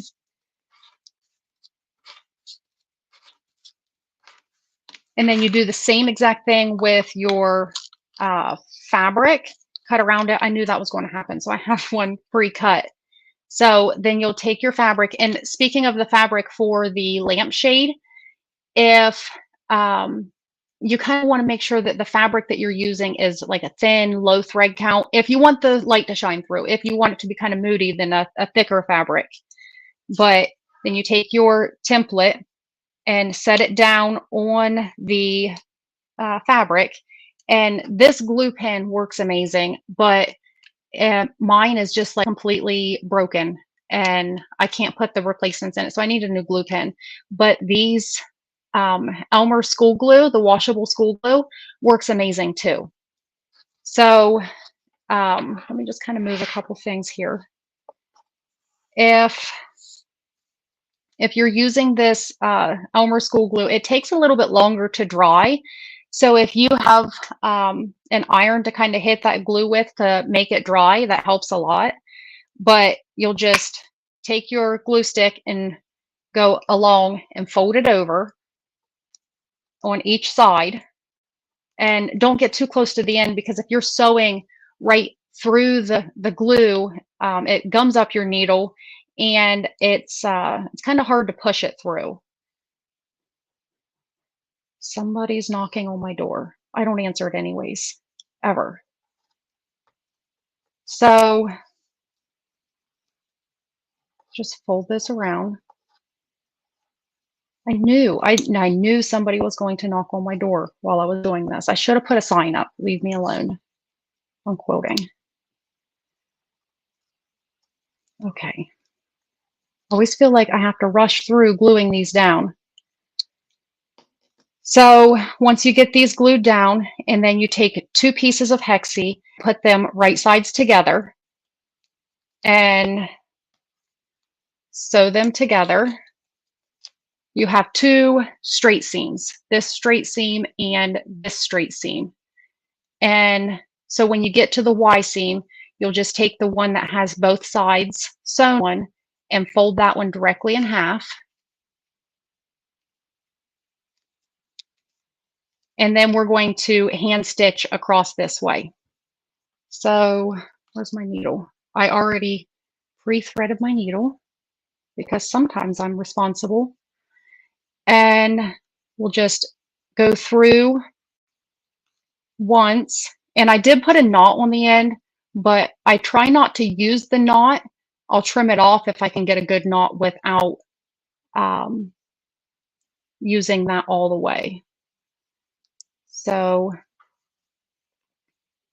think they're still knocking.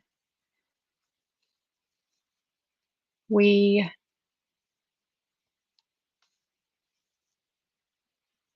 are going to make the stitch every couple of, I think it's like 2 millimeters is the correct measurement.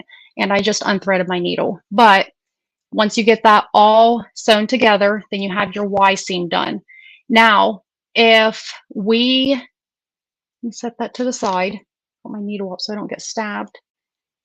Let's say that we want to do the machine stitching. And I did this one bigger because I want to be able to show off. So we're going to do the same thing. We're going to cut the fabric out, and I used this largest Hexie, which is 3 inches, and the size of the Hexie is from the side is how they determine the measurement on these. So same concept with the English paper piecing, only we're going to cut it out with the template and not put the paper in. So we set it down, and I absolutely love this rotating cutting mat because I can do it sitting down. I don't have to twist around. I think the person that was here finally drove off. I should have put new blades in these before we got started. I have them. They're hanging up on the wall. I just haven't put them in yet. Okay, so we get that all cut out. And then the next step is we're going to take a ruler and a pin of some sort. And I'm going to use the water soluble side because I think it's just too humid, and the air soluble, it just is not lasting. So we're going to set the ruler down at 1/4 inch and draw a line.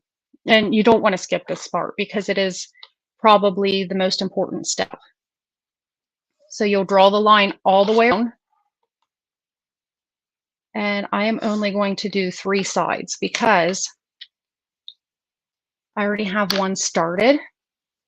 And so you can see that I have 2 of these sides sewn together. So the same thing with the English paper piecing. You're going to fold it over and get it completely lined up. And then you're going to start sewing. Let me flip that over so you can see. You're going to start sewing right on that X, over this X. And I backstitch on both sides. Let me jump over to my machine. And I would have a way to set up a camera on my machine as well. But I am kind of challenged in the technology department. I just need to get my brother-in-law to come set stuff up for me because he always does everything with our technology. So I'm going to set directly down, take a couple stitches, and I do have my stitch length on 2. And sew directly on that line.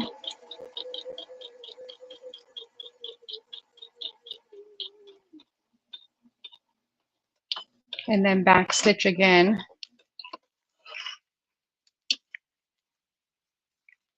Now I would rather stay just to the inside of the line and not the, I like never cross that, because when you go to open it up, you have that perfect Y seam, no puckers. And if there is just a tiny bit of gap, it's okay. So I do recommend for the Hexie lamp, personal preference probably, but every seam to get ironed open. That way it has more of like a stained glass look instead of like the seams just being every way. So you're going to continue either piecing your paper, your Hexies together with English paper piecing or with the machine. And then it does help, move everything out of the way. It helps if you have a template. That way you don't have to piece together more than what you need. So I'm going to take my lampshade, and I used, this is freezer paper. Let's see that okay. Now, this was obviously, this is cut out, but I sat it down on the freezer paper. You could use newspaper or whatever that you need. And we're going to start right on the seam of the lampshade. And we'll set it down. I'll just kind of show. We're going to set it down. And then we're going to take our pencil and set it right. Let's see. Set it right on the edge of the lampshade, and then roll the lampshade and the pencil together and go all the way until you come back to this seam. So I already did that because I knew I wasn't going to be able to do it correctly on the live. And then you start piecing your Hexies together until you get the right size. It's better, you obviously want it to hang over the line instead of inside the line. So now we're at the part where we need to glue it. And I just picked a permanent spray adhesive, and I'm going to actually step outside and spray this because I'm pretty sure that there's like a warning on here not to do it inside, but it stinks. So I'm going to step outside really quick and spray this so we can put it together.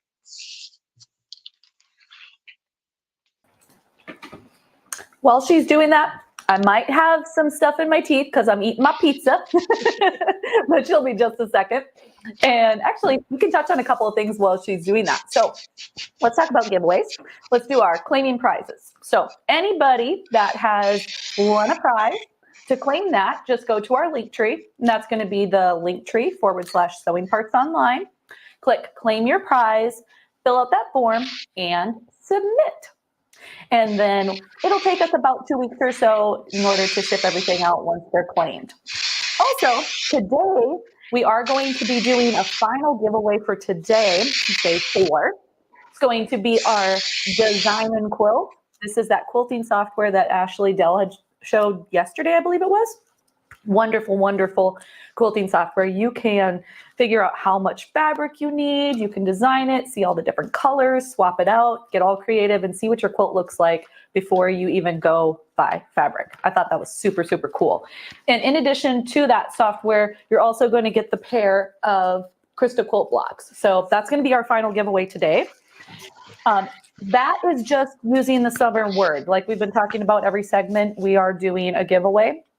So that's not the side giveaway. So when we're talking about the side giveaway, guys, we are talking about anybody that places an order with us before 3 o'clock today is going to automatically get entered into our side giveaway. So with that particular one, we had the question, if I placed the order before, like the past few days, if you placed an order with us and you did not win, you were automatically rolled into that giveaway for today as well. So just a heads up, that is going to be our beautiful arrow chair. You can pick whichever color you want. There's 9 different ones available. This one here is the buttons, but you have the 360-degree swivel. You've got the great lumbar support. That seat opens up and you have a bunch of storage, and it's on the heavy-duty casters, so it's great on any type of flooring as well. You also have the ability to adjust it 18 to 22 inches. So that height is perfect for wherever you want it. But I believe Kayla is back and ready to continue. So Kayla, I'm just going to let you go ahead and take it away. Okay, thanks. So I sprayed both the lampshade and the Hexies. And so we want to start again on that seam that's on the lampshade and set it down as evenly as possible. I know I'm going to mess up. Okay. And we're going to start rolling it up. Yep, I'm already messing it up. Back off. It's too much pressure to do it live. And I'm using the lines on my paper. Ooh, is it going to work?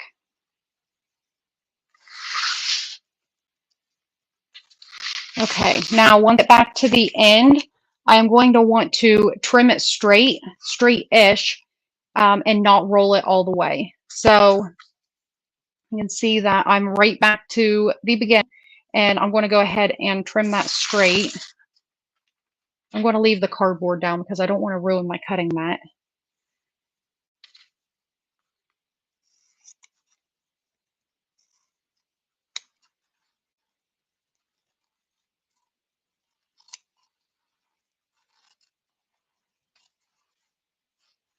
Okay, that's pretty straight. That's sticky. And I'm just going to not hold it under because I do want a piece of ribbon over that. So I want to make it nice and flat. Make sure all of the edges covered. And now we're going to go around and trim all of the excess Hexies that are on the edge. That way I can fold it under. And I'm hoping that I don't have to use the hot glue gun. Actually, it was it's not funny. My oldest kid had the hot glue gun in their bedroom. So, and I don't know what he was doing with it, but I'm kind of scared to start digging around to see what he glued together.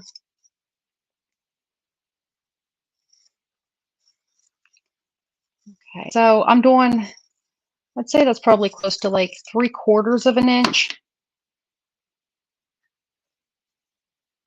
And I'm going to go ahead and, yes, that's going to stay perfect with this glue.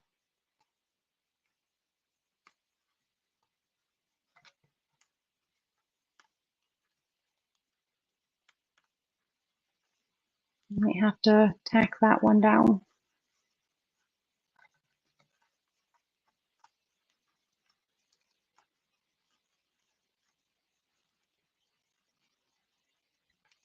I saw, or what he might have broke. Yeah, actually the hot glue gun was stuck to the side of a paper bag too.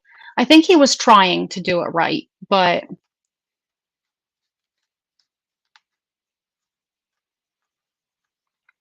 okay, so I am going to tack this one down with the hot glue in just a minute, but I'm going to hurry up and try to get this other side wrapped because the glue dries.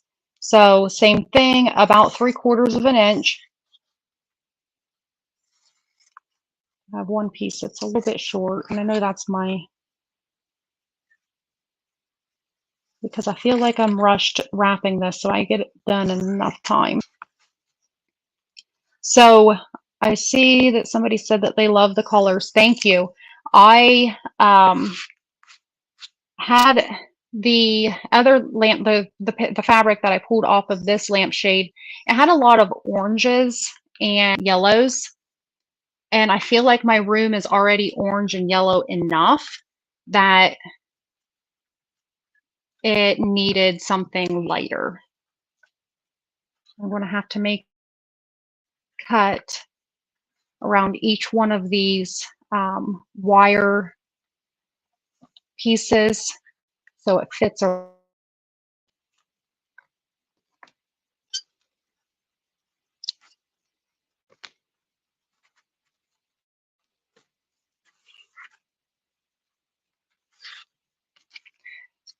I really wanted something that stood. I really like how busy my quilt room looks. It's kind of reflective of my personality because, well, I don't really ever finish a project from start to finish unless my husband or mom gets after me. So kind of chaotic in here, kind of like me. So I'm going to move this out of the way. And real quick, I am going to tack down those last two pieces with the hot glue gun.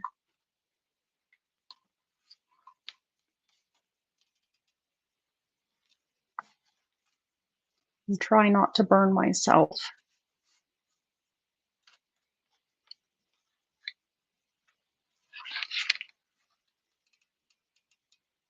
So I thought that I would try hiding these corners or like the edges of the fabric with a piece of ribbon this time around.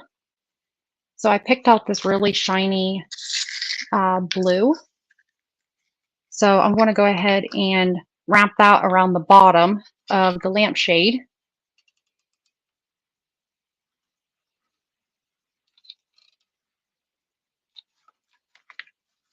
I'm going to do just a little bit at a time. That way the glue doesn't dry on me.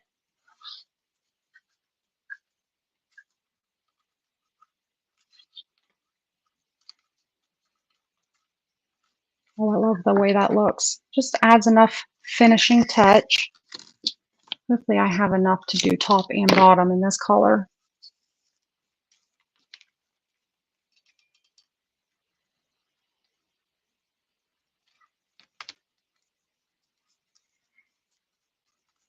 Patricia, I was wondering if there was any questions while I'm messing with putting this down.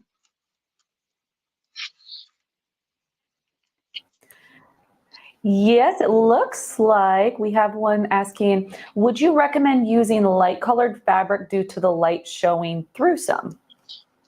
I think it's kind of personal preference. I really did like the way that the rainbow lampshade, Brian, can you pull that up, please? And it was kind of like half finished. It was up in the email, sorry. I've got it. There's two Hexie lamps. Is it the one that has the stripes or is it the other one? The one with the stripes. With the stripes? Okay. So Yes. this one right here. So that's There we how it looks with the dark fabric. And like it did look really cool. But with all the oranges and yellows and how orange it is here in my sewing room, I wanted to lighten it up. So Nice. if you could pull up this one, because I had pinned it to the lampshade, because I didn't know if I was going to be able to get it done enough time to plug it in and if it would be able to be seen. That looks awesome. Thank you. Yeah. I'm not sure which one I like better, honestly. They're both really cool. It's a funny story, though, because we had a little video call and we were talking to Kayla, and it was about something different in her last segment. And Brian and I all of a sudden were like, wait, what's behind you? We got to see the lamp and we were like, oh, that's awesome. So I may have just missed it, but did you explain how you came to be doing this particular technique? Because you made this up, right? With the lampshade? Mm-hmm. You know, I just kind of do stuff, and like sometimes it works and sometimes it doesn't. So I have, like, as far as quilting goes, I have been quilting for close to 10, I don't think quite 12 years, and I've only used a pattern twice, and I've made, I would say, I don't want to say 100 quilts, but I mean, I've made a lot. And so everything just kind of comes from my brain. I really don't like when other people tell me what to do. So, I just kind of do my own thing. Oh, I love that. There's no rules. You can do whatever you want. I also like that you had said that it takes your mom and your husband to get on you about finishing projects, because I get that. I've got like 12 of them. Right. I also have a bunch of fabric ready for garments too. So I'm like, I've got to get behind my machine. Oh, that's funny. Oh, good stuff. So cute.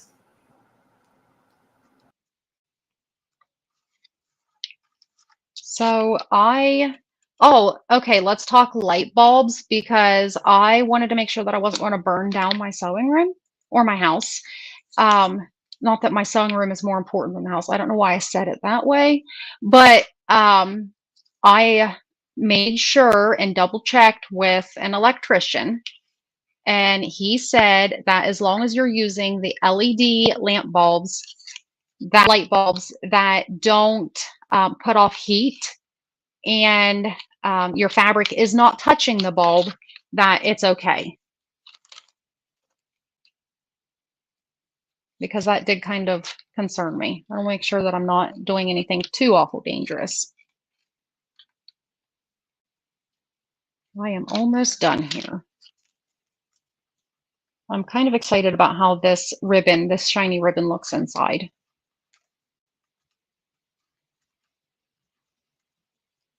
Oh, my glue dried. Wasn't fast enough getting another glue stick.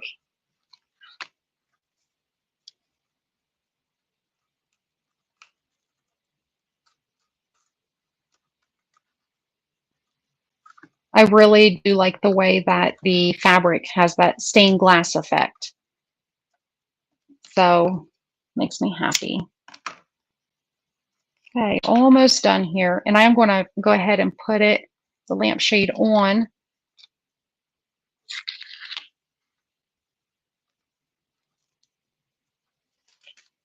Okay, I'm going to put it on. I think my light bulb's still over there. Yes, it's in the lamp. Oh, I have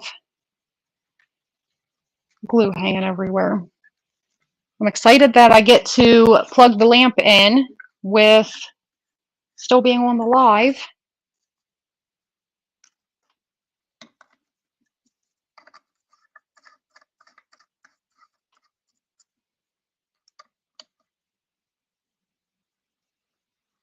Alrighty.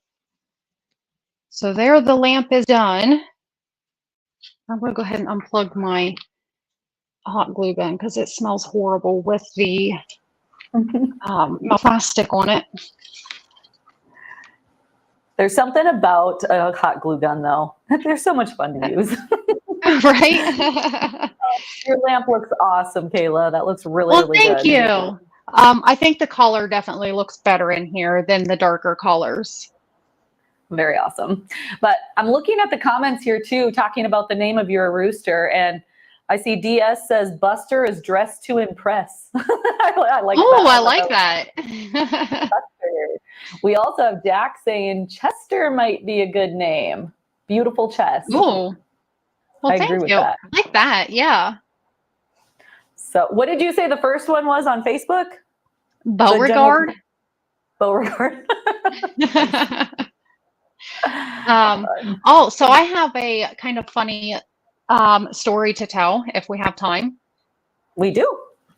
Okay, so I like to finish old quilts. Actually, this postage stamp quilt behind me is some of it has old feed sack fabrics in it, and I don't know any of the history of that quilt other than I bought it from a woman who's 93 years old, and I went ahead and I tried to hand stitch all of it to finish it the way it started, but it was just taking way too long. So I did finish it on the machine, but that was, I think, one of my first videos on TikTok to go viral was the postage stamp quilt.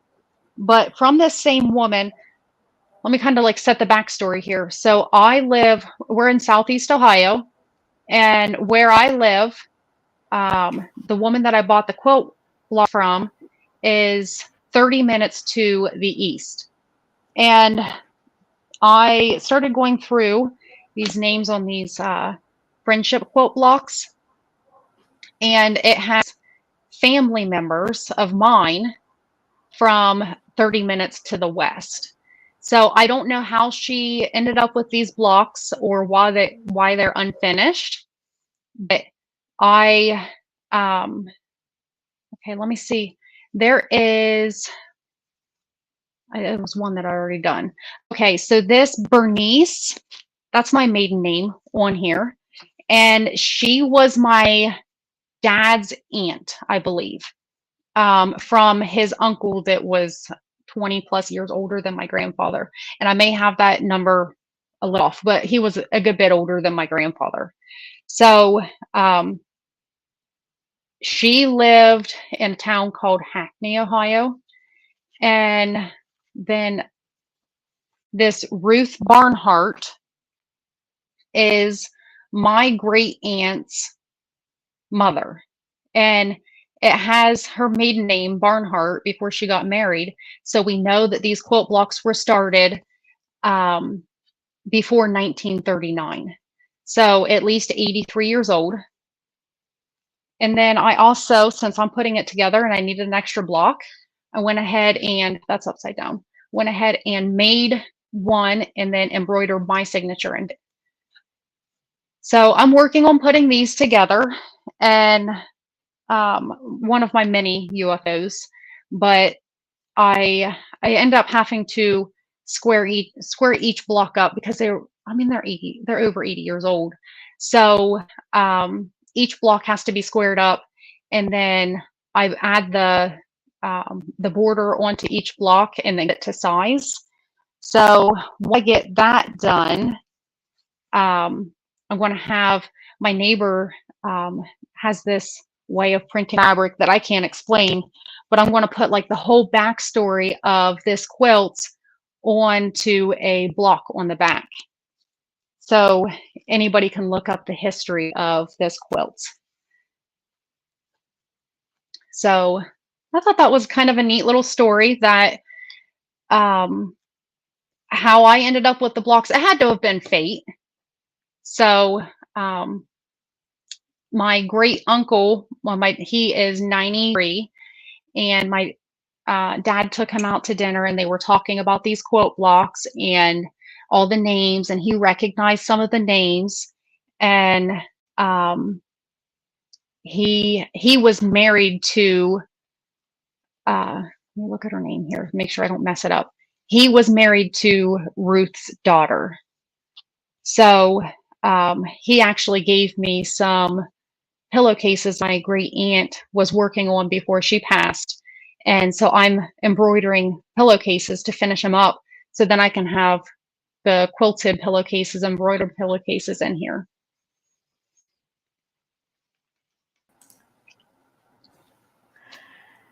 That's going to be such a special quilt. I love that, Kayla.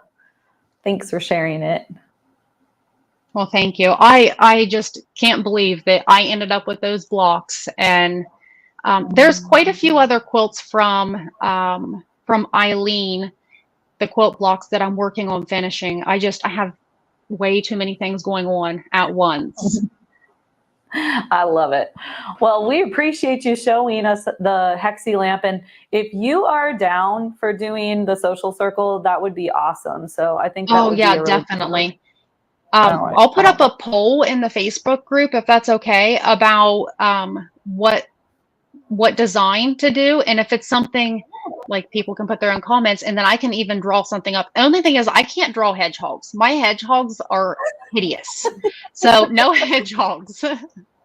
I love it. Well, that sounds like a fun time. So before we let you go, do we want to go ahead and pick our winner of this fun little bundle?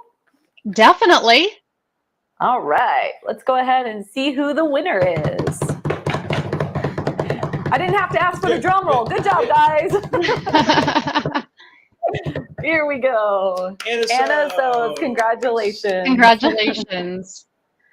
Well, and Kayla, before I let you go too, Heart of Glass is asking, where do you teach? Because she doesn't have TikTok. So I have a YouTube channel that I'm kind of intimidated to post on for whatever reason, but I have been putting some of the TikTok videos onto the YouTube. So it's Kayla Quilts on YouTube, and there's maybe 10 videos on there, but quite a few shorts. Awesome. Well, we'll definitely keep people in touch too, and we'll see you on the social circle then. Alrighty, thank you. Bye. You're welcome. Have a good one. Bye. So as we were talking about the social circle, I know I've said it a couple of times, but for those of you that are just coming in, we do a Wednesday live at 11:30 a.m. Central Standard Time. This is a really fun time where we do a beginner to intermediate sewing project, something that you can do with us.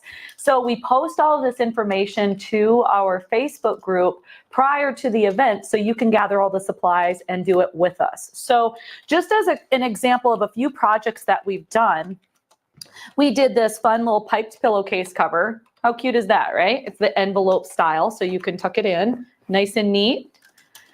Great one. This one was a ton of fun as well. We started with the mushroom block, and it was actually National Mushroom Day, so that's how that started. But then we ended up turning it into a pot holder. So we have that particular one. We used a walking foot and did just straight line quilting on that. And then we also did this fun oven mitt. I keep joking that you could make a nice pair, make something matching, have a nice gift, do an oven mitt. We did the little muggy rug. That one was a lot of fun. That was actually one of the first times I've used one of the Quilters Select tools, or excuse me, not the Quilters Select, the Creative Grids ruler. It was really nice. We have a ton of different options, so I'm definitely going to be exploring more of those. And I've been using my other muggy rug.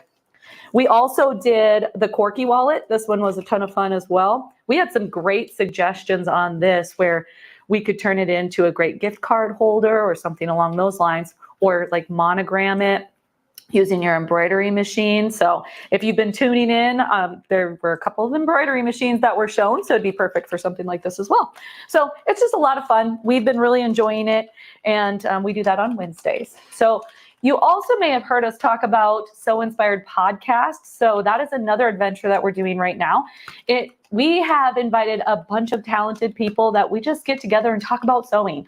We can talk about sewing mistakes or how we got into it, how long we've been doing it, what we like to sew, just in general, sewing related, but it also covers life. So we've had a lot of inspirational talks with some great people. So if you want to tune into that, you can hit us up on YouTube for the video podcast, but you can also find us on Spotify, Google, and all of the other different ways that you can listen to podcasts. So that would be awesome. Plus, today is Thursday, so we just released another episode, so you can catch that on Sew Inspired Podcast.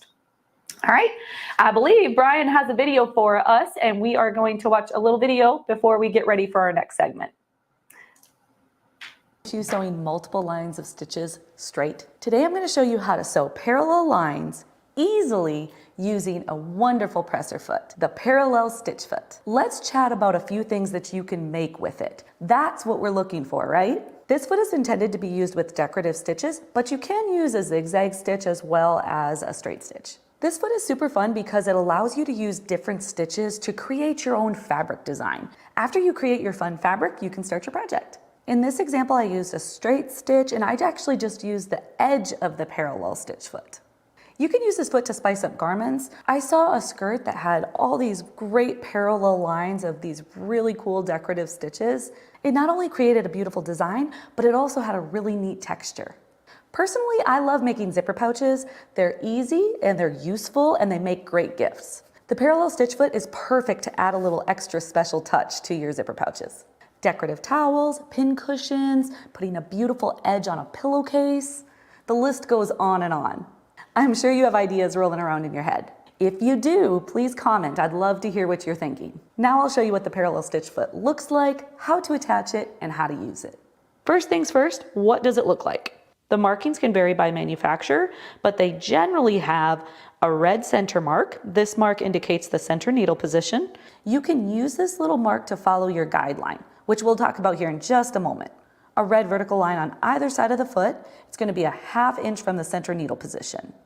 Then after that, you've got another vertical line that's a 1/4 inch increment. Also, there's usually a horizontal line. This line helps you match up your starting point of each line. On the underside of the foot, there's a large groove. This allows for the dense stitches, those decorative stitches or satin stitches, to pass under the foot smoothly.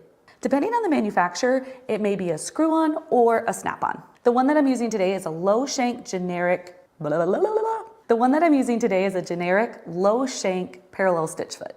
This will fit many low shank domestic machines. However, if you have any questions about compatibility, feel free to reach out to us and we're happy to help. Some are snap-on feet. That means that your machine has a shank or a presser foot holder that remains on your machine. But by pressing the little button on the back of the foot, the snap-on foot drops off. This allows you to remove that foot, place a new foot underneath, then you can lower the shank down onto the bar of the foot and it'll click in. Makes it super easy to swap out presser feet. Now that you've seen some things that you can make with it and you know how to attach it, you're ready to go. Start with marking your first line. You can use a marking tool like an air erasable marker, that's my fave, or a tailor's chalk. At your machine, place your fabric underneath the parallel stitch foot. Line up that red center mark with your guideline. Select the stitch that you would like to use. I'm going to go with this one. Using the red center mark, sew along your marked line. Little tip, when sewing, don't look at your needle. Make sure that you're looking at your guideline. Otherwise, it's going to go all wonky. Once you reach the end, you can cut your thread and bring it back up to the starting point. Here's where that horizontal line comes in handy. Use the horizontal line to find your starting point. Now, depending on how far you want your stitches to be apart, you can use the vertical red lines as guides, or you can place the stitches between the red lines. And as I mentioned before, you can even use the edge of the foot as a guide. If you're new to our channel, my name is Trisha. I'm here with Sewing Parts Online, where we give fun tips, tricks, and sewing tutorials. I hope that this little tutorial has helped you and has inspired you. If you've gained anything from this video, please like and subscribe. Thank you so much for watching, and until next time.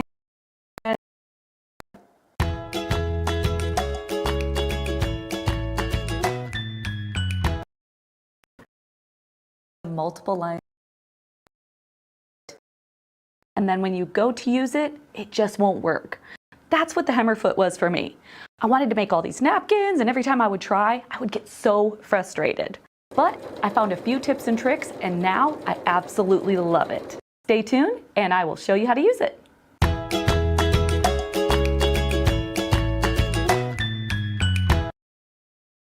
everybody, Trisha here with Sewing Parts Online. So let's talk about the hammer foot. What exactly is it meant to do? This little foot has a funnel that folds your fabric in on itself so that it can easily hem light to medium fabric.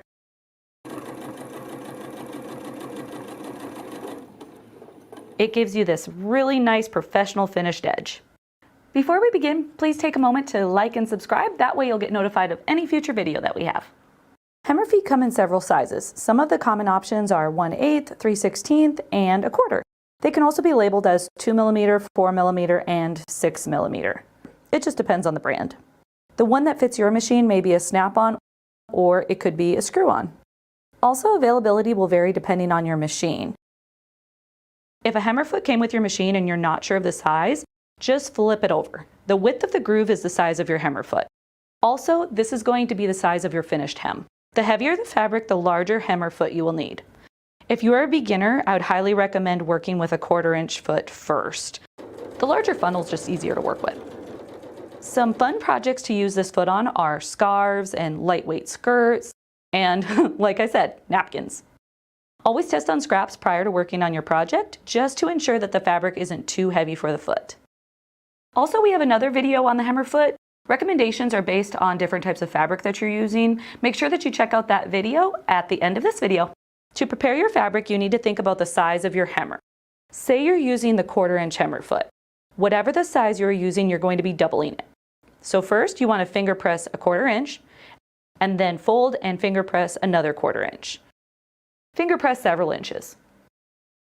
Because I'd initially had issues with the hammer foot, at this point I actually tried pressing it with an iron, thinking that would help. It didn't. You don't want to do that. The fabric needs to be pliable in order to feed into the funnel correctly. Now that you have your folded hem, pin it vertically. Set your machine to a straight stitch and adjust your stitch length according to the fabric that you are using. So first, you want to have a thread tail.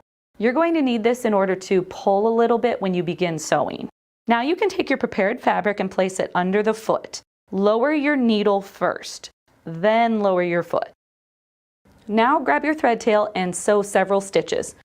3 or 4 is perfect. Leave in your needle and lift up your foot. So here's where I was having issues. I just could not get the fabric into the funnel. I found that using a pointy tweezers helped tremendously. So after I lifted my foot, I grab the fabric with my tweezers right by the foot. Then I push it into the funnel and bring it over to the left. By doing this, the fabric gets positioned correctly and you're not fighting with it. Remember, you want to feed in double the amount of fabric as the size of your foot. So here I'm using the 1/4" hammer foot. I'll be feeding in 1/2 inch. I find it's easiest to fold that amount and hold it with my finger while sewing, and then line up the raw edge of the fabric with this guide. Start off slow, and as you get more comfortable, you can speed up. Please take a moment to comment below. If you have any fun ideas on what to use this foot for, I would love to hear them. Now let's swap it out for the 1/8" hammer. Because the funnel is smaller, it can take a little bit more time to get the fabric in the funnel, but the concept is the same. However, I find that the 1/8" takes a little more practice. To have nice neat corners, finish all the way to the end and then prepare the next side as you did with the first. Repeat as needed. I am so glad that I didn't give up on the hammer foot. It really is such a great accessory. Make sure to check out that video for some additional tips. Until next time, happy sewing, everybody! I did a video on the hammer foot and had a great question. Is it the same as a picot foot? It's totally understandable because they look very similar, but they are different feet. Stick around and I will tell you what those differences are.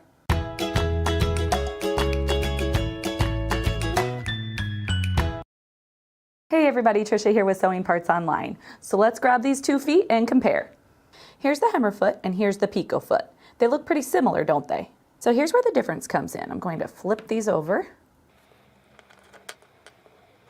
See on the hammer foot how the channel is flat? Whereas on the picot foot, it's rounded. So with the flat channel, you're going to get a flat hem. And then with the rounded channel, you're going to get a rounded hem. Also, normally a straight stitch is used with the hammer foot and a zigzag stitch is used with the picot foot. Both are great presser feet. It just depends on the look that you're going for. As previously mentioned, we do have a video on the hammer foot. I'll include a link for that at the end of this video. Let's take a look at these results. This is from the hammer foot. You can see how nice and flat that is. And then this is the picot foot. Just gives it a little bit more interest. I don't know if it's just because it's around Halloween, but I think it'd be really cool to add a decorative element to the hem of your costume with this foot. Where do you think this presser foot would come in handy? Comment below. Next, I'll be showing you how to use this fun presser foot. But before we begin, please go ahead and hit that like and subscribe button. That way you get notified of any future video that we have. So the first thing we want to do is sew a couple of zigzag stitches and make ourselves a thread tail. Grab that and pull. Move that thread out of the way. We're going to take our thread tail, bring it up and around into the funnel. See how that works? Then kind of pull in your fabric. And then I'm going to lower my presser foot. Bring the fabric to, let me grab a little pointer here, just up to this little curved area of the foot, not into the stitching area yet. Pull on the thread tail lightly and do a few stitches and then stop. Now what I'm going to do is fold over just a little bit of fabric, enough for the raw edge to reach this side of the foot, and then sew a little bit and stop. You want to double check and make sure that the amount that you're feeding in is correct. To make sure that you are feeding the appropriate amount, you want to take the raw edge of the fabric and hold it over to this little toe or guide on the foot. As long as the fabric is right on that guide, you're going to feed the right amount through.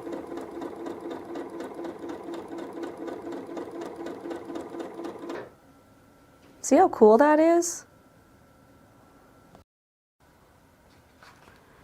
Just a reminder, if you're interested in more information on the hammer foot, be sure to click on that video. I hope that seeing these feet side by side clears up any confusion. If you have any additional questions, be sure to let me know. Until next time, happy sewing, everybody. Hey, Tammy, I just want to touch on this. You said thank you for the demo to use these feet. I think, let me just double check. I got it covered there. Whoop, comment. Anywho, you said thanks for the demo on feet. I just want to say, you guys, if you need some more demos on presser feet, hit us up on our YouTube because we have so many videos on presser feet and I still reference them all the time. So we've got some from years back and then we have some newer ones. So you are welcome, Tammy. I'm glad you enjoyed those. And we just wanted to share a few of those fun videos. You want to do one more? Do we have time for another one? I think we do. Cool. Well, Brian said we have another presser foot video, so we're going to go ahead and play that before we have Grace. And just remember, we have a fun surprise coming up during the Grace segment. Sewing a zipper can seem a little intimidating, but I'm here to tell you it doesn't have to be. Using a zipper foot makes it easy to install, and it also opens a whole new world of possibilities for other projects. Stick around and I'll show you how to use it.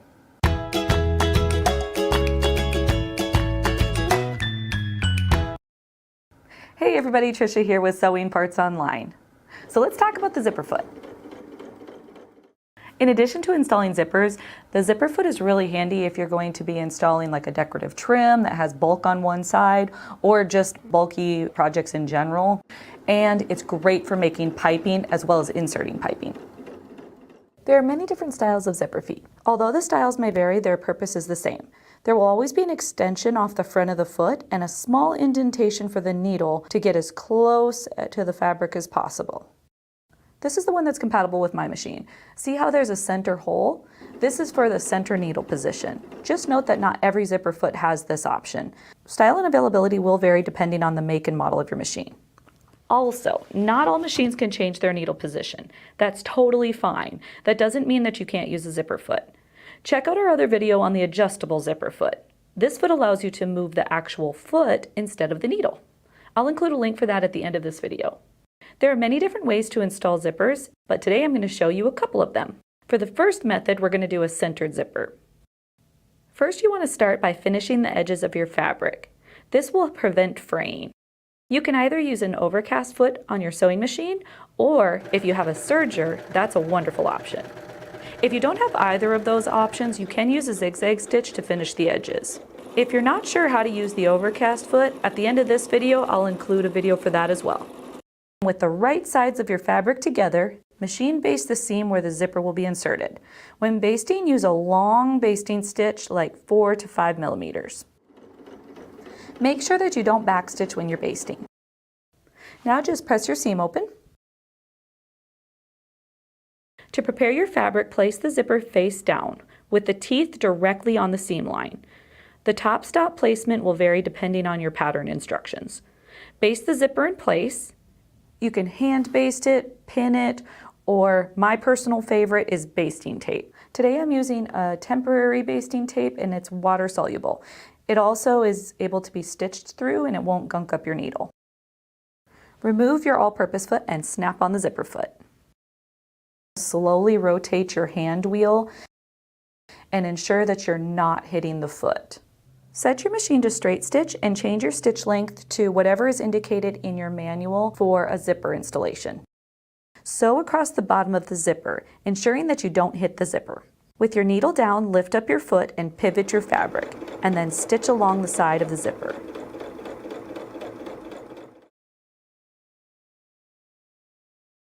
Once again, stitch the bottom of the zipper. With your needle down, lift up your foot, pivot, and stitch alongside the zipper. Except we're going to change our position of the needle.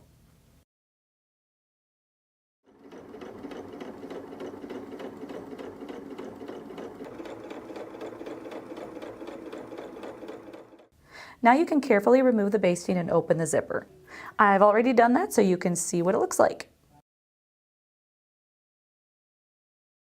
Before moving on to the next method, if you could please take a moment to like and subscribe if you haven't already, we'd greatly appreciate it. That way you'll get notified of any future video. For the second method, we're going to do things a little bit differently. Here's a side-by-side comparison so you can see what both of them look like. This bottom option has the exposed zipper. You can see that I stitched it really close, and on this one you can see more of the tape. Again, that's a personal preference. The top option is the centered zip. Here I have my zipper and my prepared fabric. By prepared fabric, I have just serged it like we previously talked about, and folded it and pressed it so it has a nice edge that will go next to the zipper teeth. The amount that you fold is again going to be based on your pattern. Remember, for best results, you want to baste in the zipper. I've placed my basting tape on the zipper. Now I'm going to place the folded edge of the fabric next to the teeth. Gotta love basting tape. It's so quick and easy. Depending on the look you're going for, you'll place your foot where it needs to be. You can either move it really close or you can move it a little bit out. I want to get pretty close, so I'm going to line it up right here.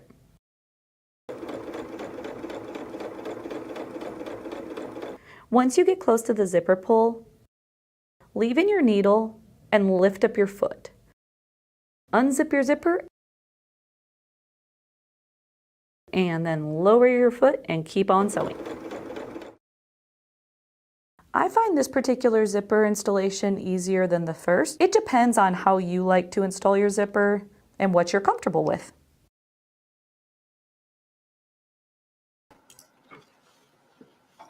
So I just have to tell you, I used to be so scared of installing zippers. So Sandy has a comment here. She says, OMG, you make scary stuff look so easy. I hope that these videos help you because like I said, zipper installation used to scare me. Now I actually love it. So we can all love those little presser feet, right? Well, we are getting ready for our gray segment. Super excited about this. As we mentioned, we are going to be talking about the 19X series as well as the Evolution hoop frame, but we have a fun little surprise during that segment. Before we pull up our next guest, I want to show you what our next giveaway is going to be. We have this amazing True Cut travel kit, beautiful case. This is completely full of goodies. We have this on our website if you want to take a peek at what those goodies are. Wonderful, wonderful case, as well as 4 beautiful spools of the finesse thread. I kind of covered it up. I had shown this yesterday. It's such a pretty color. It's a variegated thread, some greens and some grays. So we will be giving this away at the end of the gray segment. keep an eye out for our surprise summer word. It's going to be popping up on the screen sometime during the next segment. So let's go ahead and pull up our next guest. Hello. Hi, how are you, Jana? I'm great. How are you? I'm doing wonderful. It's so nice to see you. It's been a little bit since you've been on with us, so I'm glad to see you. I've been at some other shows. I've been on some other different events. But yeah, I was so excited when Melinda was like, can you come and talk about the 19 with Sewing Parts On? And I'm like, I love the 19. I will definitely be there. That is awesome. And I've been teasing everybody, telling them that we're going to have a special surprise at some point during your segment, right? I think so. No one told me, so maybe I'm the surprise too. Well, we'll make sure to get clarification on it. Okay. But if you want to go ahead and show me how awesome that 19X is, then I'm in the background if you need me, okay? Okay, excellent. Thanks so much.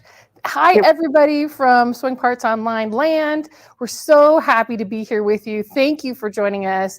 Christmas in July. As you can see, I wear my green shirt, so I'd be all Christmassy here with our wonderful, we're coming to you from our cabin apparently. So we're having so much fun with that. I'm here today. Again, I'm Jana Matthews with the Grace Company. We're talking about our Unique 19X series. This is one of the best series. I love the 19s. Don't tell the other Unique machines because I just love working with the 19 machines. Some of the things, now I've got both of them behind me. I've got the 19X, you can see it comes in this lovely dark blue, and then the 19X Elite in the gray. We call it gunmetal gray. I think that's so fun. So both of these machines have 19 inches of throat space, which is fantastic, right? If you are sewing with a regular sewing machine, your domestic machine, I mean, even at the most, I think you're going to get 11 or 12 inches, right? If you're using a really smaller mid-arm, 15 to 16 inches. So that takes your quilt blocks from, just you're losing inches for your rails, and then you're losing inches for your throat to go down. And then, the larger the machine, the larger your quilt block or design can be, which I really love with the 19. So not only do you get up to 19 inches of throat space, so losing 2 inches for your frame, you get 17 inches quilt space. You also get, it's just a little bit lighter. So all this fun color here, they're done with a little bit of plastic, as the highly carbonate plastic, so it's really strong, but it makes it a little bit lighter. So even though you're getting 3 more inches of space for our machine, it's only about, I think that they told me like 2 or 5 pounds more than the 16. So much space, but still lighter. You're not having this huge machine. The other thing I like about these machines is even though you're getting so much throat space, it almost feels like a long arm, right? You're getting into the beginning of the long arm section. Because of the way they look, because of the way they feel, it just feels like you're sewing with your regular machine. You're not having any issues with that. It's fantastic. Now, you can see a couple of the differences between these two machines right here. But first, I want to talk about the similarities. First, 19 inches of throat space, same for either one. Of course, the 19X doesn't have as many features, but that's okay. It's a great starter one. If you're looking for the other features, you can get those on the 19X Elite. Now, 19 inch of throat space. They both have edge warning capability. This is a new patent technology that the Grace Company has done. We have it on all our machines with the X and X Elite. We also have it on our Sure Stitch Elite if you haven't seen that one. So that's fantastic. What it does is you set the area, the safe area. Now that can be the entire area of our quilt here. It can be just a block. It can be a section. Whatever it is, you set within an inch or half an inch section, and then it will beep or flash lights at you. It's fantastic. I love it because I have a tendency, especially when I'm free motioning, I'm going along, I'm getting excited, and before I know it, I've hit the front or the back. With that edge warning, it warns me an inch before I get there, hey, beep, beep, beep, flashlight, wait, don't hit the rails. So that's great for me. I love that. The other thing with the edge warning on the X Elite is you can dim the lights or you can turn off the sound. So if you're the kind of person that might get migraines or have sensory problems with the lights flashing or the sound flashing, you can turn either of them off or turn it down, which is really nice. The X doesn't have that option. You can just turn it off or on, but it's great to have that option. The other thing that the two have in common, which I love, is it has definitely the 4 stitch modes that all the QNIQ machines have. So that's precise, which means when you are ready to quilt, you move the machine and it quilts for you. If you don't move the machine, it's not quilting. Very precise, right? A great name of it. The other one is cruise. So just like the cruising in your car, when you set cruise, your car is driving whether you're pushing down the gas pedal or not. So that's the same thing with the cruise on the machines. When you press the cruise button, the machine will keep going. Now you can adjust the speed so it can go faster or slower, but it's going to just keep going. That one's great for when you're doing small pieces or stitch in the ditch. So it's going to help have those curves a little bit better. Because with precise, if you're doing a small back and forth something, it's going to be kind of jolty because the machine will start and stop, which is the whole point of precise. So that's the difference on those two. The last regulated stitch is basting mode. Wonderful. It has 3 different sizes, small, medium, and large. So whichever way you want to baste your quilt, you've got that option, but it's a regulated stitch, which is wonderful, right? And so you can get going that way. The last stitch on both of these is a manual mode. Now, a lot of people ask, why even do a manual? I want regulation. Why do I need manual mode, right? And manual mode helps you get so that you can just freely, if you've got that set, right? You know the speed you're going. You want to go a little bit faster than your stitch regulation. So all the QNIQ machines come with that manual mode. So those are the 4 stitch modes of both the X and the X Elite, right? 3 regulated and the 1 manual mode. Next, adjustable handles. Now, I am not the tallest person. I'm not the shortest, but sometimes just reaching to the back of my frame, I need that extra help. So on all the machines, you can see here on the edge, we have this little silver section. It's a little clamp. And then I can move this forward as far as I need. As you can see, as I'm going back and forth, we're lining up. It also allows me to tilt whichever direction is most comfortable for you. Has these great comfortable handles, nice plastic on here. So that as I'm turning it, whichever way is most. Now, a lot of people will ask, like, do I have to squeeze the handles, right? I want a softer plastic, or I want a foam on there because you got to hold it really hard. You don't have to hold it hard. You can do it one-handed. It's really easy to move the machines around. You don't have to like grip it really tight to make sure it's moving. You can do it one-handed. I've had a couple of people with arthritis who've asked, well, do I have to actually grip the machine, the handle? I can only make a fist like this, right? And so we said no. So she just put her hand to the side and kind of held with her thumb and moved it around. It's really easy for all of that. So we're not having to do that kind of gripping as you're doing that through there. Now, each of these handles have a couple of different buttons. On the right side is your start and stop. It's that circle with that little arrow in there, just like you play your YouTube videos. You just play your machine, have lots of fun. We had a couple of kids come by one time at an event, and they're like, oh, I don't know how to use this. Is it okay? And we're like, yeah, we want everybody to touch it. I said, it's just like playing a video game. And they're like, oh yeah, right there, that circle with the triangle on it. So that one's available. The next button on here is your needle up and needle down, right? So if I want this machine to stay here, I've quilted it, I've free motion, and I need it to go down, I can press that button, and now it's set in that spot.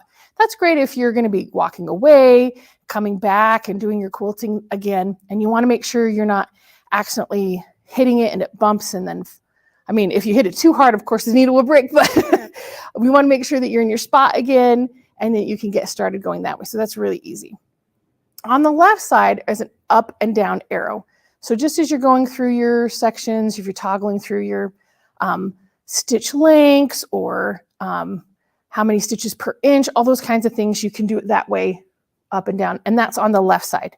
Now, People have asked, can you switch the handlebars? And you can't. So if you're left-handed, that's where you do your up, down, and right is the start and stop. So it's really easy. You can even start with your left hand and then drive it again. You can also press on the screens. You don't have to press the buttons. You can do everything on the screen. Both of these have a touch screen, which isn't that the way of the world right now, right? You touch your phone, several computers are that way. So all our screens here for the 19X and the 19X Elite all have the touch screen. So you can just touch it and then drive it with the handles. So you don't have to use the buttons if you are uncomfortable with that or it goes back and forth. Okay, other things that come together. Both machines have in the back a bob and winder. Now this is fantastic. They are separate motors, different than the front motor. So if you're running along and you think like, oh, if I, with some domestic machines, you got to unthread that machine on the front, all the thread, because your needle's going to go up and down and you need it to be separate. So by doing the bob and winder in the back with a separate motor, we got the bobbin winded. You can leave it all threaded for your machine, get that bobbin and put it in and you're ready to go. Also, both of them have a dual thread mast. Now, someone's asked before, oh, if they have 2 threads, can I put 2 threads in? No. They're like, can I do different colors like embroidery? Now, that's not quilting, that's embroidery, so no. What they're meant for is one goes to the bobbin winder and one goes to the front of your machine. So there's 2 on there. So again, you can keep your machine all threaded and doing your quilting that way without having to reconnect everything if you're doing the bobbin winding. The other thing that I love about the 19s is the 19s are compatible with all our frames. And when I say all our current frames. So the Cutie, the Q-Zone Hoop, the Q-Zone Queen, the Evolution frame, and the Evolution Elite. So the Hoop frame for Evolution and the Elite, all the way to the Cutie. So no matter where you are in your quilting journey, no matter what space you have, if you have space for a 12-foot, the 19 can fit on there. If you have space for your Cutie, right? 4-foot by 2-foot, the 19 can fit on there. So this 19 is so diversible with everything that you're working on, right? If you're on your domestic with your Cutie right now and you're thinking, wow, I've got it opened up. If I could just quilt that 5 inches more or 10 inches more, whatever size you're working with your domestic machine on your Cutie. If you can just get to that next step, right, with the 19. Again, so fantastic that it fits on the Cutie. Now, if it's on the Q-Zone Hoop, if you've got a 5-foot space, about the size of a desk, the 19 can fit on there. Again, your quilting space, up to 17 inches of quilting block area. With the Cutie and the Hoop styles, you're not losing additional throat space because that fabric rolls up on top of the rail rather than around it. So you're still keeping 17 inches. Your Q-Zone Queen, it rolls around the rail. However, you've still got 19 inches of throat space. So before, if you had like a smaller machine with that Q-Zone Queen, you're going to additionally lose a little bit of space as you're rolling it, especially if it's a bigger quilt, right? With the 19, you've got the extra space to work with. The Q-Zone Hoop and Cutie, like I said, are the hoop frames. Same thing with Evolution Hoop. It has that roll up around it, so you're not losing additional throat space. And then on the Evolution Elite frame, now I've got the Evolution Elite frame here. It's set up as a half style. So it's going to fit in our shop. It's easy to find. I had to, I didn't have to set up my whole 12, 14 feet thing that people are saying like, oh, set it up at 14 feet. It's like, it only goes to 12. So we have it at 8, 10, or 12. And right now it's set up for the 5-foot size. Now, previously we've had frames that came in 2 4-foot sections or 2 5-foot sections or whatever. The Elite frame comes in a 5-foot and a 3-foot extension for the 8, 2 5s for the 10, and 2 5s and a 2 for the 12. So you can take that configuration for your 12-foot and do a 7 or just a 5. With the 10-foot, you can do just the 5. And with the 8-foot, you can set up as 5 or just do a 3. So you have all these options that you can set them up for. And 12-foot is the size, the largest that it'll go up to that size. Now, if you have the Q-Zone Hoop frame, I'm sorry, the Evolution hoop frame, you can start there and then build up. So wherever you are in your journey, if you've got space for those 5 feet right now, and you're thinking, oh, if I can just get to that room cleaned out, or someone's going to college, or you get the she shed, or whatever it is, then you can fit the 12 foot. You can start with the hoop frame for the Elite and then move up. One thing about the Evolution Elite frame that we love so much is it now has metal ratchets. These are fantastic. I'm going to be show you right here behind me. This clip right here, you can hear it. It's a metal ratchet and a metal clip. So when we're turning them, instead of those plastic gears and plastic stops that eventually break, right? They're going to have that ability to get stopped with the metal. So it's going to be longer lasting, and it's not going to have those issues of the ratchets like kind of pulling out at different times with other frames. The other thing you can see here is it's a corrugated frame. So this is going to help us with strength and the connections. It's a little bit thicker than other frames we've had. I call it our beefy frame, right? So it is available to get that a little bit thicker so that it has that strength as you're going along and everything to hold on to. The other thing about the Elite that's great is you can add the hand wheel here in the back. So we've got the hand wheel on the side. You can put that hand wheel in the back. You can also get a second one for the front if you're wanting to do that hand wheel, which is great. It doesn't come with it, but you can purchase it if you're wanting to do it.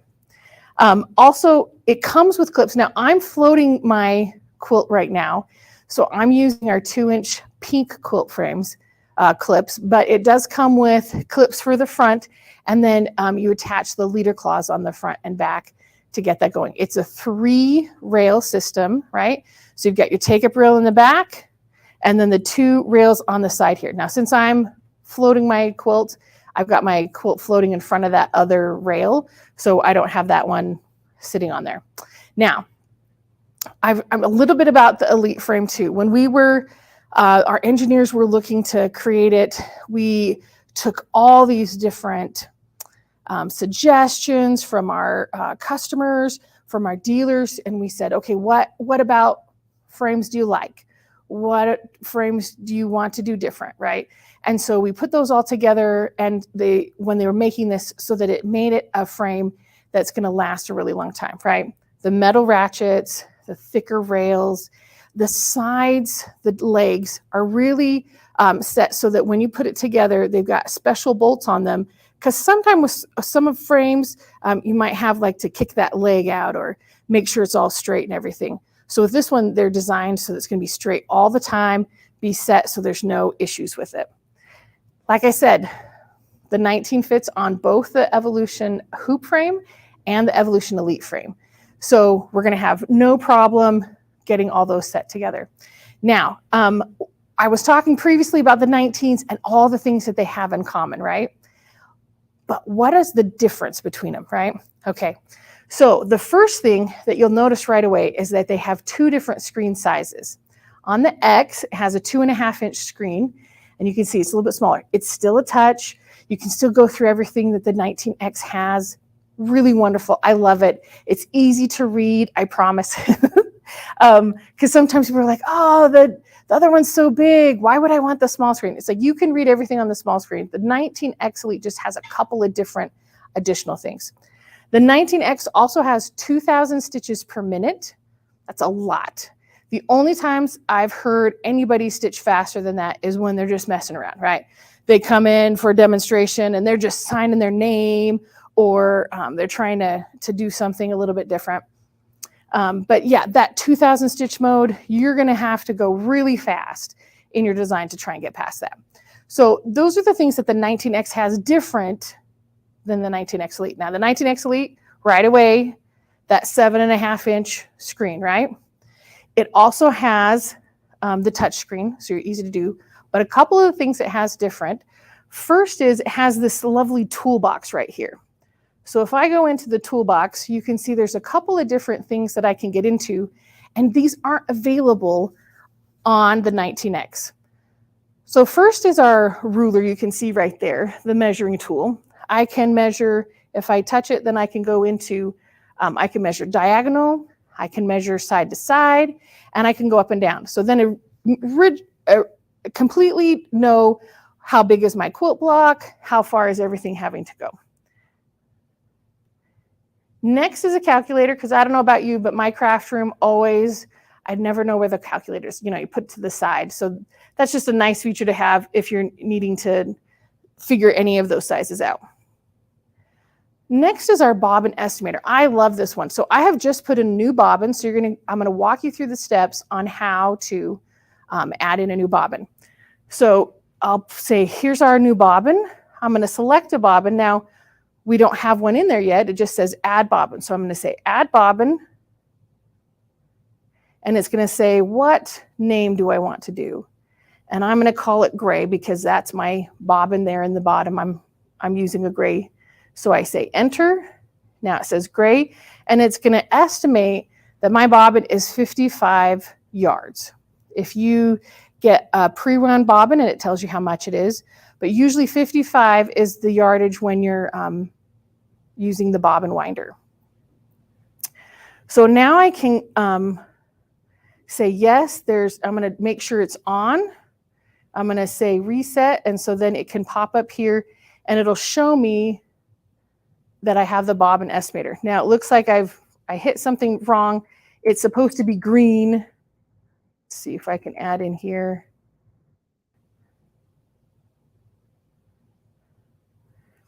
It's giving me a little fits, of course, because I'm on camera. But if it's, as soon as I add it, it's supposed to be green. And then as it wears down, it'll go to orange and then yellow. So you're gonna have that option for you. And I'll turn it off just so that it's bugging me that it's messing up, which I'm sure is all me and not the machine at all. The other thing in the toolbox you can see here is our edge warning. We talked about setting that up. So you can see I set my top left. Then once I set it, it'll tell me bring it down to that bottom right, and I can set it. It beeps at me because I know that I'm ready to go, and I can say I want an inch in there. So if I start quilting now, and I'm going to turn this on, you can see there it tells me it's on. As I get close, it's going to beep when I'm in that section. And I'm going to make sure we have that set up in our settings. It's possible someone turned it down on me. Let's see here. Yep, my edge warning sound is on and my edge warning light. So it'll beep at me and tell me that I'm close to that section. It's really easy to turn off. You can just turn off there or reset. And then in our settings, you can see here my edge warning. I can turn that off and the light off. So it's really easy to do that way to turn it on and off. The last thing in our toolbox is our project. This allows you to reset for your project that you're working on. You can see the current one we're doing has been 3.5 hours and how many stitches we've done. And then the lifetime of your machine, because sometimes you can know what the lifetime is, but you don't know which project. So this gives you the opportunity to go that way. Next, I'm going to go in. There's a couple of different things here. We have our settings and our help. Settings, you'll see when I was going in there, it has my screen brightness. I can turn that down, which isn't great for camera, but maybe for yourself, depending on what light you have in your area. My needle area brightness, I can turn that up or down. That's down by my needle.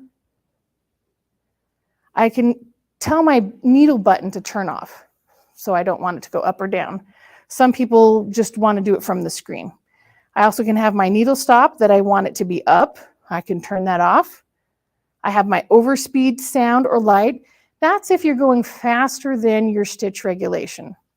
I don't know about you, but I never go faster than my stitch regulation, so I just leave that on. But if you're the kind of person who is quilting her heart out and you just know how fast you're going to go and you're just going a little faster, you can turn that off if you'd like. I also have the edge warning sound and light, and then the clicking sound. That's just an internal mechanism to go in there. Now, anytime you can come in here and look at your systems, you can reset to the factory. I would only recommend that if you're talk to one of our techs. So the other thing here besides our settings is our help. Now, this is my favorite thing about the 19s and the X Elite. Here you can see get help with. Now, I can get help preparing to quilt. I can get help quilting. I can get, maintenance information, troubleshooting, even using the touchscreen. I want to show you the touchscreen first. It right away brings up a tutorial. And as you tap the screen, it'll go to the next section. It'll give me little areas where it'll talk about what each part is, how to move things around the screen. And up in the right-hand corner, it's really tiny. You can't probably see that, but you can see some black lettering. It says exit tutorial. So if at any time you're ready to leave, you can say exit tutorial and go from there. So go back. So that's using the touchscreen. I can troubleshoot. I don't know about you, but sometimes there's some tension issues, right? So this gives you some ideas on how to fix long stitches on the top, general troubleshooting, all those kinds of things, easy to help you. You can go in and it'll talk about all the ways that you can help that. Next is our maintenance. It'll tell you, hey, I don't know about you, but sometimes I put my manual in a safe place and then I just don't know where that safe place was, right? So on our thing, we have some machine maintenance, some hook assembly. It tells you how, it's got that cleaning guide on there, the oiling guide. You can follow those along and it will help you. These are some things you can do, go through the steps, walks you straight through it with pictures. That's my favorite part, with pictures so that you can go to the next section and know exactly which piece it's looking at, right? If I come back here, I'm quilting. So setting your tension, winding the bobbin. Again, all those things that are in the manual, but maybe you just put the manual in a place that you can't see it all the time. And then also how to pull up the bobbin thread, right? That's always important. How to do the bobbin thread after tie-off, all those great sections. And preparing to quilt. This one I really like because it's threading your machine. It'll walk step by step. I can touch on any of these numbers and it will tell me, hey, this is where you're coming. So of course I press 3 and not 1. So it goes right to the end, but you can see right that section, how to thread your machine it's going through. And you can come back to all the places where you're needing to go. Choosing your needle. A lot of questions we get on this one. What size needle should I be using for which kind of fabric? This will show you here what kind of threads you're using, which one works better, has that diagram, how often you should change it. Right now it's saying change your needle after 8 hours of use and at the start of a new project. Did you know that with the 19s, you get 2 packages of needles? So you get an 18 MR needle and a 16 MR needle.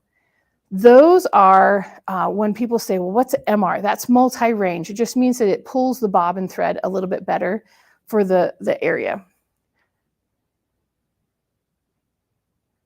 So winding your bobbin. We talked about that both machines have a bobbin winder on them. It walks you straight through how to do all that so you can know exactly what you're needing to do. So again, those different tutorials on the X Elite versus the X machine. Fantastic, easy to do, all the different things. So now I've gone over a couple of different things and I want to review, especially because I'm sure people are joining us a little bit late. Maybe you were jotting something down or you were trying to get that code in. And so you're like, wait, what was she saying? I just put the code in. I didn't want to miss out. So again, the things that are the same about the 19X and the 19X Elite. Throat space. 19 inches of throat space is completely the same. So we have 19 inches that once you subtract the frame, you've got 17 inch of quilt area. You've got the edge warning, both machines. It's not just about the X Elite that gets the edge warning because it's fancier. The X has that as well. 4 stitch modes, precise, cruise, and based. Those are all regulated stitches. And then you got manual in case you're wanting to do some extra things not regulated. Adjustable handles, right? We talked about our adjustable handles, how you can pull them out, the comfort grip, the easy buttons, all that kind of fun stuff. And then we've got our 4 quick access buttons, start and stop, button up and down for your needle, and then your adjustments of whatever stitch length that you're working on. We've got the adjustable hopping foot. I forgot to talk about that earlier. So the wonderful thing about the 19 is you can do it straight on like this, or you can move it to the side. So whichever is easier for you and viewing your needle, whichever is nice. And that's on both machines. So you can adjust that hopping foot. That's different than our other, that's not available on the 16. So it's the 19X series. You've only got this. I mean, I'm selling myself on getting this 19 available. So I hope I'm selling you at it too. Also, we've got in the built-in bobbin winder on both machines. That's the same, a different motor than the front thing. So you don't have to unthread everything on the front, keep it all threaded, ready to go. And then you can put it on the back, which has that dual thread mass. So you've got the thread for the front, thread for the bobbin winder in the back. You can do them both together. Also, they can fit on all the frames we have. So the Cutie, the Q-Zone hoop, the Q-Zone Queen, the Evolution hoop frame, and the Evolution Elite frame that we've got it on right now. And touchscreens. Just because this one's smaller does not mean that we can't still use it as a touchscreen. It's a touchscreen. You can hear me, maybe it's a little tiny beep. We've got it turned down. You can go through the stitch modes. You can go through everything. It's really easy to do. Now, 2,000 stitches per minute on this machine, 2,600 stitches per minute on this machine. So that's a lot of stitches on either one, right? 600 more stitches on this side than on this side. This side, right? We went through the screen. We talked about all the things that it has just a little bit differently, that customer interface. We've got the edge warning light on and off, the dimmer for the needle down below, the bobbin estimator, the measuring tool, the calculator, the manual setting up in there. So it's amazing. Someone's saying, let's see, Tammy says all the bells and whistles. I know, right? It's almost like it can quilt it for you if you let it. But again, it's compatible with automation. So whichever frame you're going to put it on, right? You've got a Cutie frame, you've got your domestic going, you're thinking, wow, I really could use extra throat space. Your 19 can fit on there, and you can automate it. Even on the Cutie, you can get QCT, the Quilt Motion, automated quilting, design your own. You got a beginnings and a pro version. It's going to be fantastic, right? So the 19, right? If there's any questions, throw them in the comments. Let me know what's going on. I would love to hear from each of you. Tell me how the 19 can change your life, right?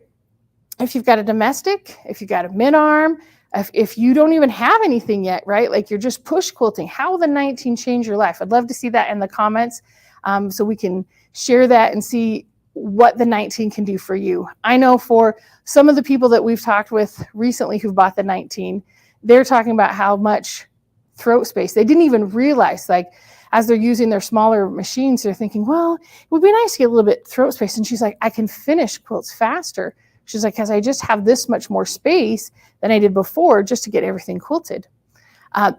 Again, about the Evolution Elite frame behind me.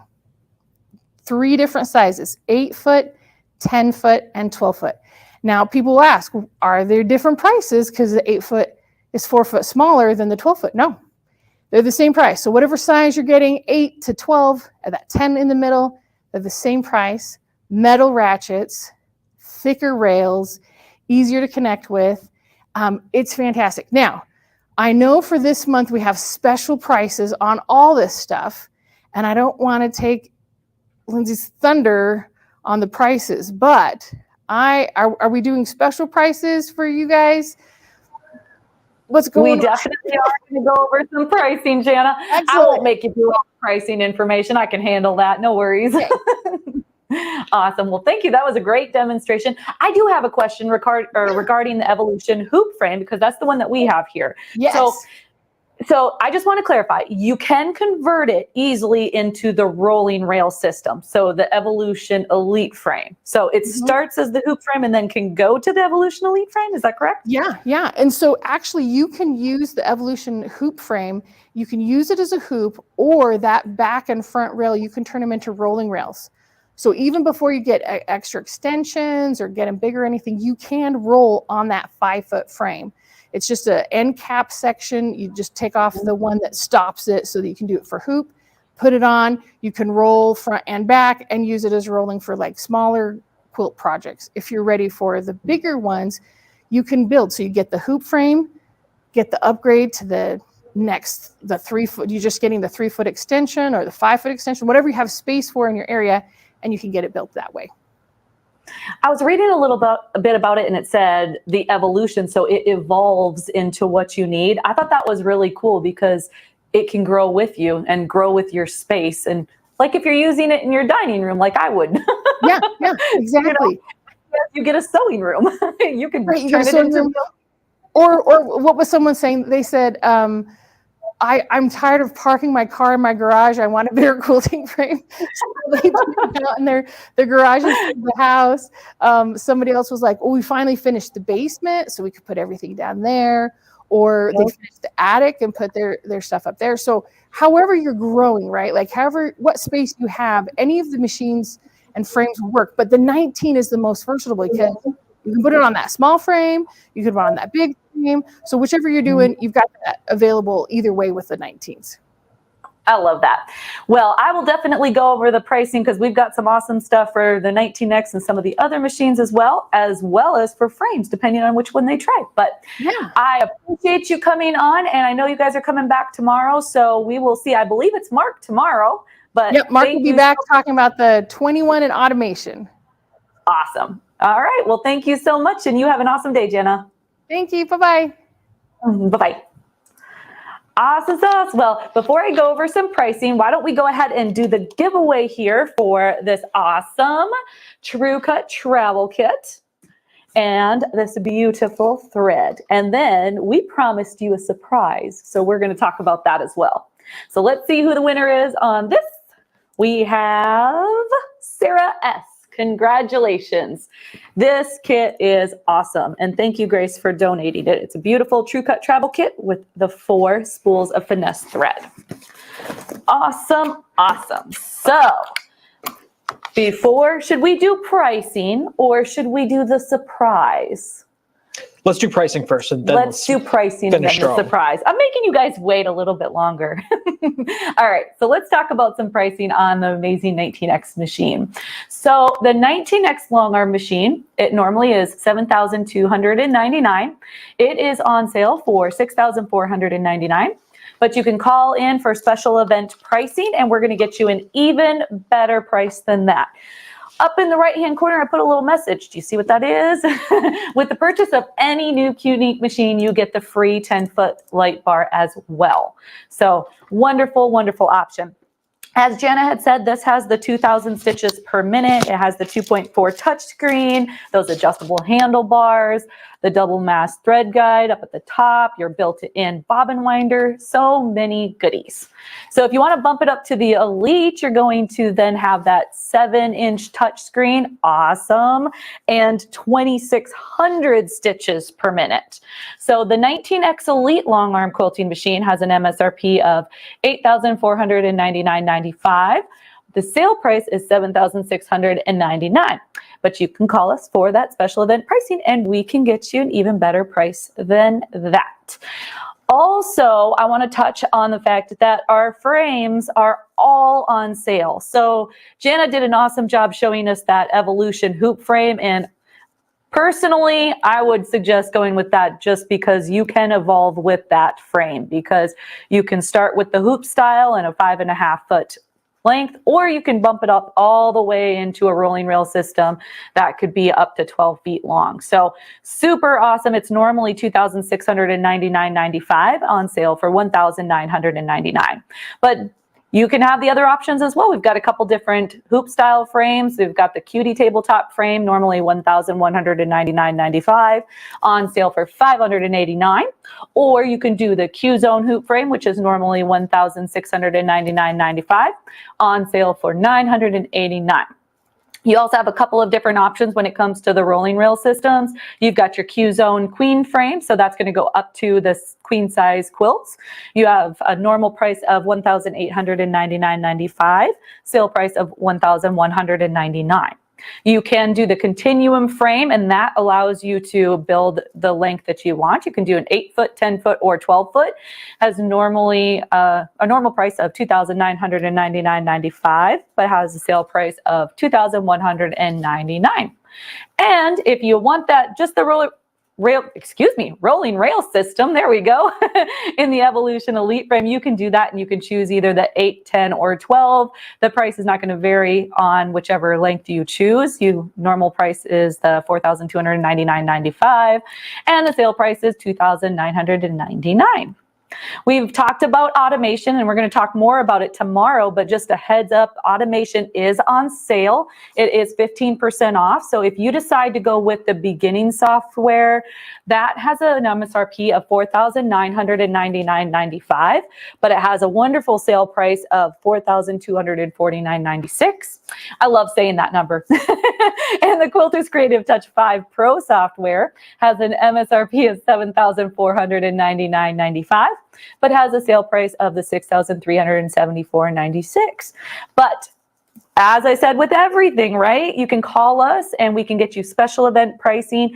You can get the setup that you want and what works best for you. So I want to talk about the special surprise, right? So we are incredibly excited to announce that the Grace Company has released a brand new machine. It's called the Unique Little Rebel Sewing Machine. This thing is beautiful, and there's some features in here that I absolutely have to point out. So first off, this machine is available for pre-order. So wonderful. They just released it. We are one other company that has been able to announce it. So we are very honored that we have the opportunity to talk about it. The Rebel is incredible. They were listening to what you as a sewer, as a quilter, what you were needing, what you are wanting, and they did it, and they did it well. So let's talk about a few things that are really cool about it. It is, let me get my notes here. I wrote a bunch down. So 1,600 stitches per minute for this machine. That is awesome. If you notice in the picture, it is on a frame. It is compatible with any of the Grace frames. You just need a carriage because it does have a flat bottom, right? It's not like your 19X that you had just seen that has the rolling legs essentially, but it has the flat bottom. So you would just pair it with a carriage and put it on any one of those frames. Very cool. Also, it is a straight stitch only, and it has that 1,600 stitches per minute. It has a 13-inch throat space. So when I'm talking about throat space, we're looking at that distance right here, right? From your needle over to the machine. It has 13 inches. So you could have it on your table and sew, or you could pair it with a frame and have that nice distance to be able to quilt quite a bit before you have to move your quilt. Also, it has an M-style bobbin. So with a lot of the domestic machines, you're looking at a smaller bobbin, which is an L-style. So it doesn't hold as much thread. But with an M-style bobbin, you've got a bigger bobbin, so you're holding more thread so you can sew or quilt longer. So always saves you time, right? We've got a ton of specs on our website too, so you are able to look at it. It is available for pre-order. I believe they're going to be shipping in September. So you can be one of the absolute first people to get your Little Rebel ordered. I also want to talk about that it has a high-powered motor. So for thicker fabrics, you have no problem sewing through the thicker fabrics. It has a manual tension. You've got a printed thread guide on the whole side of the machine, so you can easily thread your machine in case you're looking at it and going, I don't know what to do. Walks you right through it, super easy to use. You've got that nice front-loading bobbin that Grace is so good at. It also has, a dual thread mast, which is really cool because you can have the two spools up there, right? And then the last thing, I just want to make sure that I'm saying this and saying it nice and loud and clear. You get stitch regulation, you guys. Everybody listen, that is so, so exciting. How many times have we asked, can I get stitch regulation on my regular sewing machine? And the answer is always no, right? But Grace did it. they went ahead and put the little Rebel. They have stitch regulation. You even have the option of clicking a little button on it so you can turn it off if you're doing regular sewing. But if you're doing free motion sewing, you're able to turn it on and have nice regulated stitches. So you're going to have those beautiful, even stitch lengths. So I'm super excited. I'm kind of like shaking over here. I don't know. Is there anything that I need to add? I'm just really pumped that we get to feature this machine. There's two things. I'm so excited. The first thing is to clarify, this is a sewing and long arming machine. That is mind blowing. That's incredible. Because we've seen, there's sewing and embroidery, there's sewing and quilting, but like long arming and sewing machines have kind of been a separate thing for the most part. So you have to get your sewing machine to do your piecing, and then you have to throw it onto your frame with your long arm to do your long arming. This one is a 2-in-1 essentially, from what I understand. Yeah, that's what I'm guessing too. I mean, like if you had it on your table, you could be sitting here, plop it on your table, piece your quilt, right? Then you could have your frame that you just got at a fabulous deal, by the way, right? And then you pair it with a carriage and you pop that machine on your frame. No way. Wait, you know what Chris just said? What?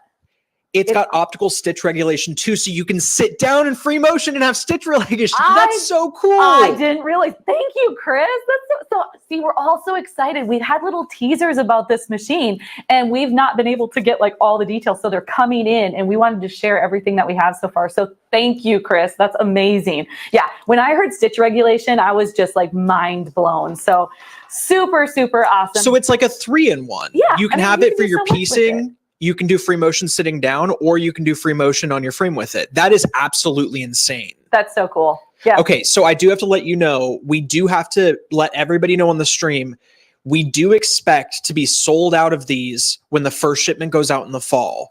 So if you want to get yours for Christmas, if you have somebody in your life or whatever, you want to buy yourself a Christmas present, it's recommended that you place the pre-order closer to summer so that you don't get outside of the first shipment. Okay. You want to be part of the first shipment, then you have to order sooner. Awesome. Thank you for saying that. Okay, so I'm actually going to peek in the comments because I'm hoping people are like hollering, woohoo. One more thing, we should be showing one tomorrow with Grace. They should be demoing it tomorrow. So tune in tomorrow if you want to see it in action. We're going to do everything we can to get it on the stream tomorrow so you can see exactly what the little Rebel is like. Awesome. And yeah, and Mark will be back, so he will be able to tell us all about it. So that's super cool. But it is on our website, so you are able to go there and it'll be displayed and you can see all the details. There's going to be different packages available, if I am correct. They're going to have just a little rebellion. How cute is that? You're going to have the option of doing the machine as well as the My Comfort Cutter. And I will address that, Renee, in just a quick second. And then also shaking up the system. That's going to be the machine as well as a variety of accessories. And then the last one, you can do an option of full-on anarchy. I think that's super cute. And that's going to be the little Rebel along with the automation. So the QCT and then the new Cutie. So super, super cool. Renee, your question, will there be a Sew Steady table available for this? I am sure they are going to have that available. Sew Steady, Stacy is actually coming up. I believe she's our next segment.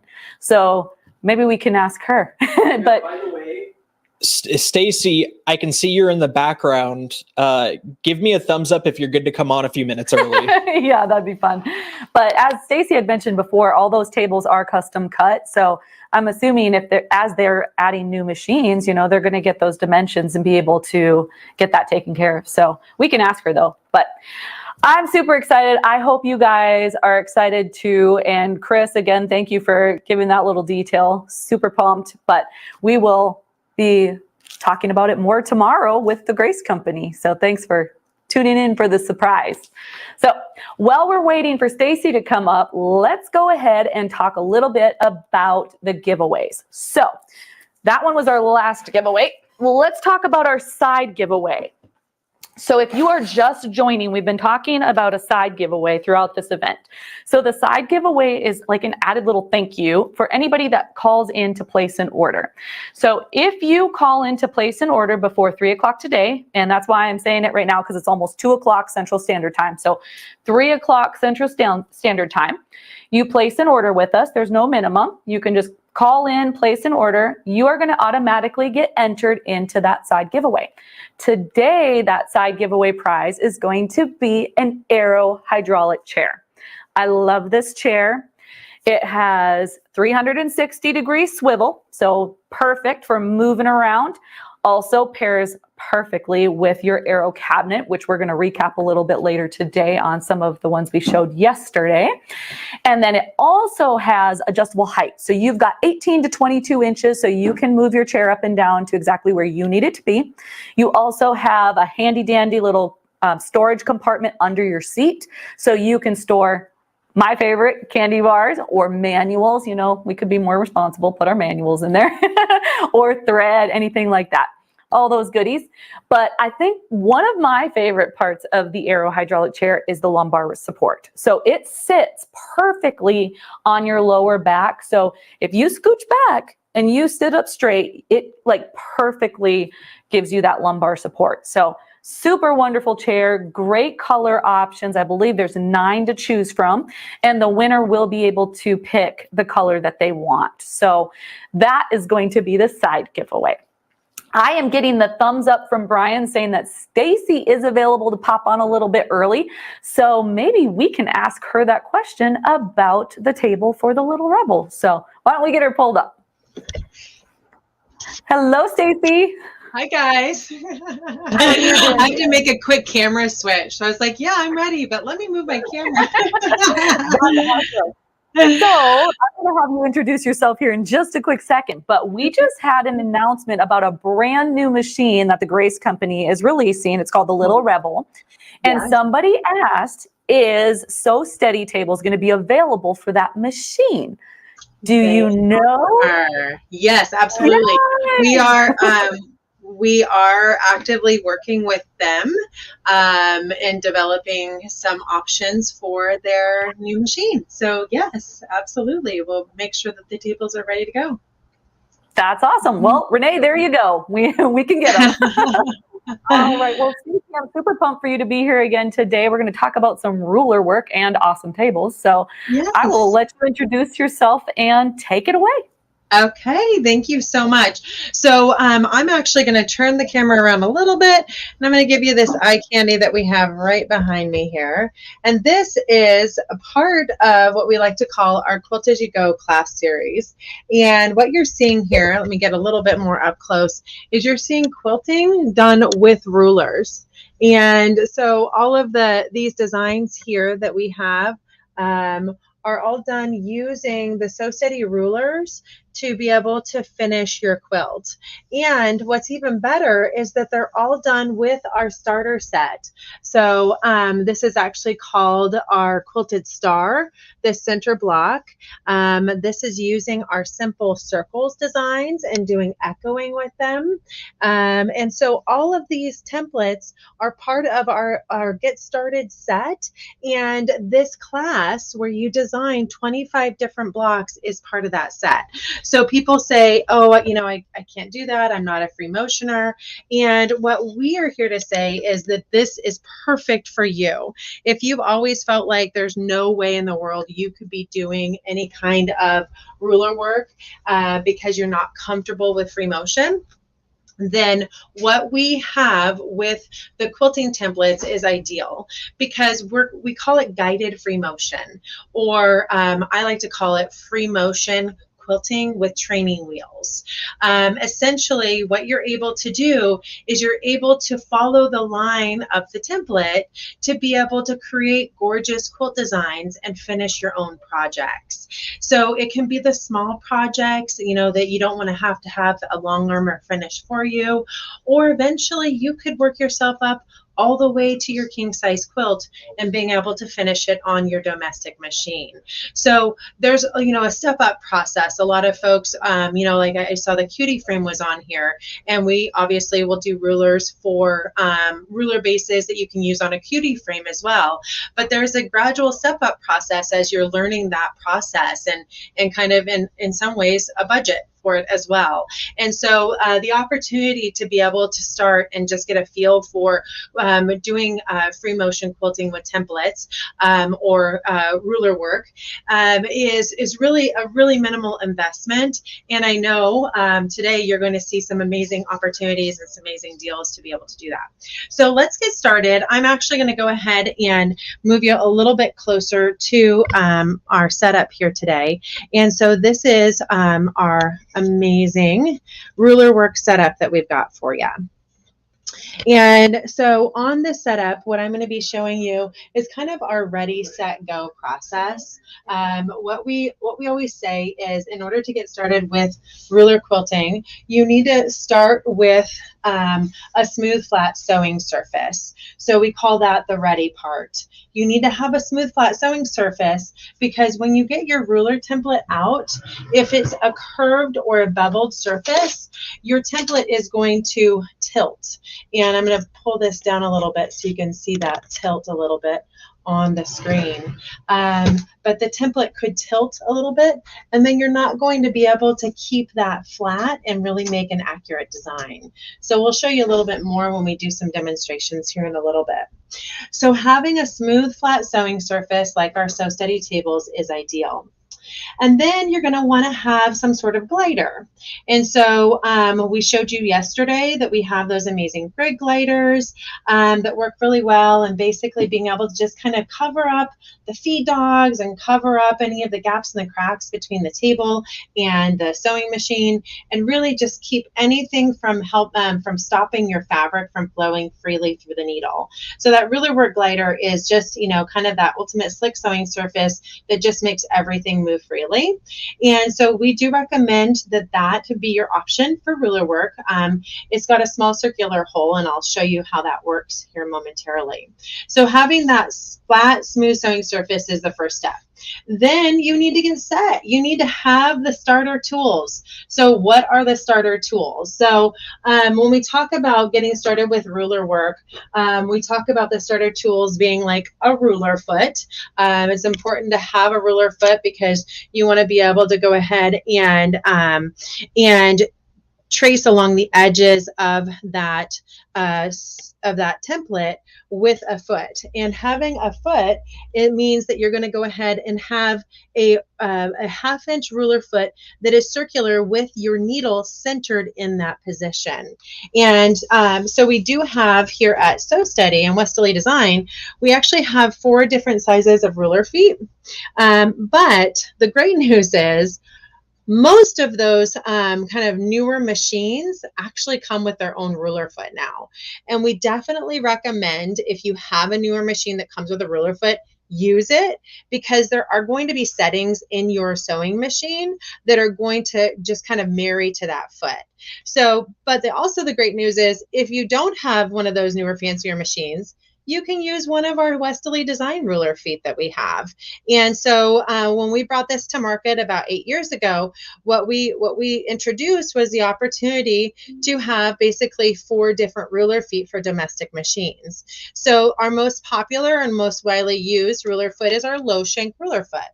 And that's the ruler foot that's going to go on, you know, probably 60 to 70% of the machines that are on the market. And those are all machines that basically have a distance of just 1/2 of an inch from the needle, I should say from the screw hole on your foot, on your bar there, to the needle plate. So it's just a 1/2 inch. And you can do that measurement yourself. All you would do is you would go ahead and put your foot in the down position, and then you would measure from that screw hole down to your needle plate, and you would know if your machine is a low shank or a high shank. It's that simple. And then once you go ahead and identify what shank size you need, you're able to go ahead and get the correct ruler feet and templates. And the other great news is you don't actually even have to do all that math. You just have to tell us what make and model of machine you plan to use these tools on, and we'll get you out the right templates. So you don't have to be an expert on that. But that's why there are a few options. And the big piece is that we want to get you a foot that's going to allow you to have the correct height to be able to really marry up to the templates well. So we come with the ruler foot. That's the next step. And then from there, we have our starter set. And so I'm going to go ahead and introduce to you our starter set. And then we're going to go ahead and just kind of dive in, and we'll do a little bit of examples of doing some ruler quilting. And we'll talk about some of the things that come up along the way, and what those tools are going to be used for, and how we can help you with solving some of those maybe concerns or problems that you've had. So again, we call it free motion quilting with training wheels or guided free motion. And again, the ability to be able to quilt your own projects is really, really amazing, because obviously we have so many things that we love to create at home. But if you don't have the ability to finish your own project, it also kind of makes you feel like maybe you didn't complete the whole thing. And so we're giving you the opportunity to really confidently finish your entire project on your own. And so oftentimes you'll see us just kind of starting off with a quilt sandwich. And this is what I would consider just a practice sandwich. But ultimately your goal is going to be that you're able to go ahead and finish your own quilt with your with these rulers. So there's going to be times where you have a full quilt that you want to, a quilt top that you want to go ahead and finish. And so I'm going to show you in a little bit what kind of tools we've developed to help you finish an entire quilt top, manage that extra bulk as you're pushing it through the sewing machine area, and really successfully be able to quilt on your domestic machine, because that is a big piece of it as well.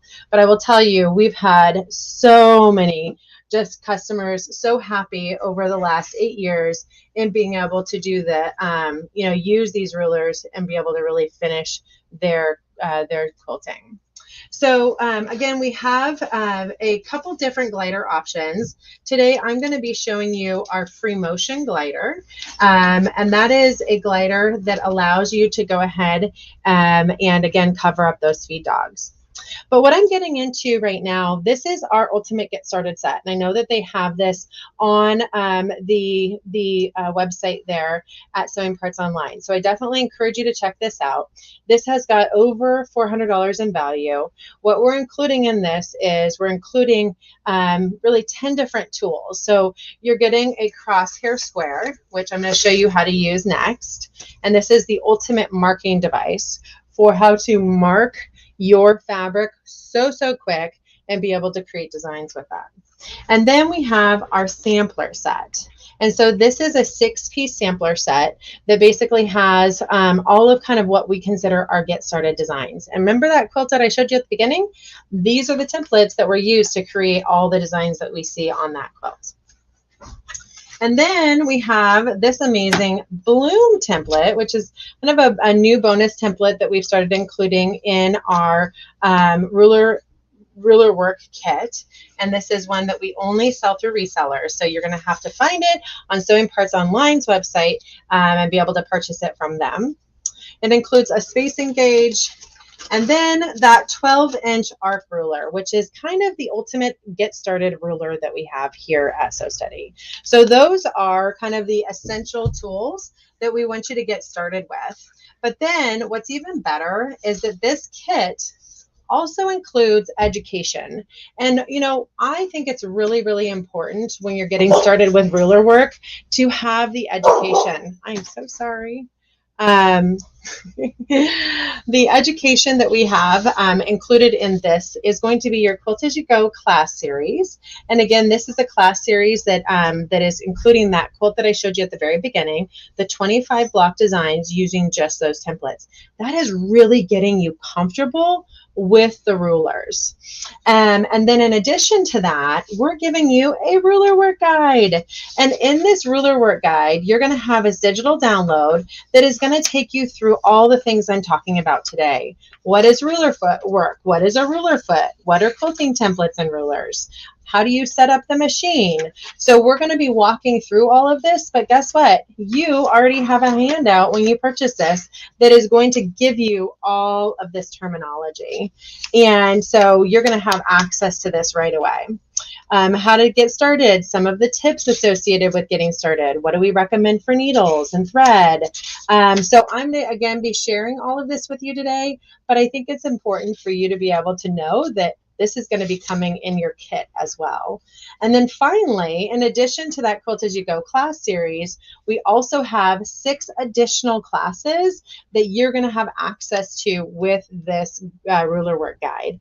And these are all really cool classes that just use those templates that I've already shown today that are part of this kit. So when we talk about getting you started with education, guys, we are getting you started. We're hooking you up, making sure you feel like you are going to be able to be successful getting started with quilting with templates.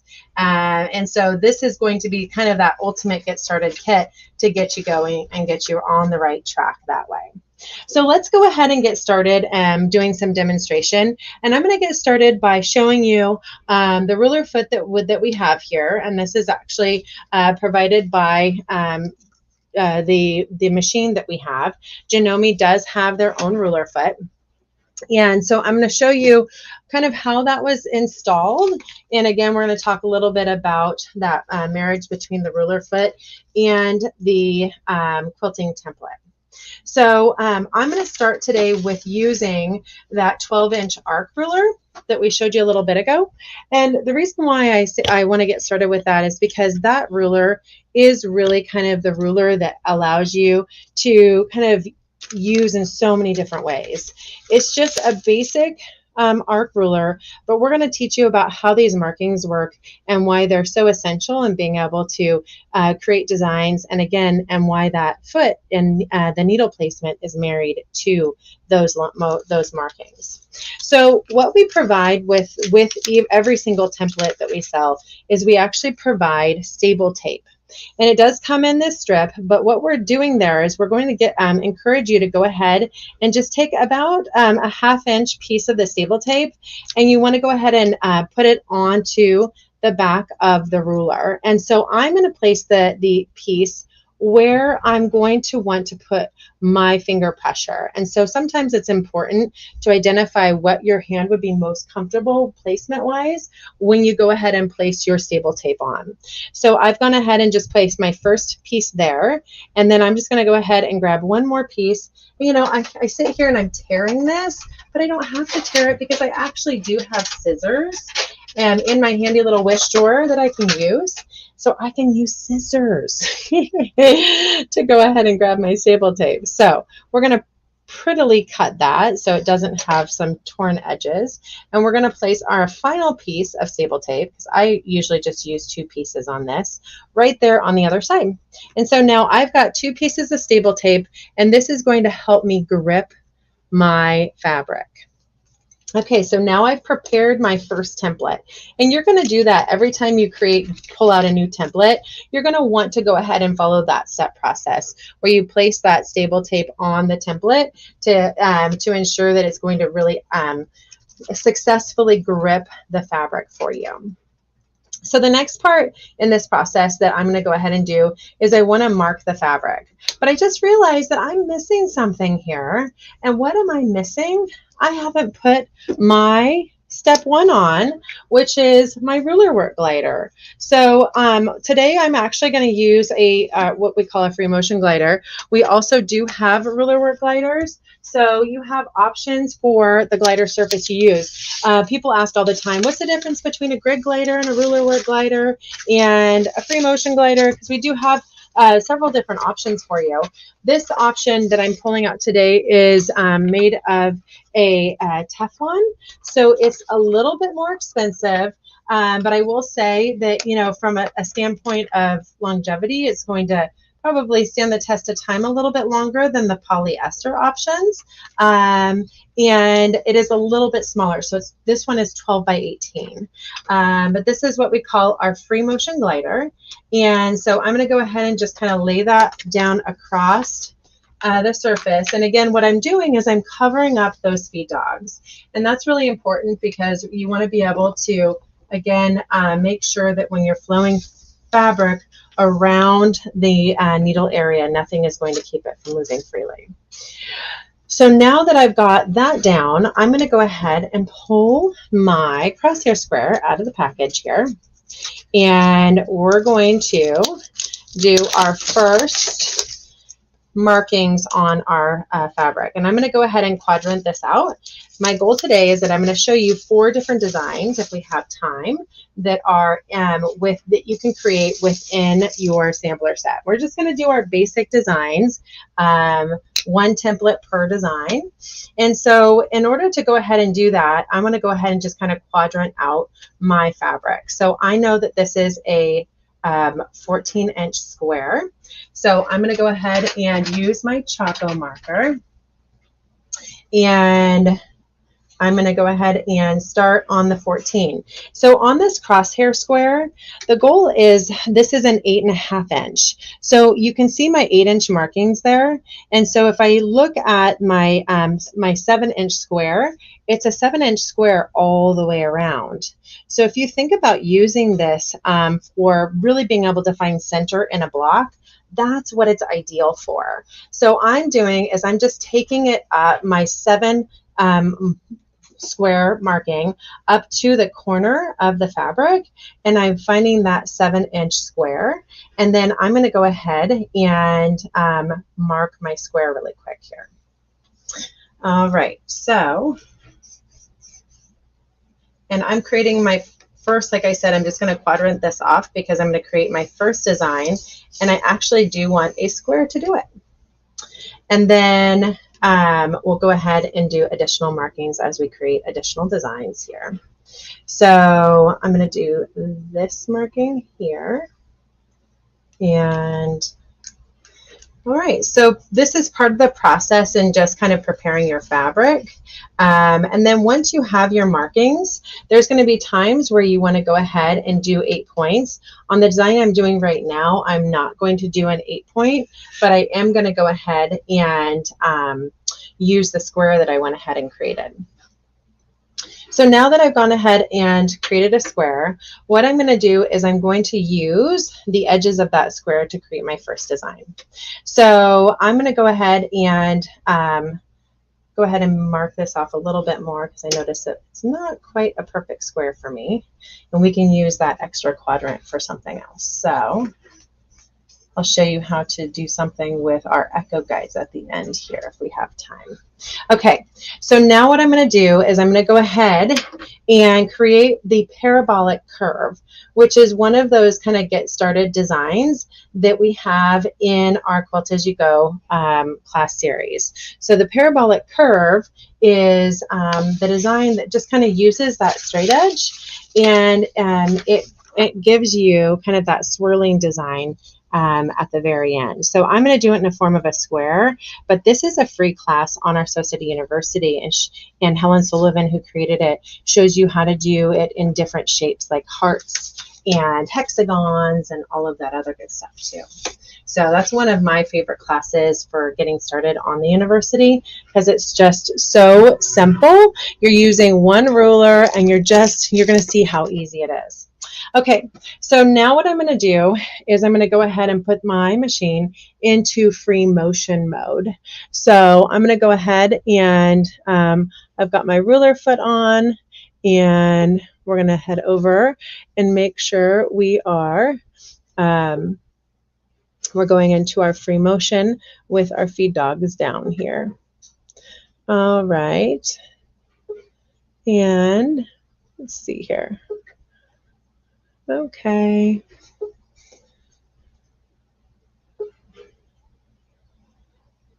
Let's see. Free motion, I found it. I feel so lucky here. Okay, so now we are in ruler work mode, which means that the feed dogs are down. So that's important to discuss too, because sometimes when you get into free motion mode, it's just meaning that you're setting your stitch length to 0. And that's in a situation where maybe you don't have the luxury of being able to type into the machine free motion mode, like I just did. Not every machine, actually most machines don't have that feature. here. And so when you want to go ahead and get your machine into that position, you're oftentimes going to go ahead and just put it into drop the feed dogs, and then set the stitch length to 0. And so if you can't drop the feed dogs, then you're going to want to go ahead and cover them up like we did with this free motion glider. Notice that it's covering up the feed dogs, and just the needle hole is coming through with that circular hole on the glider. And then otherwise you would want to go ahead and make sure to do that, because you want your foot to be able to move freely left to right and front to back. And that's just a really big piece of that.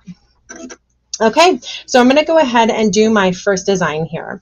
And so my goal is that I'm going to go ahead and finish this line at about a 1/2 inch away from the edge of the template, which ultimately, because my ruler foot is a 1/4 inch away from my template, if I use my 1/2 inch marking here, then my overall design is going to be a 1/4 inch away. Now, in light of wanting to speed things up a little bit today, I'm actually going to use my full inch marking. So that means that I'm going to be about 3/4 of an inch away from the actual foot when I do my final stitch design. So let's go ahead and start a little bit slower here. And then I'm just going to go ahead and really, when you talk about the speed of doing ruler work, if you have the start-stop feature on your machine, that can be really helpful because you can just focus on actually being able to move at a consistent speed. And really, determining what that consistent speed is kind of up to you. But I definitely would say that, getting comfortable with a consistent speed is definitely important. So then the next piece to that is I'm going to go ahead and take my gauge again. Again, my goal is just to be consistent with my sizing. So I'm just going to be 1 inch away from the edge of the fabric, which again is going to end up being a 1/4 inch away from the edge because of my foot position.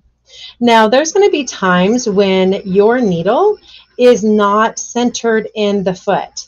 This is going to especially be true when you're doing ruler work, maybe with a Westerly foot or a foot that doesn't have the settings built in. And in that scenario, you're just going to need to move you're going to need to move left to right with your foot. If there's ever a time when it's actually not center and you're in its front to back, then you actually have probably one of those high-speed quilting machines. And in that scenario, you're going to want to go ahead and get a different type of ruler foot. We call it a high shank special. And that's when your foot is just a little bit further away from the bar.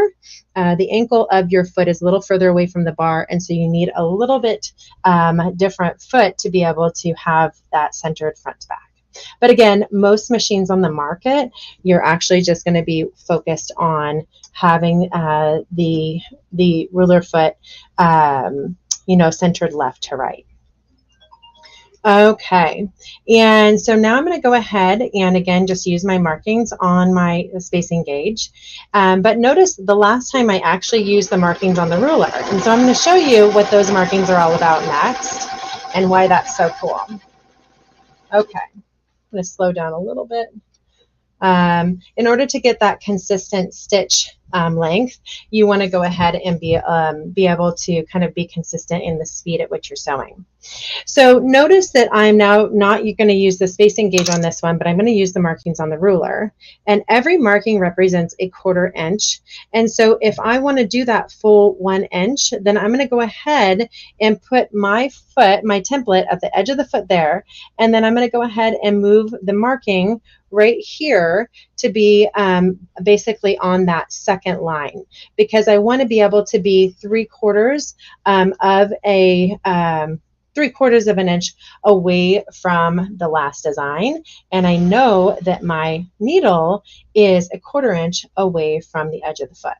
So again, it's just kind of that math. And we always love to say that Leonie is a math genius because she figured it all out for us. We don't have to do all of that because she's got it built into the markings on these templates. So we don't have to figure out how to do all of that and be able to do it successfully.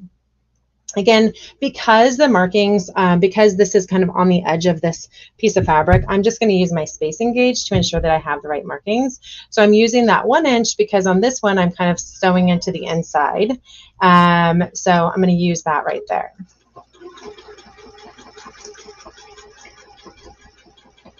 Okay. And so you kind of get the gist of it. We're making a parabolic curve here, guys. And every time I'm just stopping on the stitch line. And that's really important to note too. When you're doing quilting with rulers, that's why we sew a little bit slower. Leonie West, the designer of this template line, she always likes to say, this is not a race. This is a leisure sport. You do not need to sew fast. A lot of times you learn in free motion quilting that you're going to, get more comfortable, more accurate if you're going fast. In ruler work, you want to be able to have those precise designs. So you want to sew a little bit slower to ensure that you get those precise designs and stop on that stitch line. And so you're just going to go ahead and kind of get into this rhythm and you're going to get lost in it. I guarantee it. Once you try it, once you lock yourself in a room for the first time and just try doing ruler work, you're going to just realize just how relaxing it can be. So here's another tip I love to share with everyone.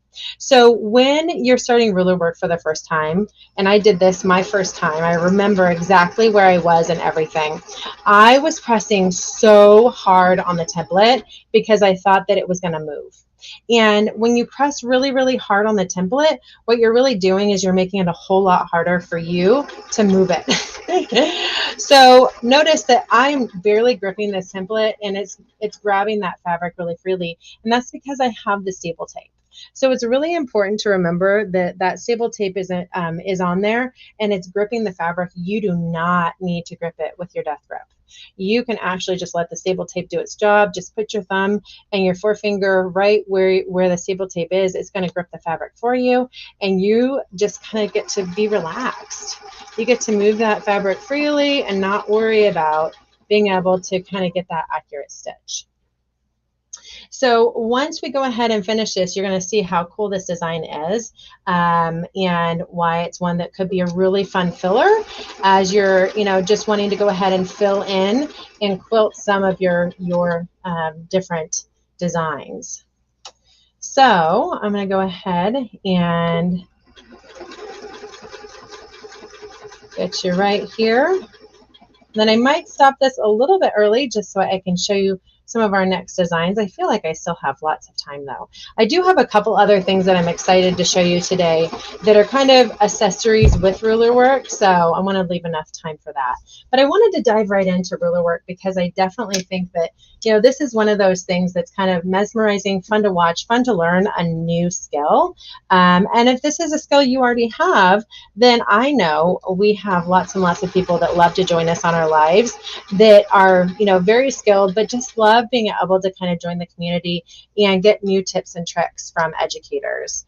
And we do have probably, I'm gonna lean to say that we probably have more education for ruler work than any other company out there. We actually have over 250 ruler work classes on our So Study University.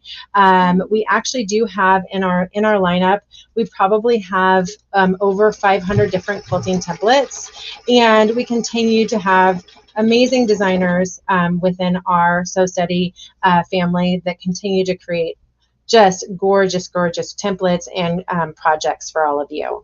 So of those 250 classes, about 150 of them are actually beginner classes. So we consider it beginner when you're just kind of doing basic quilting and following steps. You might be combining rulers to create designs, but it's not going to be anything that's too advanced. Then we do have many of our classes also include this technique called temply, which I'll show you in a little bit, but that's where you lay your fabric and do cutaway. And that gets really cool because it's basically like reverse applique, and you create these amazing projects with it.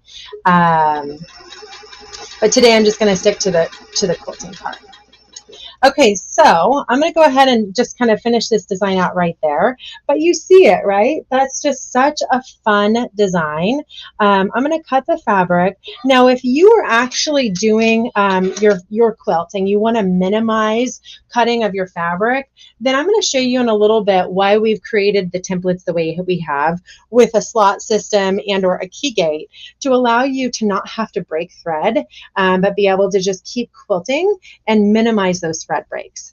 Now, I will tell you that typically we recommend burying your thread. So you would go ahead and pull the thread up when you get started with it. And then at the very end, you would leave a little extra hanging off so you can then bury the thread with our self-threading needles that we recommend. But this is our parabolic curve, guys. That's our first design that we have in our Sew Steady and Westerly design starter set, and kind of our first design in our class series that we include with that beginner kit. So the next thing I wanted to show you is I thought we should dive in to one of the sampler set designs. And so today I'm going to go ahead and show you one of our spinning designs because I think it's really fun to see how spinning designs work.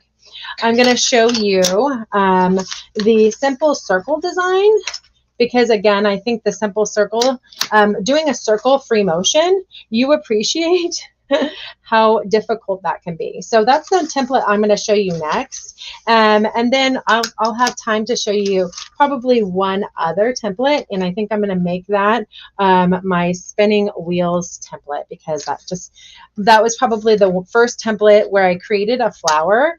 And I just felt like, oh my goodness, I can do this. Like I can quilt and make it look good. Again, that's the big thing, right? We want it to look good. We don't want to finish our projects and feel like we just screwed up that whole patchwork piece that we were working on with bad quilting. And but then give yourself a little grace, right? Because you got to do that 10-foot rule. You got to be able to step away from it and not hyper focus on maybe this little, wonky stitch or, this little spot over here. You need to be able to allow yourself a little bit of grace when it comes to quilting. And, it's going to look a little bit more handmade if it has, a little bit of an extra stitch here or there. If it's perfect, then it's going to be, definitely have more of that store-bought look or, maybe machine digitally quilted look. And, it really is just kind of up to you what gets you most excited. There's so many different things that we can do in our sewing room, but I will tell you, I get so excited to get into my sewing room when I watch so many of my educators in creating just gorgeous designs and inspiring, on what you can do with rulers and what you can do in creating these pieces that I would love to put on my walls in my home. In fact, I'm working on the dream panel right now, and one of our educators, Donna McCauley, has created the dream panel, which I think I showed a lot of you guys yesterday, but you can see it right up there. That's one of the dream panels that another one of our educators created a while ago, and that's all ruler quilted. So I'm working on mine right now, and it's such a fun, inspiring project. Okay, so the next thing that I'm going to do is I'm going to go ahead and do an 8-point crosshair marking. So earlier we just used the outside edges of this to be able to do the markings, and we identified that that we have up to 8 different squares built into this crosshair square. So it starts at 2 inches and goes all the way up to 8 inches in square markings. So what I'm going to do is I know that this square is approximately 7.5 inches. So I'm going to go ahead and just put my marking and line it up to the center, and then line it up left to right and front to back at that 7.5 mark. So now I'm going to use my Choco liner. This is something that fits really, really nicely into the slots of this of the crosshair square, and I'm just going to make my markings.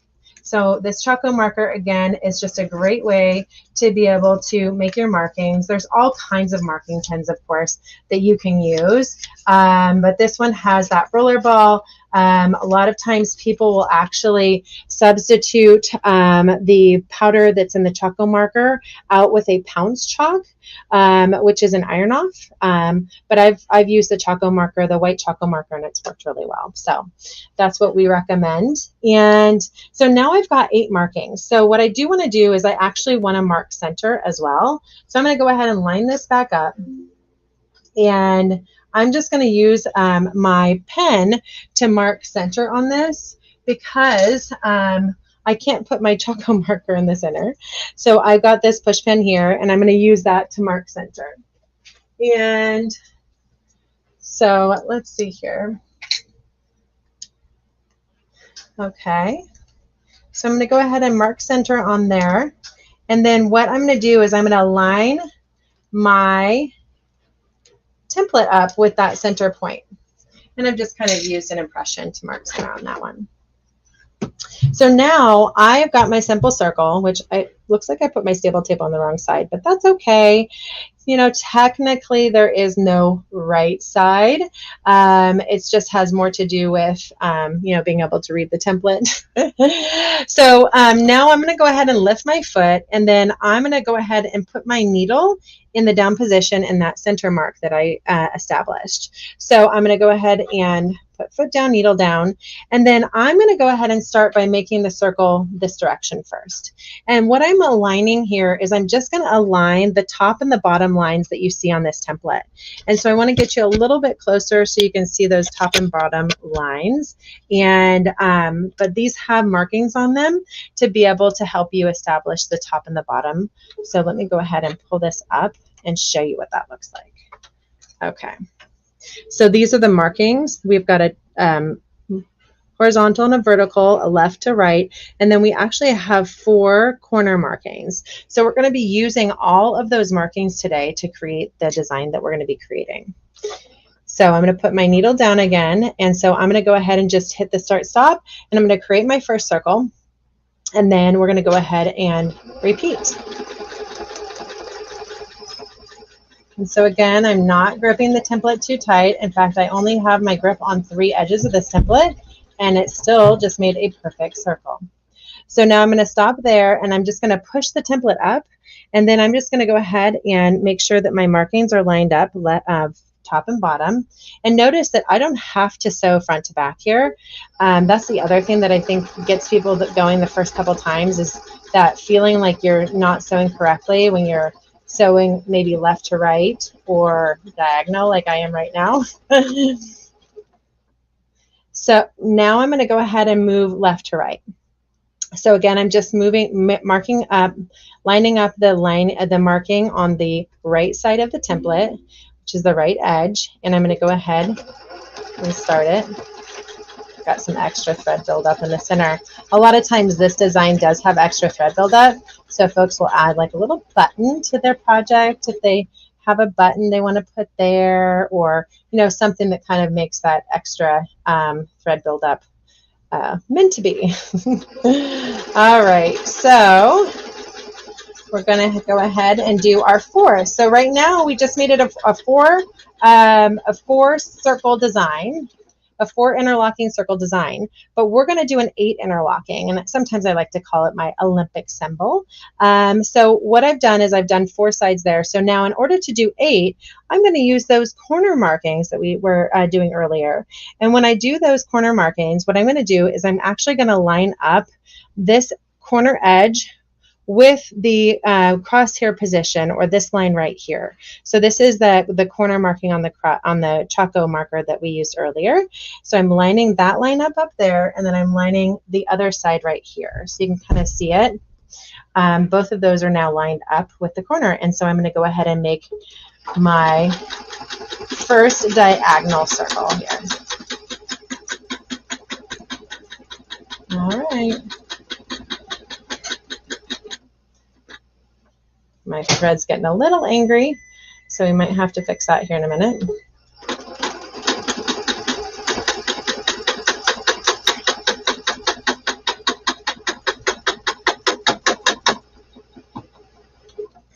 Okay, so now I've done 6 interlocking circles, and so the next interlocking circle that I'm going to do is I'm going to go ahead and do the one that's coming down towards us. So again, I'm just lining up my diagonal line right there, and I've got my other diagonal line lined up in the back. You kind of sometimes want to see behind the needle area, so you got that, and then we'll just do our start stop, and look at that, my thread broke. We knew that was going to happen. So let me go ahead and show you, and then I'll fix the thread here in a minute. But in the meantime, I'm going to show you a couple of those other tools that I want to show you. I want to make sure we have time for that. So this is a 6-point interlocking circle. When I add the final 2 circles, we would have an 8-point interlocking circle right there. So we would have basically the opportunity to show off 8 different designs, and I can cut off my extra thread here and make this look a little bit prettier. But this is basically the first 2 things that you're going to get with your starter set. You got your simple circle, it's a 2-inch simple circle, and you've got your 12-inch arc. And look at those 2 designs that we can do right there. The final design that I want to show you today is actually a design where we're going to be combining 2 of those templates. We're going to be combining our amazing Circles on Quilt Spinning Wheel 36 with our 12-inch arc ruler that we used earlier. I'm going to show you how to start making that quilted star that we saw in the center of that gorgeous block. But in the meantime, what I want to do is I want to introduce to you one of those big questions. Like, this is also cool, and love the idea of finishing my own quilts at home, but I also feel like this is something that isn't really answering finishing my own quilts, because this is actually you're using a square, and I have a bigger project that I want to do. So I want to talk a little bit about the opportunity to use our amazing suspension system. Again, we showed that off a little bit yesterday, but I will go ahead and show it off again today and show you what that's all about. Being able to use the suspension system to go ahead and finish your quilts is going to be a huge option for you for being able to do those bigger projects. Now, some folks have been able to figure it out along the way. Maybe they've had the opportunity to use maybe they've had the opportunity to have a long arm, or to buy one of the sit-down long arms, so you've got just more work surface. Maybe you have a really big sewing room like my mom, and you're able to go ahead and have multiple cabinets set up that are all the same height. So we've all kind of created our own system for being able to do this. But I will tell you, the suspension system is so amazing if you don't already have a great option for being able to really handle that bulk while you're trying to finish your quilt. So what it is it's these 2 clamps, but it actually comes in either a 2-pack option, so you can get 2 arms together at the same time, or you can get a 4-arm set. So this is our 2-arm set that we have right here. And the bonus is that right now, if you purchase a Sew City table, you can get a 2-arm set for just $10, you guys. Regularly, the 2-arm set is $49. So that is a super deal. And so if you're already interested in buying a table, I highly encourage you to take advantage of that. So this is giving you that opportunity to be able to pull that bulk up and really get it kind of up off of that surface, because that that's one of those things that adds to the drag when you're finishing your quilt. Being able to manage that bulk when you're finishing your quilt or binding your quilt is a huge piece, and wanting to be able to do it at home versus feeling like it needs to go out to a long armor to help you manage. So all I'm doing is I'm grabbing these clips, and then I'm going to go ahead and use this amazing little tube here to kind of wrap that fabric around, and then it kind of secures that up there. And then we do that one more time, and we have managed the bulk of that, and we can go ahead and start quilting. And the other nice thing is that once you start that process, you can go ahead and kind of realize that you don't need to adjust those arms that often. In fact, I just was able to do this is a 45 by 60 inch quilt sandwich here, and I can do this entire 45 inch edge not having to actually adjust my arms. And so that's really helpful to know too. So once you have those arms kind of up and ready, what you're going to be getting is you're going to get these flexible arms that are going to help you kind of move the fabric and the project along the way. And so you're not going to have to worry about anything, being able to kind of getting in your way or affecting your quilt design. So that is our Sew Steady suspension system. And so that is one of those answers, hey, that's great. I see you can do it on those smaller projects, but how about finishing my big quilts that I have at home? Or even, my lap size quilt, having a bigger project, it's important that you have a solution that's going to help you do that. So that is our Sew Steady suspension system. Again, super option for you when you're doing ruler quilting, especially because you want to be able to really finish those bigger projects as well. So the next thing that I wanted to show you is actually one of those things that we, I believe, we're going to be giving away, and that is actually called our quilter's angle table. And so I have saved this because I wanted to be able to show you how you would actually put a quilter's angle table on a machine and how you would position that machine to be able to really maximize that table. So what I've done is you can kind of see that I have this machine right now. I have it angled on this tabletop, and that's for a reason, because this cutout that I'm going to introduce to you is angled in the table. And why is that? It is angled because we are trying to maximize your throat space with this cutout. So this angle is going to end up, I'm going to move this a little bit to fit the table.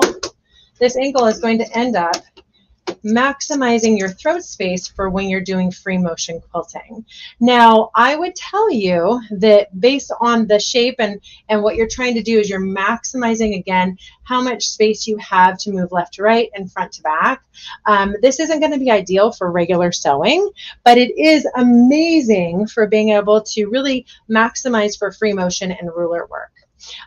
So this is, a table that I would encourage if you have maybe limited throat space with your existing sewing machine and you're looking for a solution for doing ruler work and free motion that allows you to go ahead and really kind of take advantage of your smaller bed area, but you want to go ahead and really start doing free motion and ruler work with that machine. So this machine, again, with that smaller throat space, is kind of ideal in being able to show you how that would work well. Okay, so I'm just going to go ahead and put the legs on this table, and we'll put it on there, and I'll show you how that would work. And then we'll maybe try to do our final design on this machine. Switch it up a little bit. So again, our quilter's angle table comes as an 18 by 24 table. It comes with 4 legs, 4 adjustable legs, which is what I'm putting on the table right now. And then it also comes with a suction cup leg. And we always say, take that suction cup leg and put it where you're going to need extra support. So sometimes that's going to be, to the right front area of the table on a standard table, but because this table is actually angled, I probably would put my extra support right in this area where I'm going to be putting more pressure because I'm going to be sewing kind of more at the front edge of this as opposed to sewing at facing the machine. I'm going to be sewing more towards the tip of that free arm. Okay, so I've got my table installed. I've got my ruler work design. Wait, I don't want to forget. I'm going to move my free motion glider over to this and place it onto this machine. And again, these feed dogs do drop. I've already dropped the feed dogs on this machine. I'm going to go ahead and move that needle up. And so now I'm going to go ahead and just place my glider through that area there. And sometimes it can get a little sticky. You just want to make sure, again, that you just have enough, have the hole aligned so you can go ahead and have your thread flowing freely.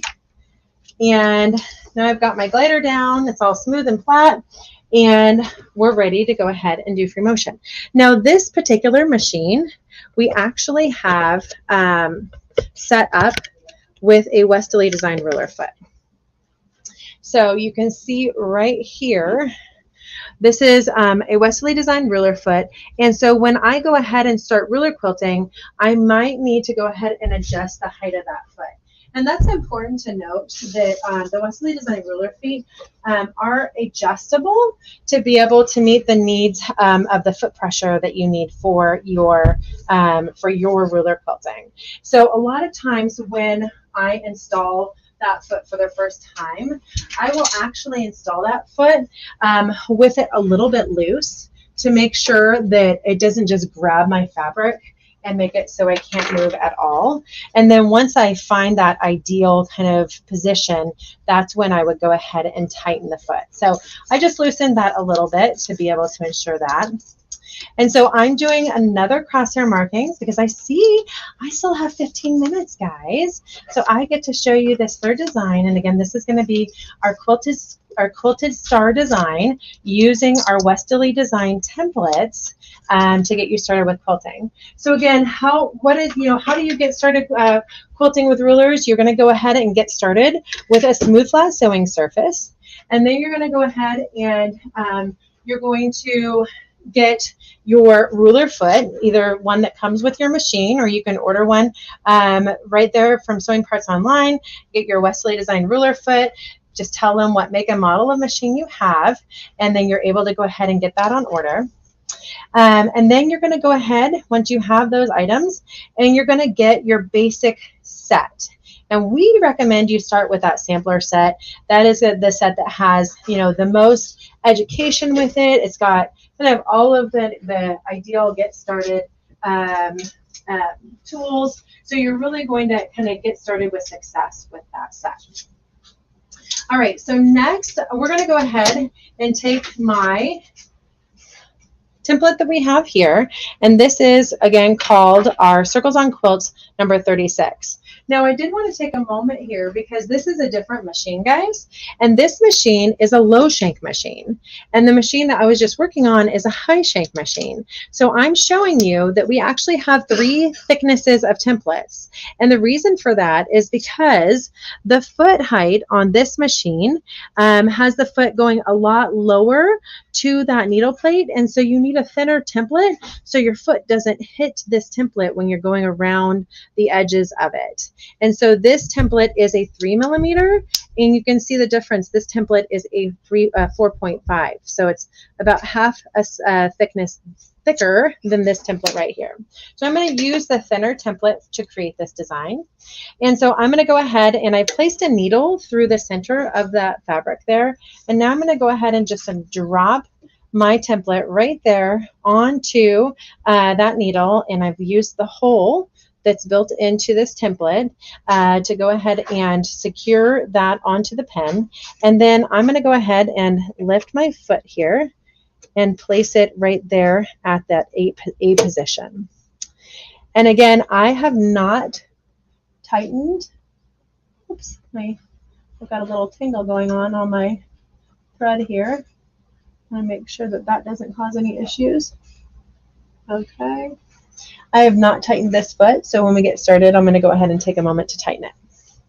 Okay, so in order to get started, I'm just lining up the template with that crosshair marking right there on the front, and then I'm just going to go ahead and press my foot pedal here, and I'm going to go along the edges. Uh-oh, looks like it didn't want to thread for me. All right, so I'm going to go ahead and get this machine threaded. Looks like I've got thread issues today. So in order to go ahead and create this design, I'm just going to be using the markings on the templates. And the markings on the templates are A to B markings. So we're just going to go ahead and kind of move the template from A to B. And then we're going to stop on B, and we're going to go ahead and pivot the template. And it's that simple. Just move the template from A to B, stop, pivot the template to the next crosshair marking, or you could pivot the template to the actual markings on the actual ruler. So you have either option there to do that. And, you know, I always love to have thread problems when doing lives, so I can seem like it's, you know, it's like I'm a real person here that has the same issues as everyone else. I am definitely not an expert quilter, guys, but I would say that I am an expert at using our tools here at Wesley Design and Sew Steady. So I'm going to go ahead and move back over to my other machine, because this one, you know, I give it 2 chances. If it's not going to work the second time, then we're going to go ahead and move over to the other machine, and we'll go ahead and finish our start over there, guys. So let me go ahead and cut my thread, and we're going to lift our foot. All right. And we'll move it back over, and we are going to show you how to make this quilted star one way or another. All right. So I'm just going to pick a little stuff out here and move them back over to the amazing, gorgeous machine that we have right here, which is so great that we have 2 machines to work with, right? All right, so this one's already set up. I just had to thread the needle, and I was being a little lazy, but I did need to show you how you can go ahead and put one of those amazing quilter's angle tables on some of those smaller machines. Again, ideal for machines that just need a little bit more room to work with. So I'm going to go ahead and get my machine threaded really quick on this side. And again, just kind of as a recap of what we talked about today, really, really ideal for you when you're doing any kind of ruler quilting to have that smooth, flat sewing surface. A lot of machines come with tables, but sometimes those tables actually aren't flat. They oftentimes have what I would consider a nice little slope or bevel to them, and when that happens, you're gonna deal with the need to go ahead and whoops, I'm gonna go ahead and just thread this myself. It looks like you're gonna need to go ahead and, you know, kind of take that out of that situation and get yourself a flat sewing surface, because anytime you are in a situation where you can't have a flat sewing surface, you're going to be, you know, kind of dealing with the tools not wanting to go ahead and stay flat on the tabletop area, and it's going to cause problems when you're doing ruler work. So I'm going to go ahead and find my scissors here.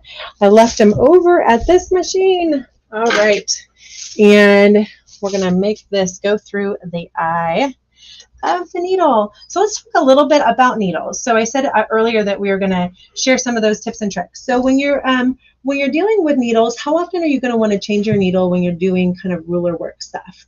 And oftentimes our educators will say that you want to change out your needles probably after a day of ruler work or 8 hours of ruler work. You do tend to wear out your needle a little bit faster with ruler work, and that's just because you're actually moving that template in multiple directions, or moving your thread and needle in multiple directions. So you're going to wear out that eye of the needle a little bit faster, and it's going to start shredding, and that's oftentimes why your thread is shredding when you're doing any kind of ruler work or free motion, is that you've just worn out that eyelet in the needle itself. So that's important to note as well.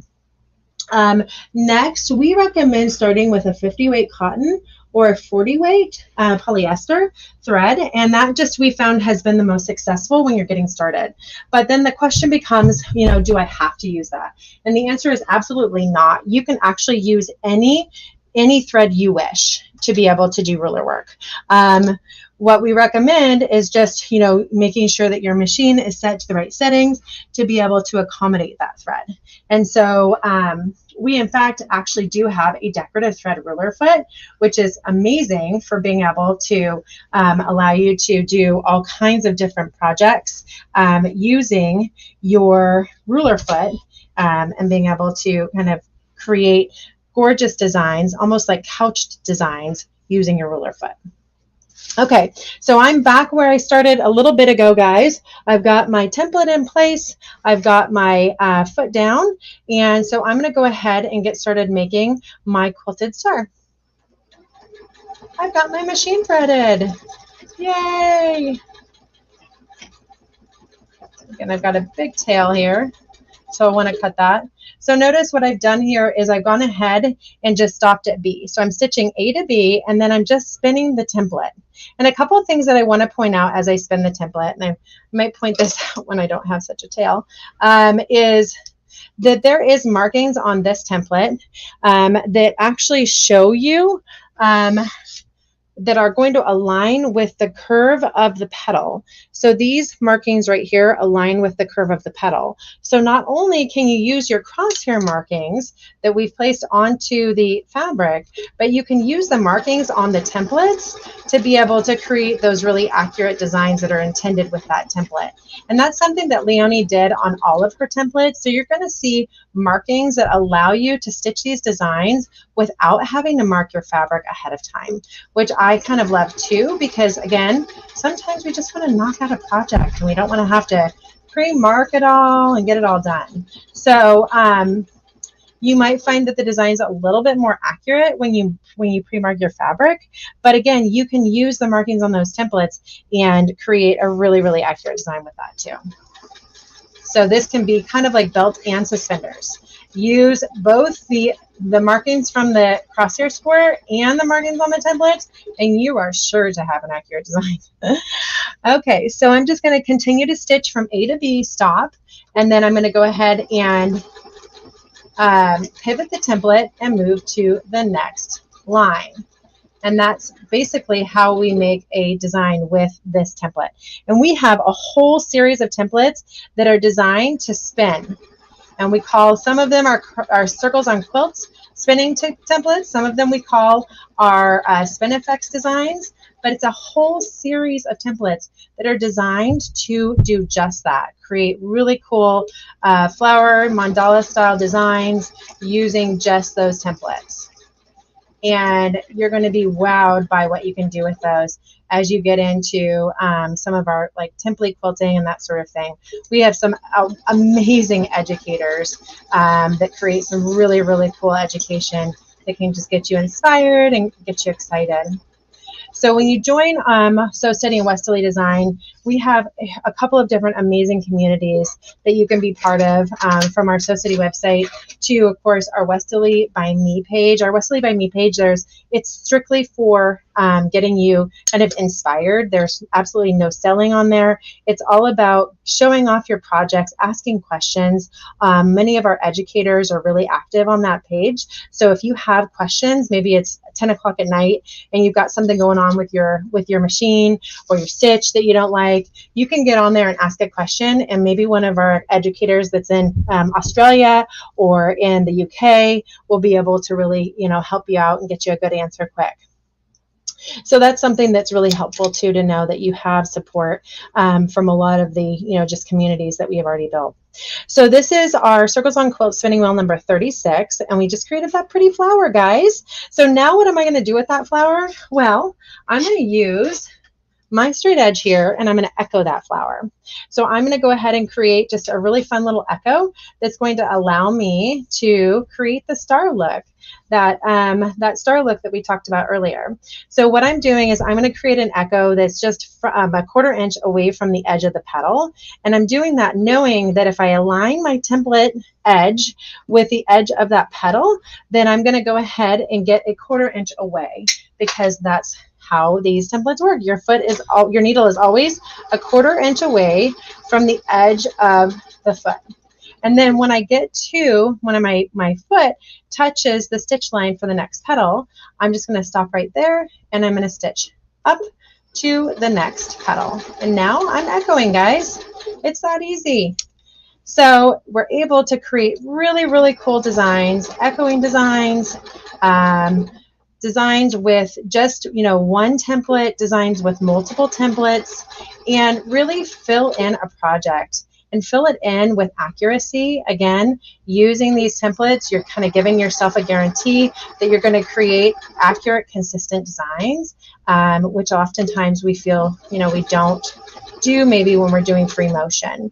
And then the other thing to consider is if you've always been afraid of free motion or you've just never been able to really get the hang of it, you should consider that this is actually teaching you with muscle memory how to create designs and really move your hands, because as you move this fabric left to right consistently, as you move it along the edges of a template, you're getting that feeling of what it takes to be able to do that freehand. And I would tell you a lot of our educators and a lot of our community has gotten a lot more comfortable with doing free motion because of their ruler quilting.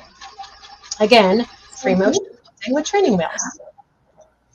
That was the perfect way to end that. Free motion with training wheels. That's awesome. I couldn't interrupt you because this is so awesome. I love it so much. You made it look so easy. We're going to go ahead and yeah, it's so fun to be able to just be on here and share with you, you know, something that we've been really passionate about for a long time, giving people that opportunity to quilt at home with success and the feeling like they can do it is really, really important to us. Well, we definitely appreciate you and all the information that you share. Do you want to go ahead and stick around while we do that giveaway with the angle table and the polish and the grid glider? Let's do it. That's awesome. And once again, thank you so much for your donations. We're super excited to give this away. So let's see who that winner is. Here we go. We're going to be learning ruler work pretty shortly. Yeah, very soon. I can't wait. Brian and I are sitting here going, oh, that's amazing. Stacy. Yeah, you guys need to start doing it. Hey, Stacy won. Congratulations, other Stacy. All right, well, thank you so much for joining us. I'm going to go over some pricing information about all your wonderful tools. Okay. So we're going to talk about some tables. The other thing, though, I do have to say, we had a couple comments saying, you know, we want to see that little Rebel paired with that Sew Steady table. So as soon as you guys have that ready. Absolutely. Yeah, we'll be ready when that machine rolls out. So yeah, we'll be able to start getting those going for you guys. If you can place pre-orders for that right now as well. Awesome. Well, thank you, Stacy. We appreciate you. We'll see you next time. Thank you. Bye-bye. Bye-bye. All right, you guys, as Brian and I were just saying, we are super excited to learn the templates and do more ruler work and just excited about it in general. So very, very cool. Once again, another wonderful segment. So thank you to all educators. This is great. I can't believe we're almost done with day 4. My goodness. But what time is it, you guys? It's 3 o'clock, right? We're going to do our side giveaway. So we had some questions regarding the side giveaway.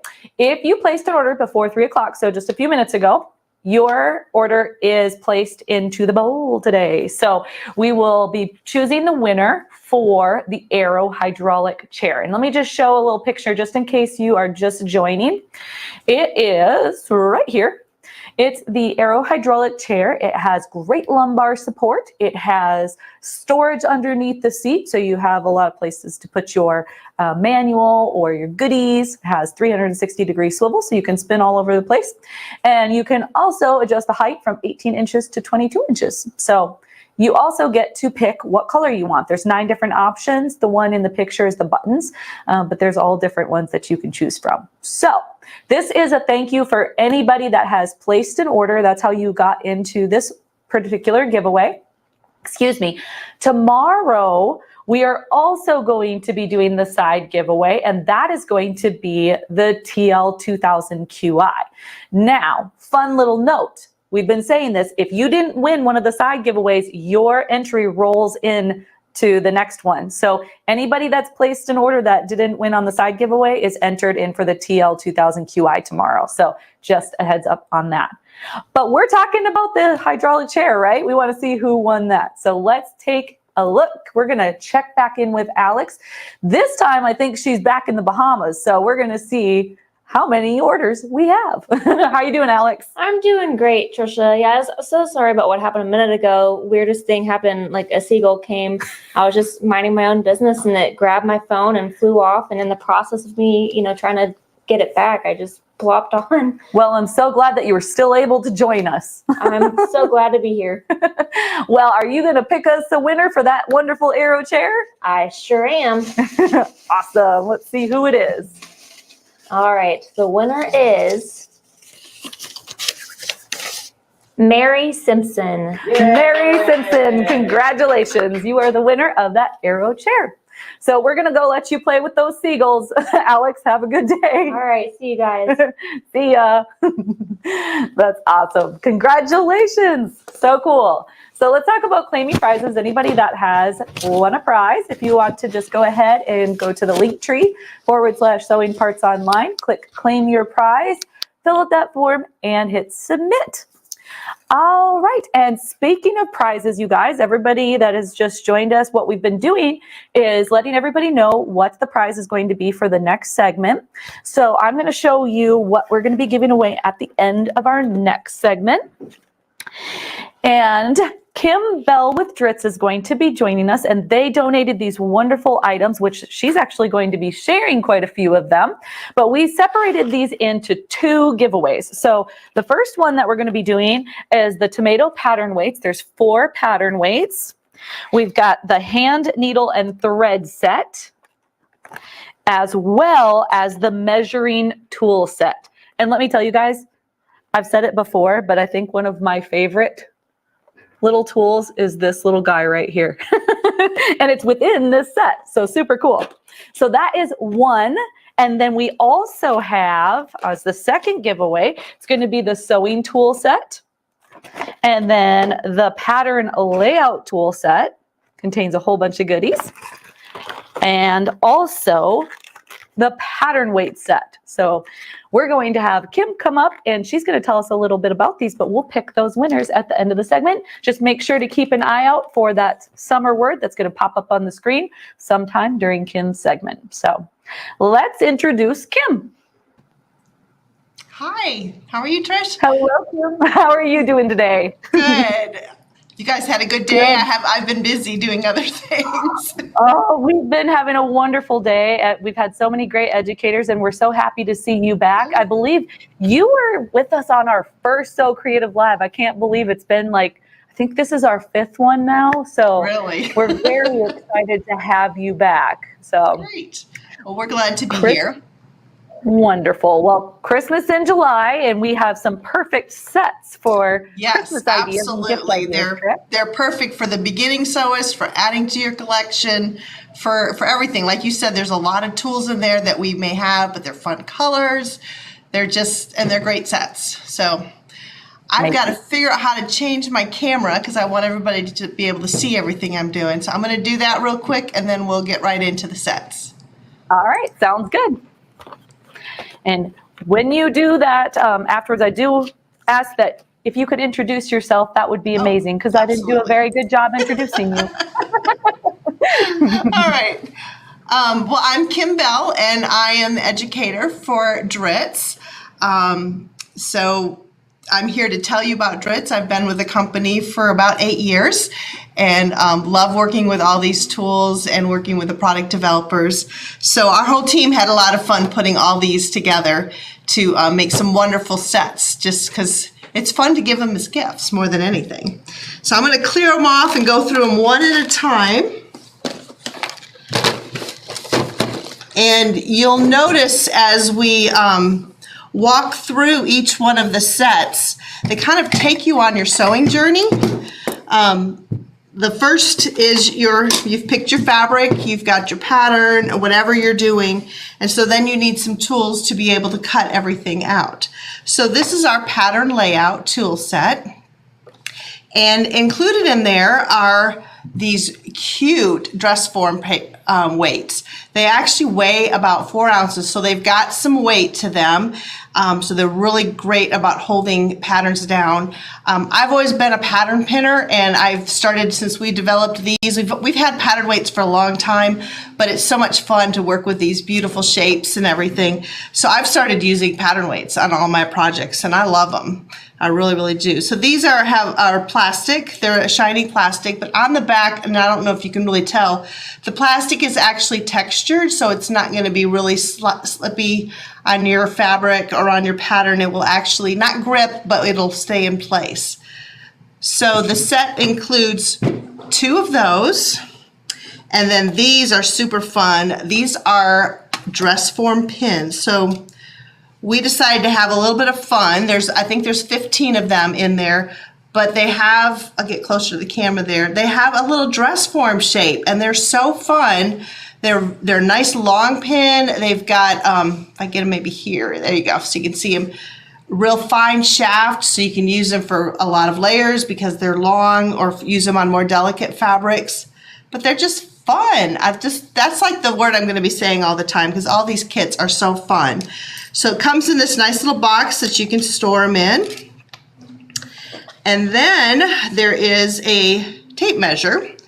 Now we've all got tape measures in our collection, but we've done a few things a little different with this one. Number one, it's printed on this lovely color. My daughter used to have walls in her bedroom that were actually this color. We like it in our family. So there's the Imperial English measurements on there, but if you can see, I don't know if the camera will focus. It's not going to focus it good. There's actually yardage measurements. So there's 1/8 of a yard, 1/4 of a yard, and I don't know about you, but I sometimes forget how many inches are in 3/4 of a yard. So I can just pick up this tape measure and go, oh, there's 27 inches in 3/4 of a yard. This is a 60-inch tape measure, so it goes all the way to the 60 inches. And then on the back, just for fun, we printed some more dress forms. And it goes that way. So just to make it fun and to be a little bit different. So that is the tape measure, and then it also comes with a marking pencil, because you always need that for both quilting and for garment sewing. And this pencil is actually part of another set that we have of just pencils, so we just included the white one. A little bit more versatile than the other colors, but it actually twists up. I don't know if you can see the lead coming out, and then you can just mark your fabric. I don't know if the camera with all the lights will show it. There you can kind of see. It doesn't mark real heavily, but we don't want it to mark real heavily. I can easily see this as I'm looking at it, and then these do wash out. It's a ceramic lead. And then you can actually just roll it back up, and that way you don't have to worry about that lead breaking when you put it in the drawer in your sewing room. So this is the pattern layout set. I'm going to keep checking comments to see if there's any questions, but so far everything's good. The next set is our measuring tool set. I lost that. This one, again, was really all, well, there's a couple items that are unique, but it's all about color more than anything. So we have a seam gauge, just your standard seam gauge. You can probably tell by the way I'm moving it, the action of the slider is really tight. So that helps to keep it in place when you're doing a hem or checking a measurement. But it's in this lovely, I call it aquamarina teal kind of color. Then we have the measuring gauge that Trisha just mentioned with a myriad of measurements all over. It has all your standards, 1/4, 5/8, 1/2, 1 inch, 1/2. But as you flip it over, there's some different markings on there, like a 2 inch. So just about any measurement that you need, it's a great piece to keep by your sewing machine to check your seams, to make sure that all your stitches are right where they need to be. So this is the measuring gauge. Again, we anodized it with this lovely color so that it's a lot more fun than just the basic gray. The tape measure is actually, we call it a flexible yardstick. It is actually only 36 inches long. Sometimes those 60-inch tape measures can get a little wieldy and everything.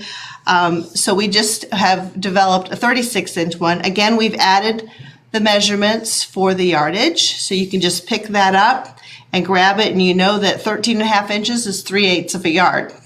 Have all that information right there. On the back of it, there's metric. But if you notice, it doesn't start with 1 on this on the back for the English, and that's because it is actually a centering ruler. So if you're putting down an applique on a shirt or centering a motif in a block, anything like that, you can now use your centering ruler.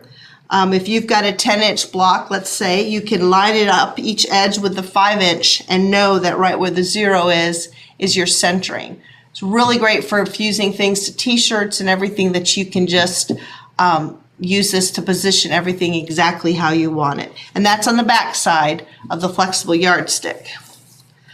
The last tool in this kit is just a ruler. If you're familiar with our products, we have an 18-inch ruler that looks very much like this with the grid pattern and the ruler across the top.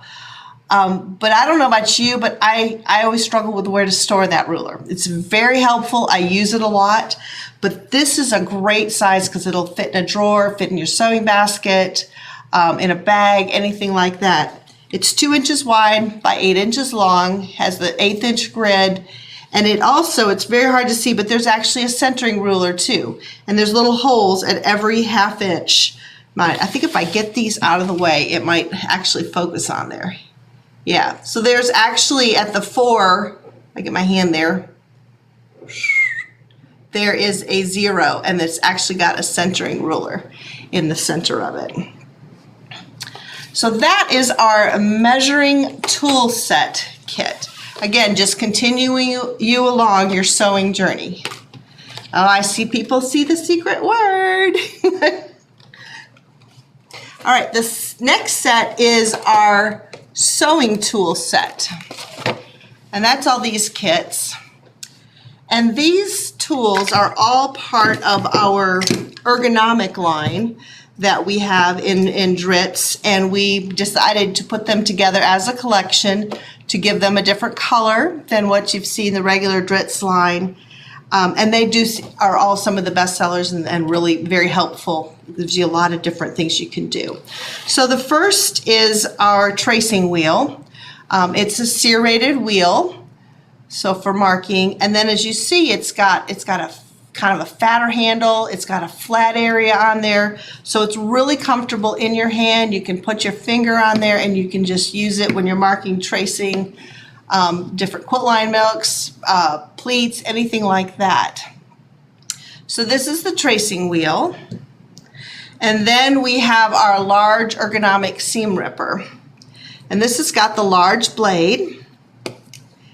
And it actually is sitting beside my sewing machine right now. So this large blade is perfect for any size stitching. I'm actually working on some miniature quilt blocks. So I've got a 2mm stitch and I'm having no problem ripping out, especially with making little blocks. You do a lot of ripping out. So it really works well for that.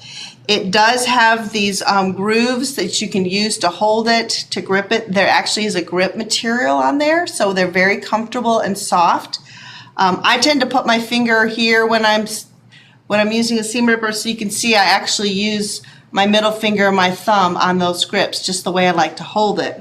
But even better, the cap actually fits on the back of it so you don't lose the cap, but it also makes it more comfortable in your hand because it kind of fills up your hand a little bit better and you don't have this little teeny seam ripper that you're working with. And then of course you just pop it off and put it back on the top and you can use that for storage. So that's the seam ripper. And then we have a magnetic needle storage tube. And the way that works, the cap just snaps off. It does not come with needles. I just wanted to state that. I do have some needles in here to show you how it works. But the way it works is kind of like a lipstick tube. You just twist it, and as they come up, the needles flare, and there's actually a little cone shape and a magnet in there. So those needles will flare, so it's very easy to pick out whatever size needle you need. They won't come off. unless I shake it really, really hard. But they're all going to stay. So as I'm opening this up, I'm not going to send needles across the room and then I find them on seats later on. So when you're done with it, you can just close it up. You can, if you've selected a needle and you're done, you can just drop it right in there and it'll go in. And then the cap just snaps on the top. So it's all secure. That's handy dandy. It is. It is. I have several of them. I usually label them by whatever type needle it is. So like all my embroideries are in here and all my betweens. So I don't, but you can mix them up too. But I have a large needle collection, but I work for a needle company. So that's a fantastic idea though. Yes. And this last one is actually an awe. And I was messing with it earlier, so I had it like that, but it comes in your package like this. So an awe, especially the shape of this one, is really a great tool as a stiletto. Especially working with those miniature blocks, I definitely used it a lot to keep those seam allowances tucked under my pressing foot. It was very important for that. It actually has a very sharp point, so you need to be careful with it. But you can use it for poking holes in vinyl or leather, for applying rivets, eyelets, anything like that. So it's real handy with that. And then the best part about it is that it actually has a cover. I wouldn't really be comfortable sitting this in my drawer because of how sharp that tip is, that I can just pop. It's a little tricky, kind of twist it off. Somebody said something about blue and green. They like the colors. Oh, your favorite colors, yes. But you just pop that top off and you pull it off and you can just pop it and cover up that awe.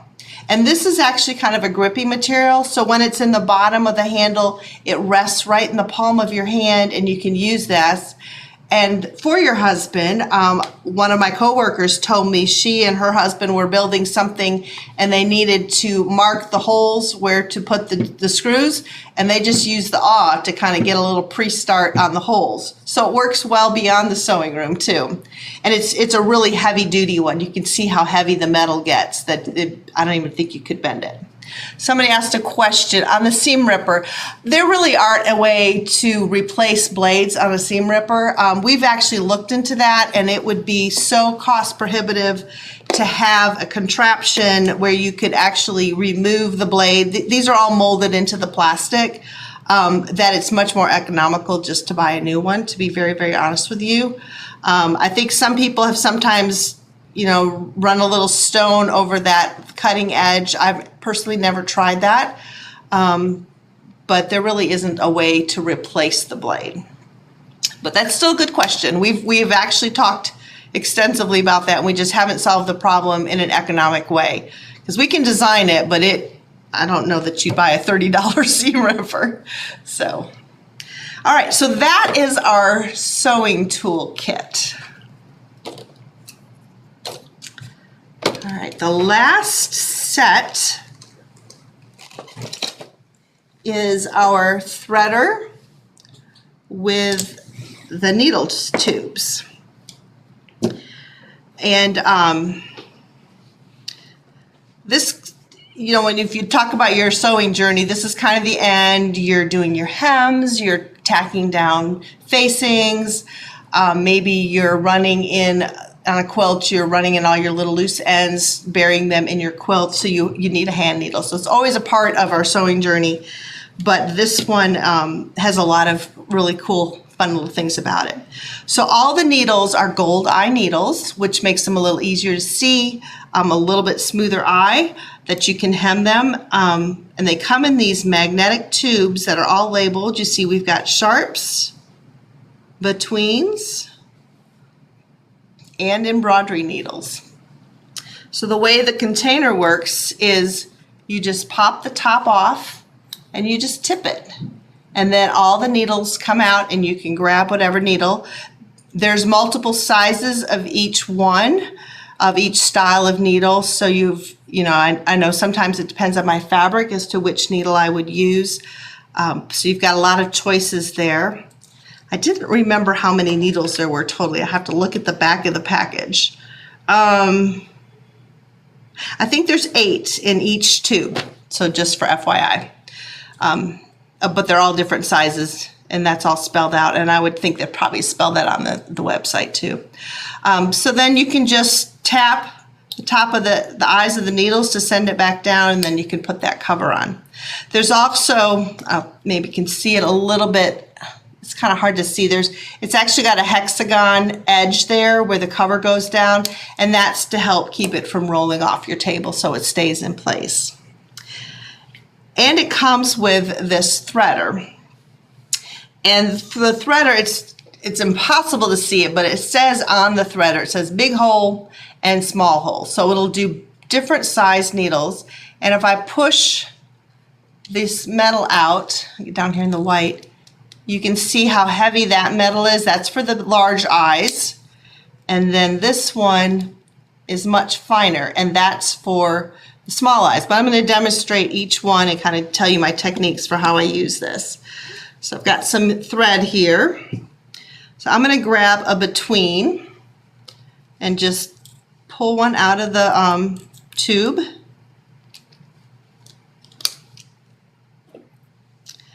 And you put it in with the eye side down. I'll try to keep tipping this so you can kind of see it, but you put it into the small eyed side. And sometimes I found that if I didn't get it to sit, it might be angled and I just didn't have it in there all the way like that. You need to make sure that it's sitting in there all the way. What I also like to do is to push that threader through. Well, I don't have the needle down because I got to set it this way. I like to push that through, and that makes sure that if the needle needs to turn it all to get that eye just right, then we can push that through and it's all there. I'm going to make my camera just a little bit tighter so you can see this. I think that will help. There we go. So you can see I've just pushed that through.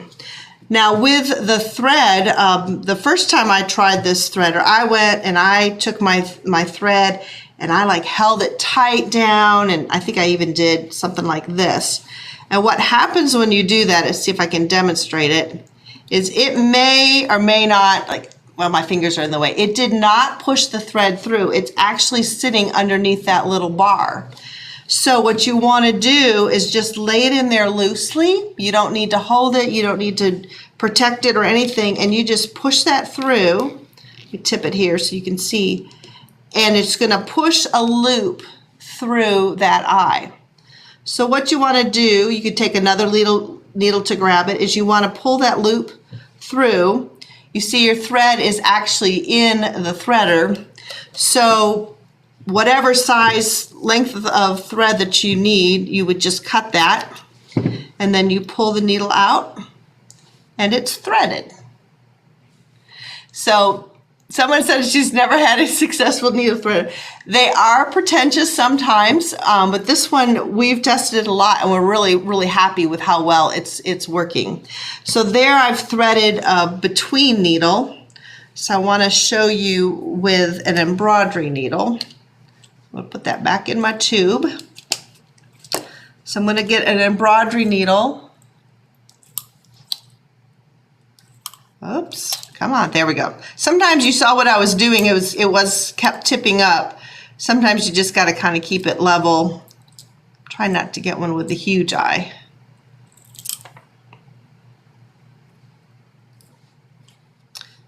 Drop those back in there. So I'm going to put this on the big eye, the big hole it says, big eye side, and I'm going to push that, like right now, well, it's because I was angled. I couldn't get it through because the eye isn't right. So I want to keep making sure that that eye is going to be sitting just right. And then I have some embroidery floss, and I actually only have one thread. What I found with embroidery floss is when you have more than two pieces of floss, you know, they're loosely wound together. They're not tight like a thread would be or a single strand of embroidery. And this style of threader is really not ideal for yarns, things that are loosely woven, because if it doesn't grab all those different strands, it's not going to push them through. So just like the other side, I'm going to loosely just lay it there. I'm going to push it through. And that one did not work. So sometimes you got to, oh, I see why, because my thread is all, mwah. All right, try this again.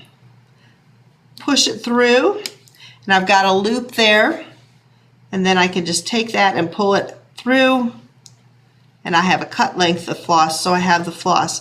So if you're working with more than one strand of floss, you probably really need one of those loop style threaders. This style of threader may not be right for you, but it works perfect with thread and with one strand of embroidery floss.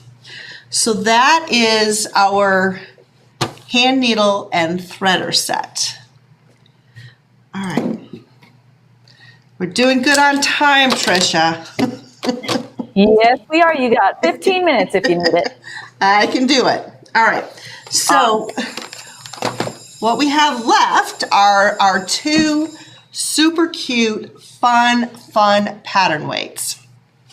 I've already told you about the fashion, we call them fashion pattern weights.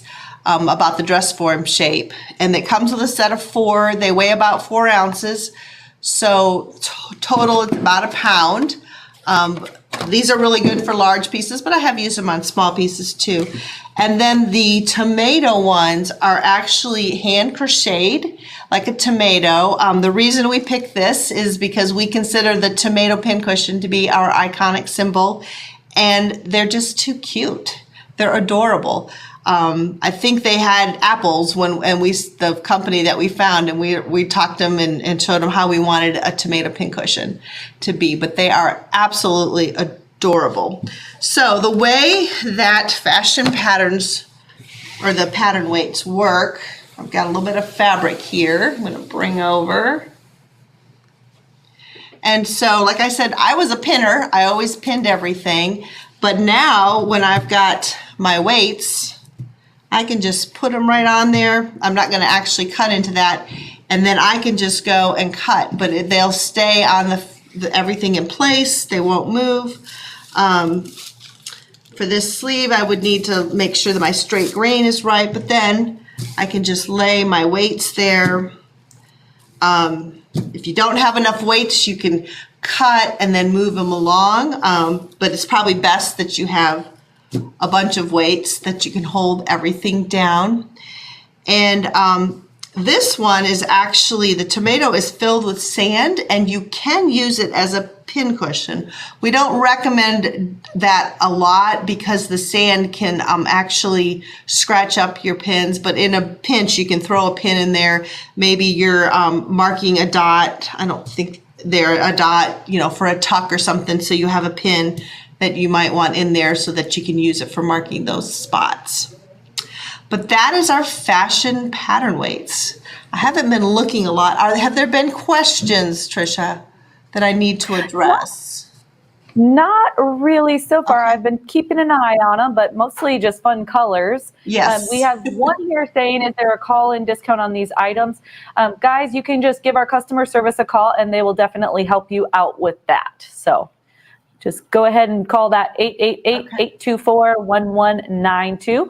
But Kim, I'll keep looking out for questions, and I'll let you know if we've got any. Okay, but that's really, I'm going to change my camera back here so you can see me talking. There we go. So that's really all I've got. But like I said, these are so fun, and they're so perfect. When Trisha contacted me and said Christmas in July, it was like our new kits. I mean, it was just kind of a no-brainer.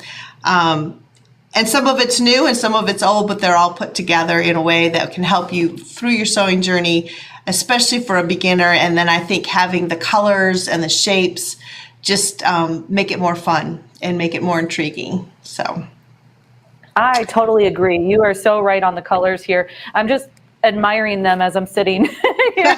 So, you want to open those boxes, don't you? I sure do. I'm saying they're great for kits, or for gifts, but I'm like, I think I might have to be ordering a couple on my own.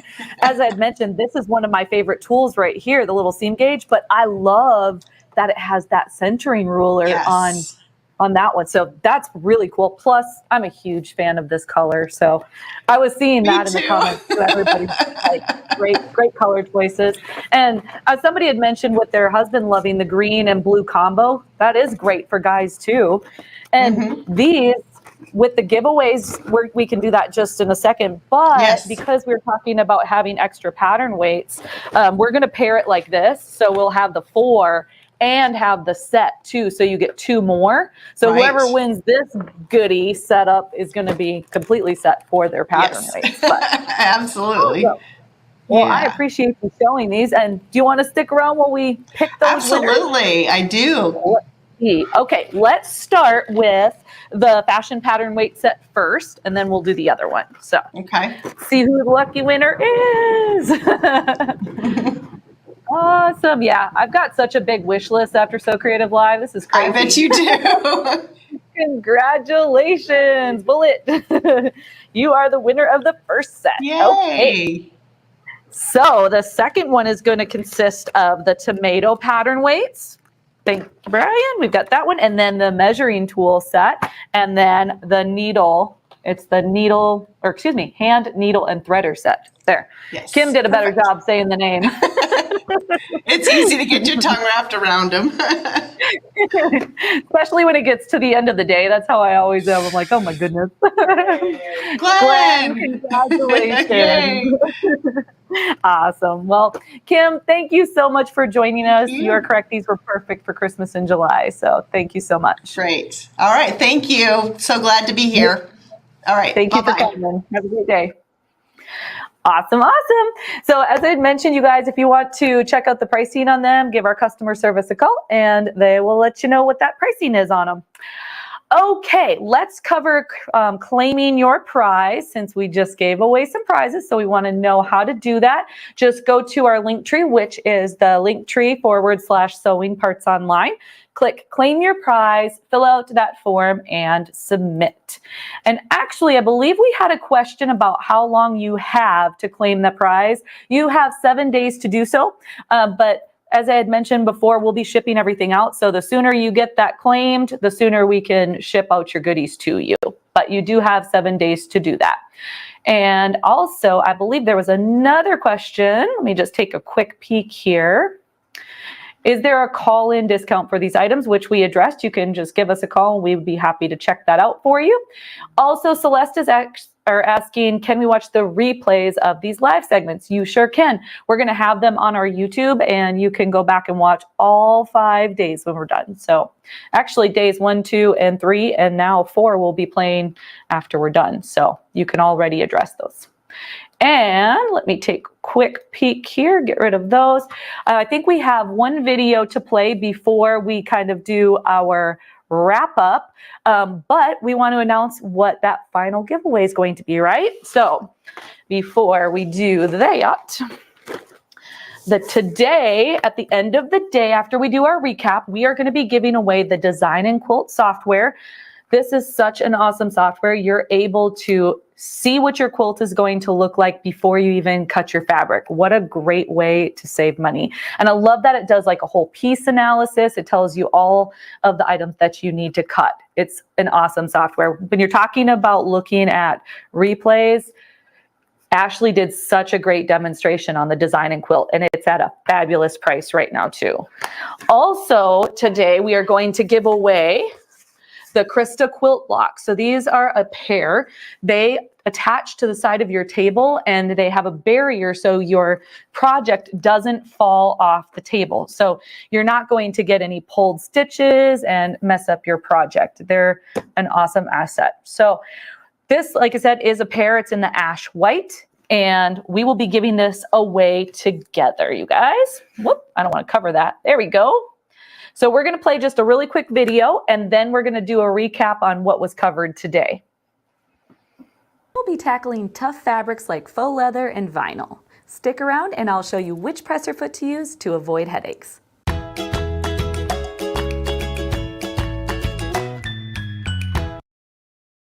You probably thought I was going to say the non-stick foot. Technically, you wouldn't be wrong. This particular foot does work well with vinyl and faux leather. However, we are going to focus on the roller foot. Hey everybody, Trisha here with Sewing Parts Online. So let's get started. The roller foot has these little cylinders that rotate as you sew. It grips the fabric, so as you sew, it helps feed the fabric through evenly. Because the fabric is being fed from both the top and the bottom, the layers of fabric stay together and avoid slippage. If you've ever sewn with fabric that keeps moving on you, you know that this is a big deal. Another cool feature about the roller foot is it has a wide opening. This allows you to not only sew your straight stitch, but you can do a zigzag stitch or even decorative stitches. It also has an opening on the front where if you're sewing any ribbon or rickrack, you can easily see what you're doing. You may have heard a similar description for another foot, the walking foot. This too has little teeth that work in unison with the feed dogs pulling that fabric through. However, this one, to install it, you do have to put this little bar over the needle clamp screw. Sometimes your machine screw is just too short to install this, so if this is not an option, then the roller foot is a fantastic alternative. Please take a moment to like and subscribe. That way you'll get notified of any future video that we have. So you may be thinking to yourself, roller foot, non-stick foot, walking foot, like which one do I use? Well, you'll often find that several different feet will help produce the same results, but you'll also find that certain feet work better for you in different scenarios. So for example, the roller foot is intended to be used with materials that slip, right? One in particular would be knits, and it does work very well with knits, but I almost exclusively use my walking foot when I'm sewing knits, because I have found that it works really well with my machine and I know the settings that I need to use and I get really good results. So that one I don't really mess with. But as another example, the non-stick foot works fantastic with vinyl and leather. However, in trying the roller foot, I actually am a bigger fan of the roller foot than the non-stick foot when it comes to the leather. Now with the vinyl, I like the non-stick foot. So it's just a matter of your machine and your preference. It's just nice knowing that you've got alternative options. Just out of curiosity, have you used the roller foot before? And if so, which fabric did you use it on? Comment below. Look how flawlessly the fabric moves through. I'm using a very simple mechanical machine and it is sewing beautifully. Just remember that with these types of materials, you do need to increase your stitch length. Stitches that are too close together perforate the fabric and can easily rip at the seam. I am using a medium stitch length, which on this particular machine is a 3. As always, test on scraps. Your stitch length and tension will vary depending on what you're sewing. Always consult your manual for recommendations. I know I said this video was on the roller foot, but I had to give props to the walking foot and the non-stick foot. If you haven't seen those videos, take a moment to check those out. It's awesome to know that if one foot doesn't work well for you, then you've got another option. Until next time, happy sewing, everybody. Another wonderful presser foot, right? All right, you guys. Well, we are ready to start wrapping up the day. So we're going to give you the surprise summer word. And so that way you guys can start commenting. And then after the wrap up, we can give away this prize. Brian, do you want to go ahead and share the word? 3, 2, 1. Ta-da! Start putting it in the comments, guys. All right, so let's go back and talk about what we had seen today. So we're going to start with the JUKI HCL DX7 computerized sewing machine. That has an MSRP of $1,699. It is on sale for $1,399.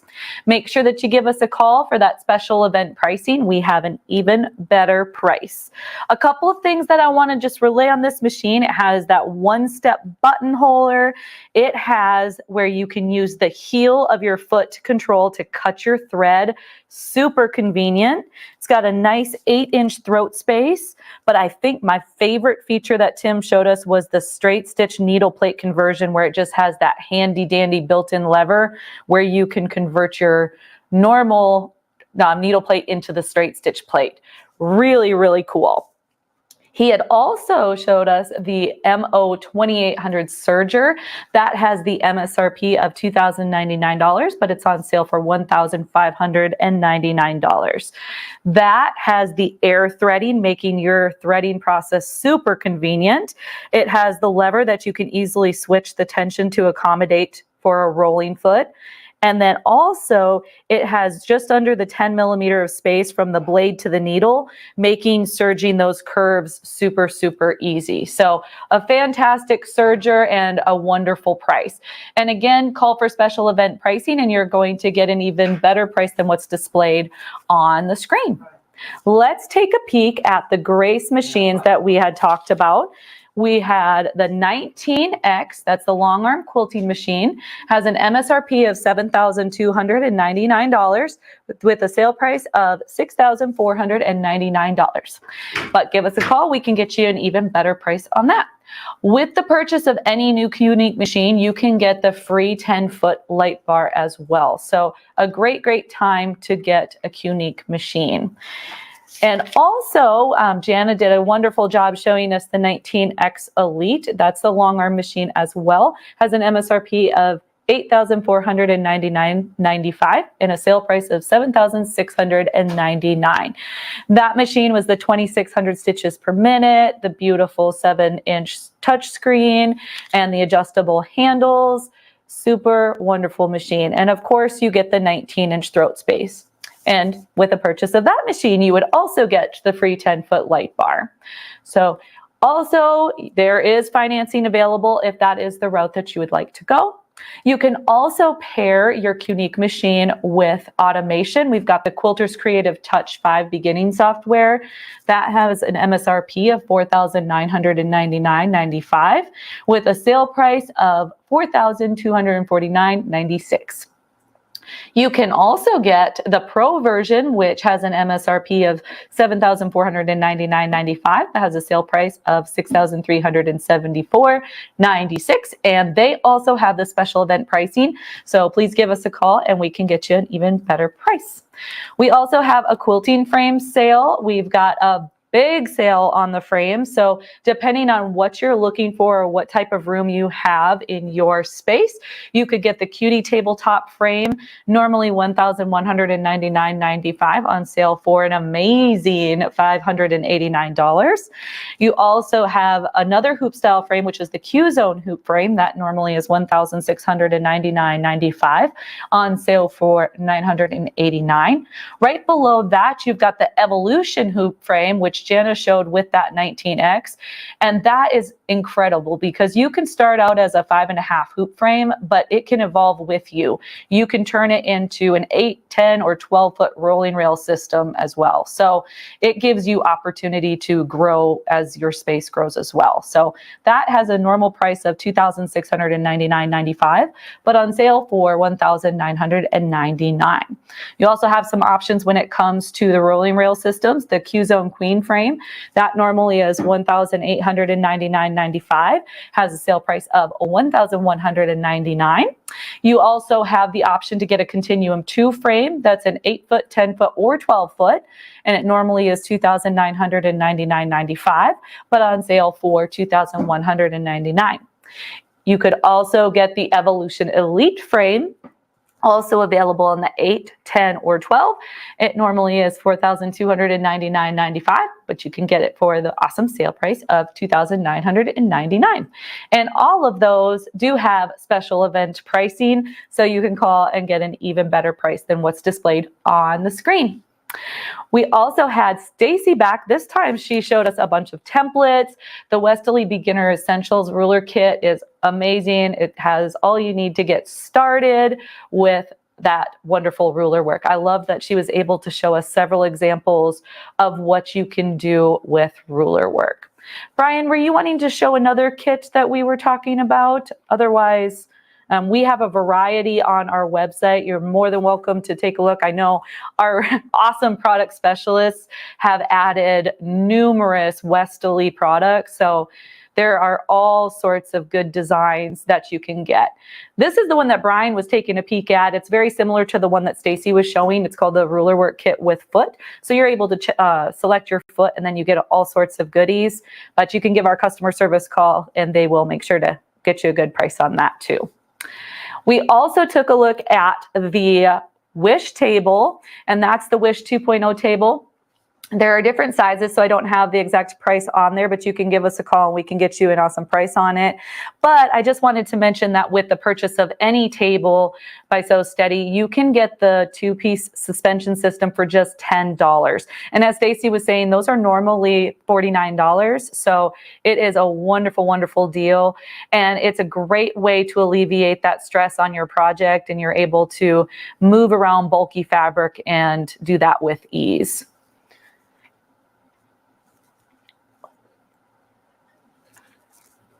And then we also, I'm sorry, I was looking at something. We were also showing the large table. So you've got the most popular table. I believe Stacy said this is the most popular one that they sell. It's the 18 by 22 large table. So that one is worth looking at as well. But again, any table you can get the 2-piece suspension system for just $10.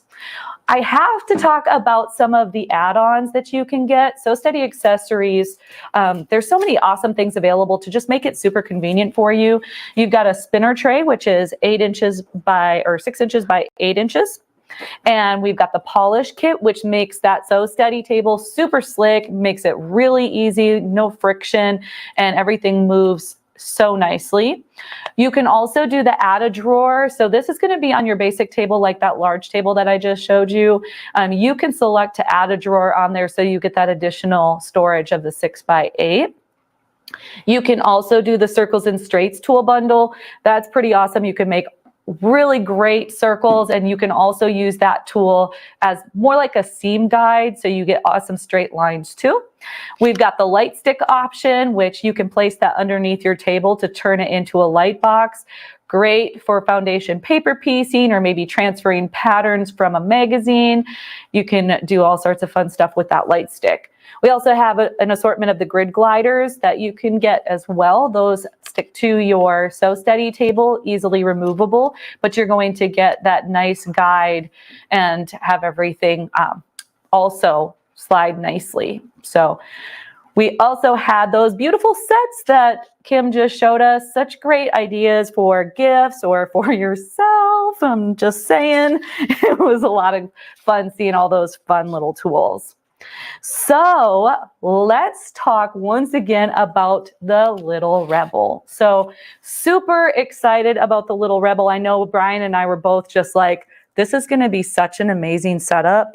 It has the 1600 stitches per minute, straight stitch only, but it's going to do it really, really well. We've got the stitch regulation. I'm still so very impressed by the stitch regulation. It's like to have that on a domestic machine like that is so incredible. And Brian, if you don't mind putting up the Little Rebel on there, that would be awesome.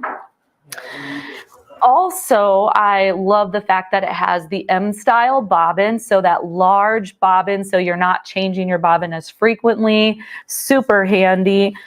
Also, you can have it right in front of you on your table if you want to, but you can also pair it with a frame. So you can pair it with any one of the Grace frames. You would just need the carriage to be able to set it on. I think that's pretty awesome. Very cool. They have the dual thread mask. They've got the printed threading guide on it, so you can easily thread the machine. Front loading bobbin. Those are nice and easy to clean as well. And they have, I believe it's called the Q button. So if you don't prefer to have that stitch regulation, then you're able to just turn it off and you can just do regular sewing with it as well.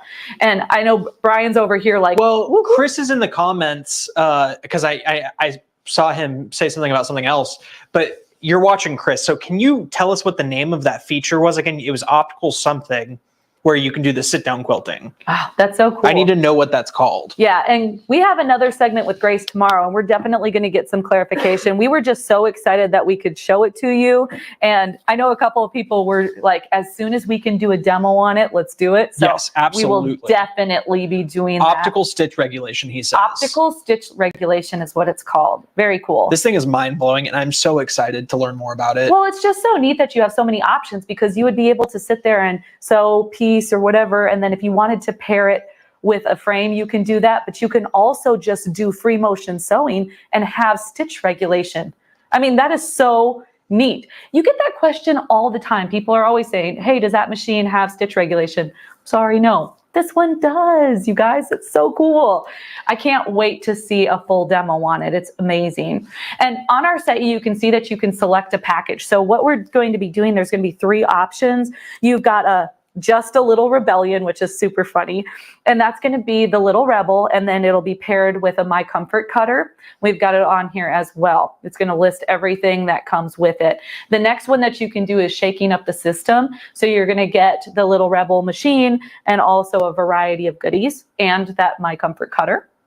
And then you've got the full-on anarchy. So that's going to be the little rebel machine and then a bunch of other fun stuff and the QCT, which is automation, and then along with a new cutie. So super exciting news. I'm so glad that we got to share that, and I cannot wait to see that in person.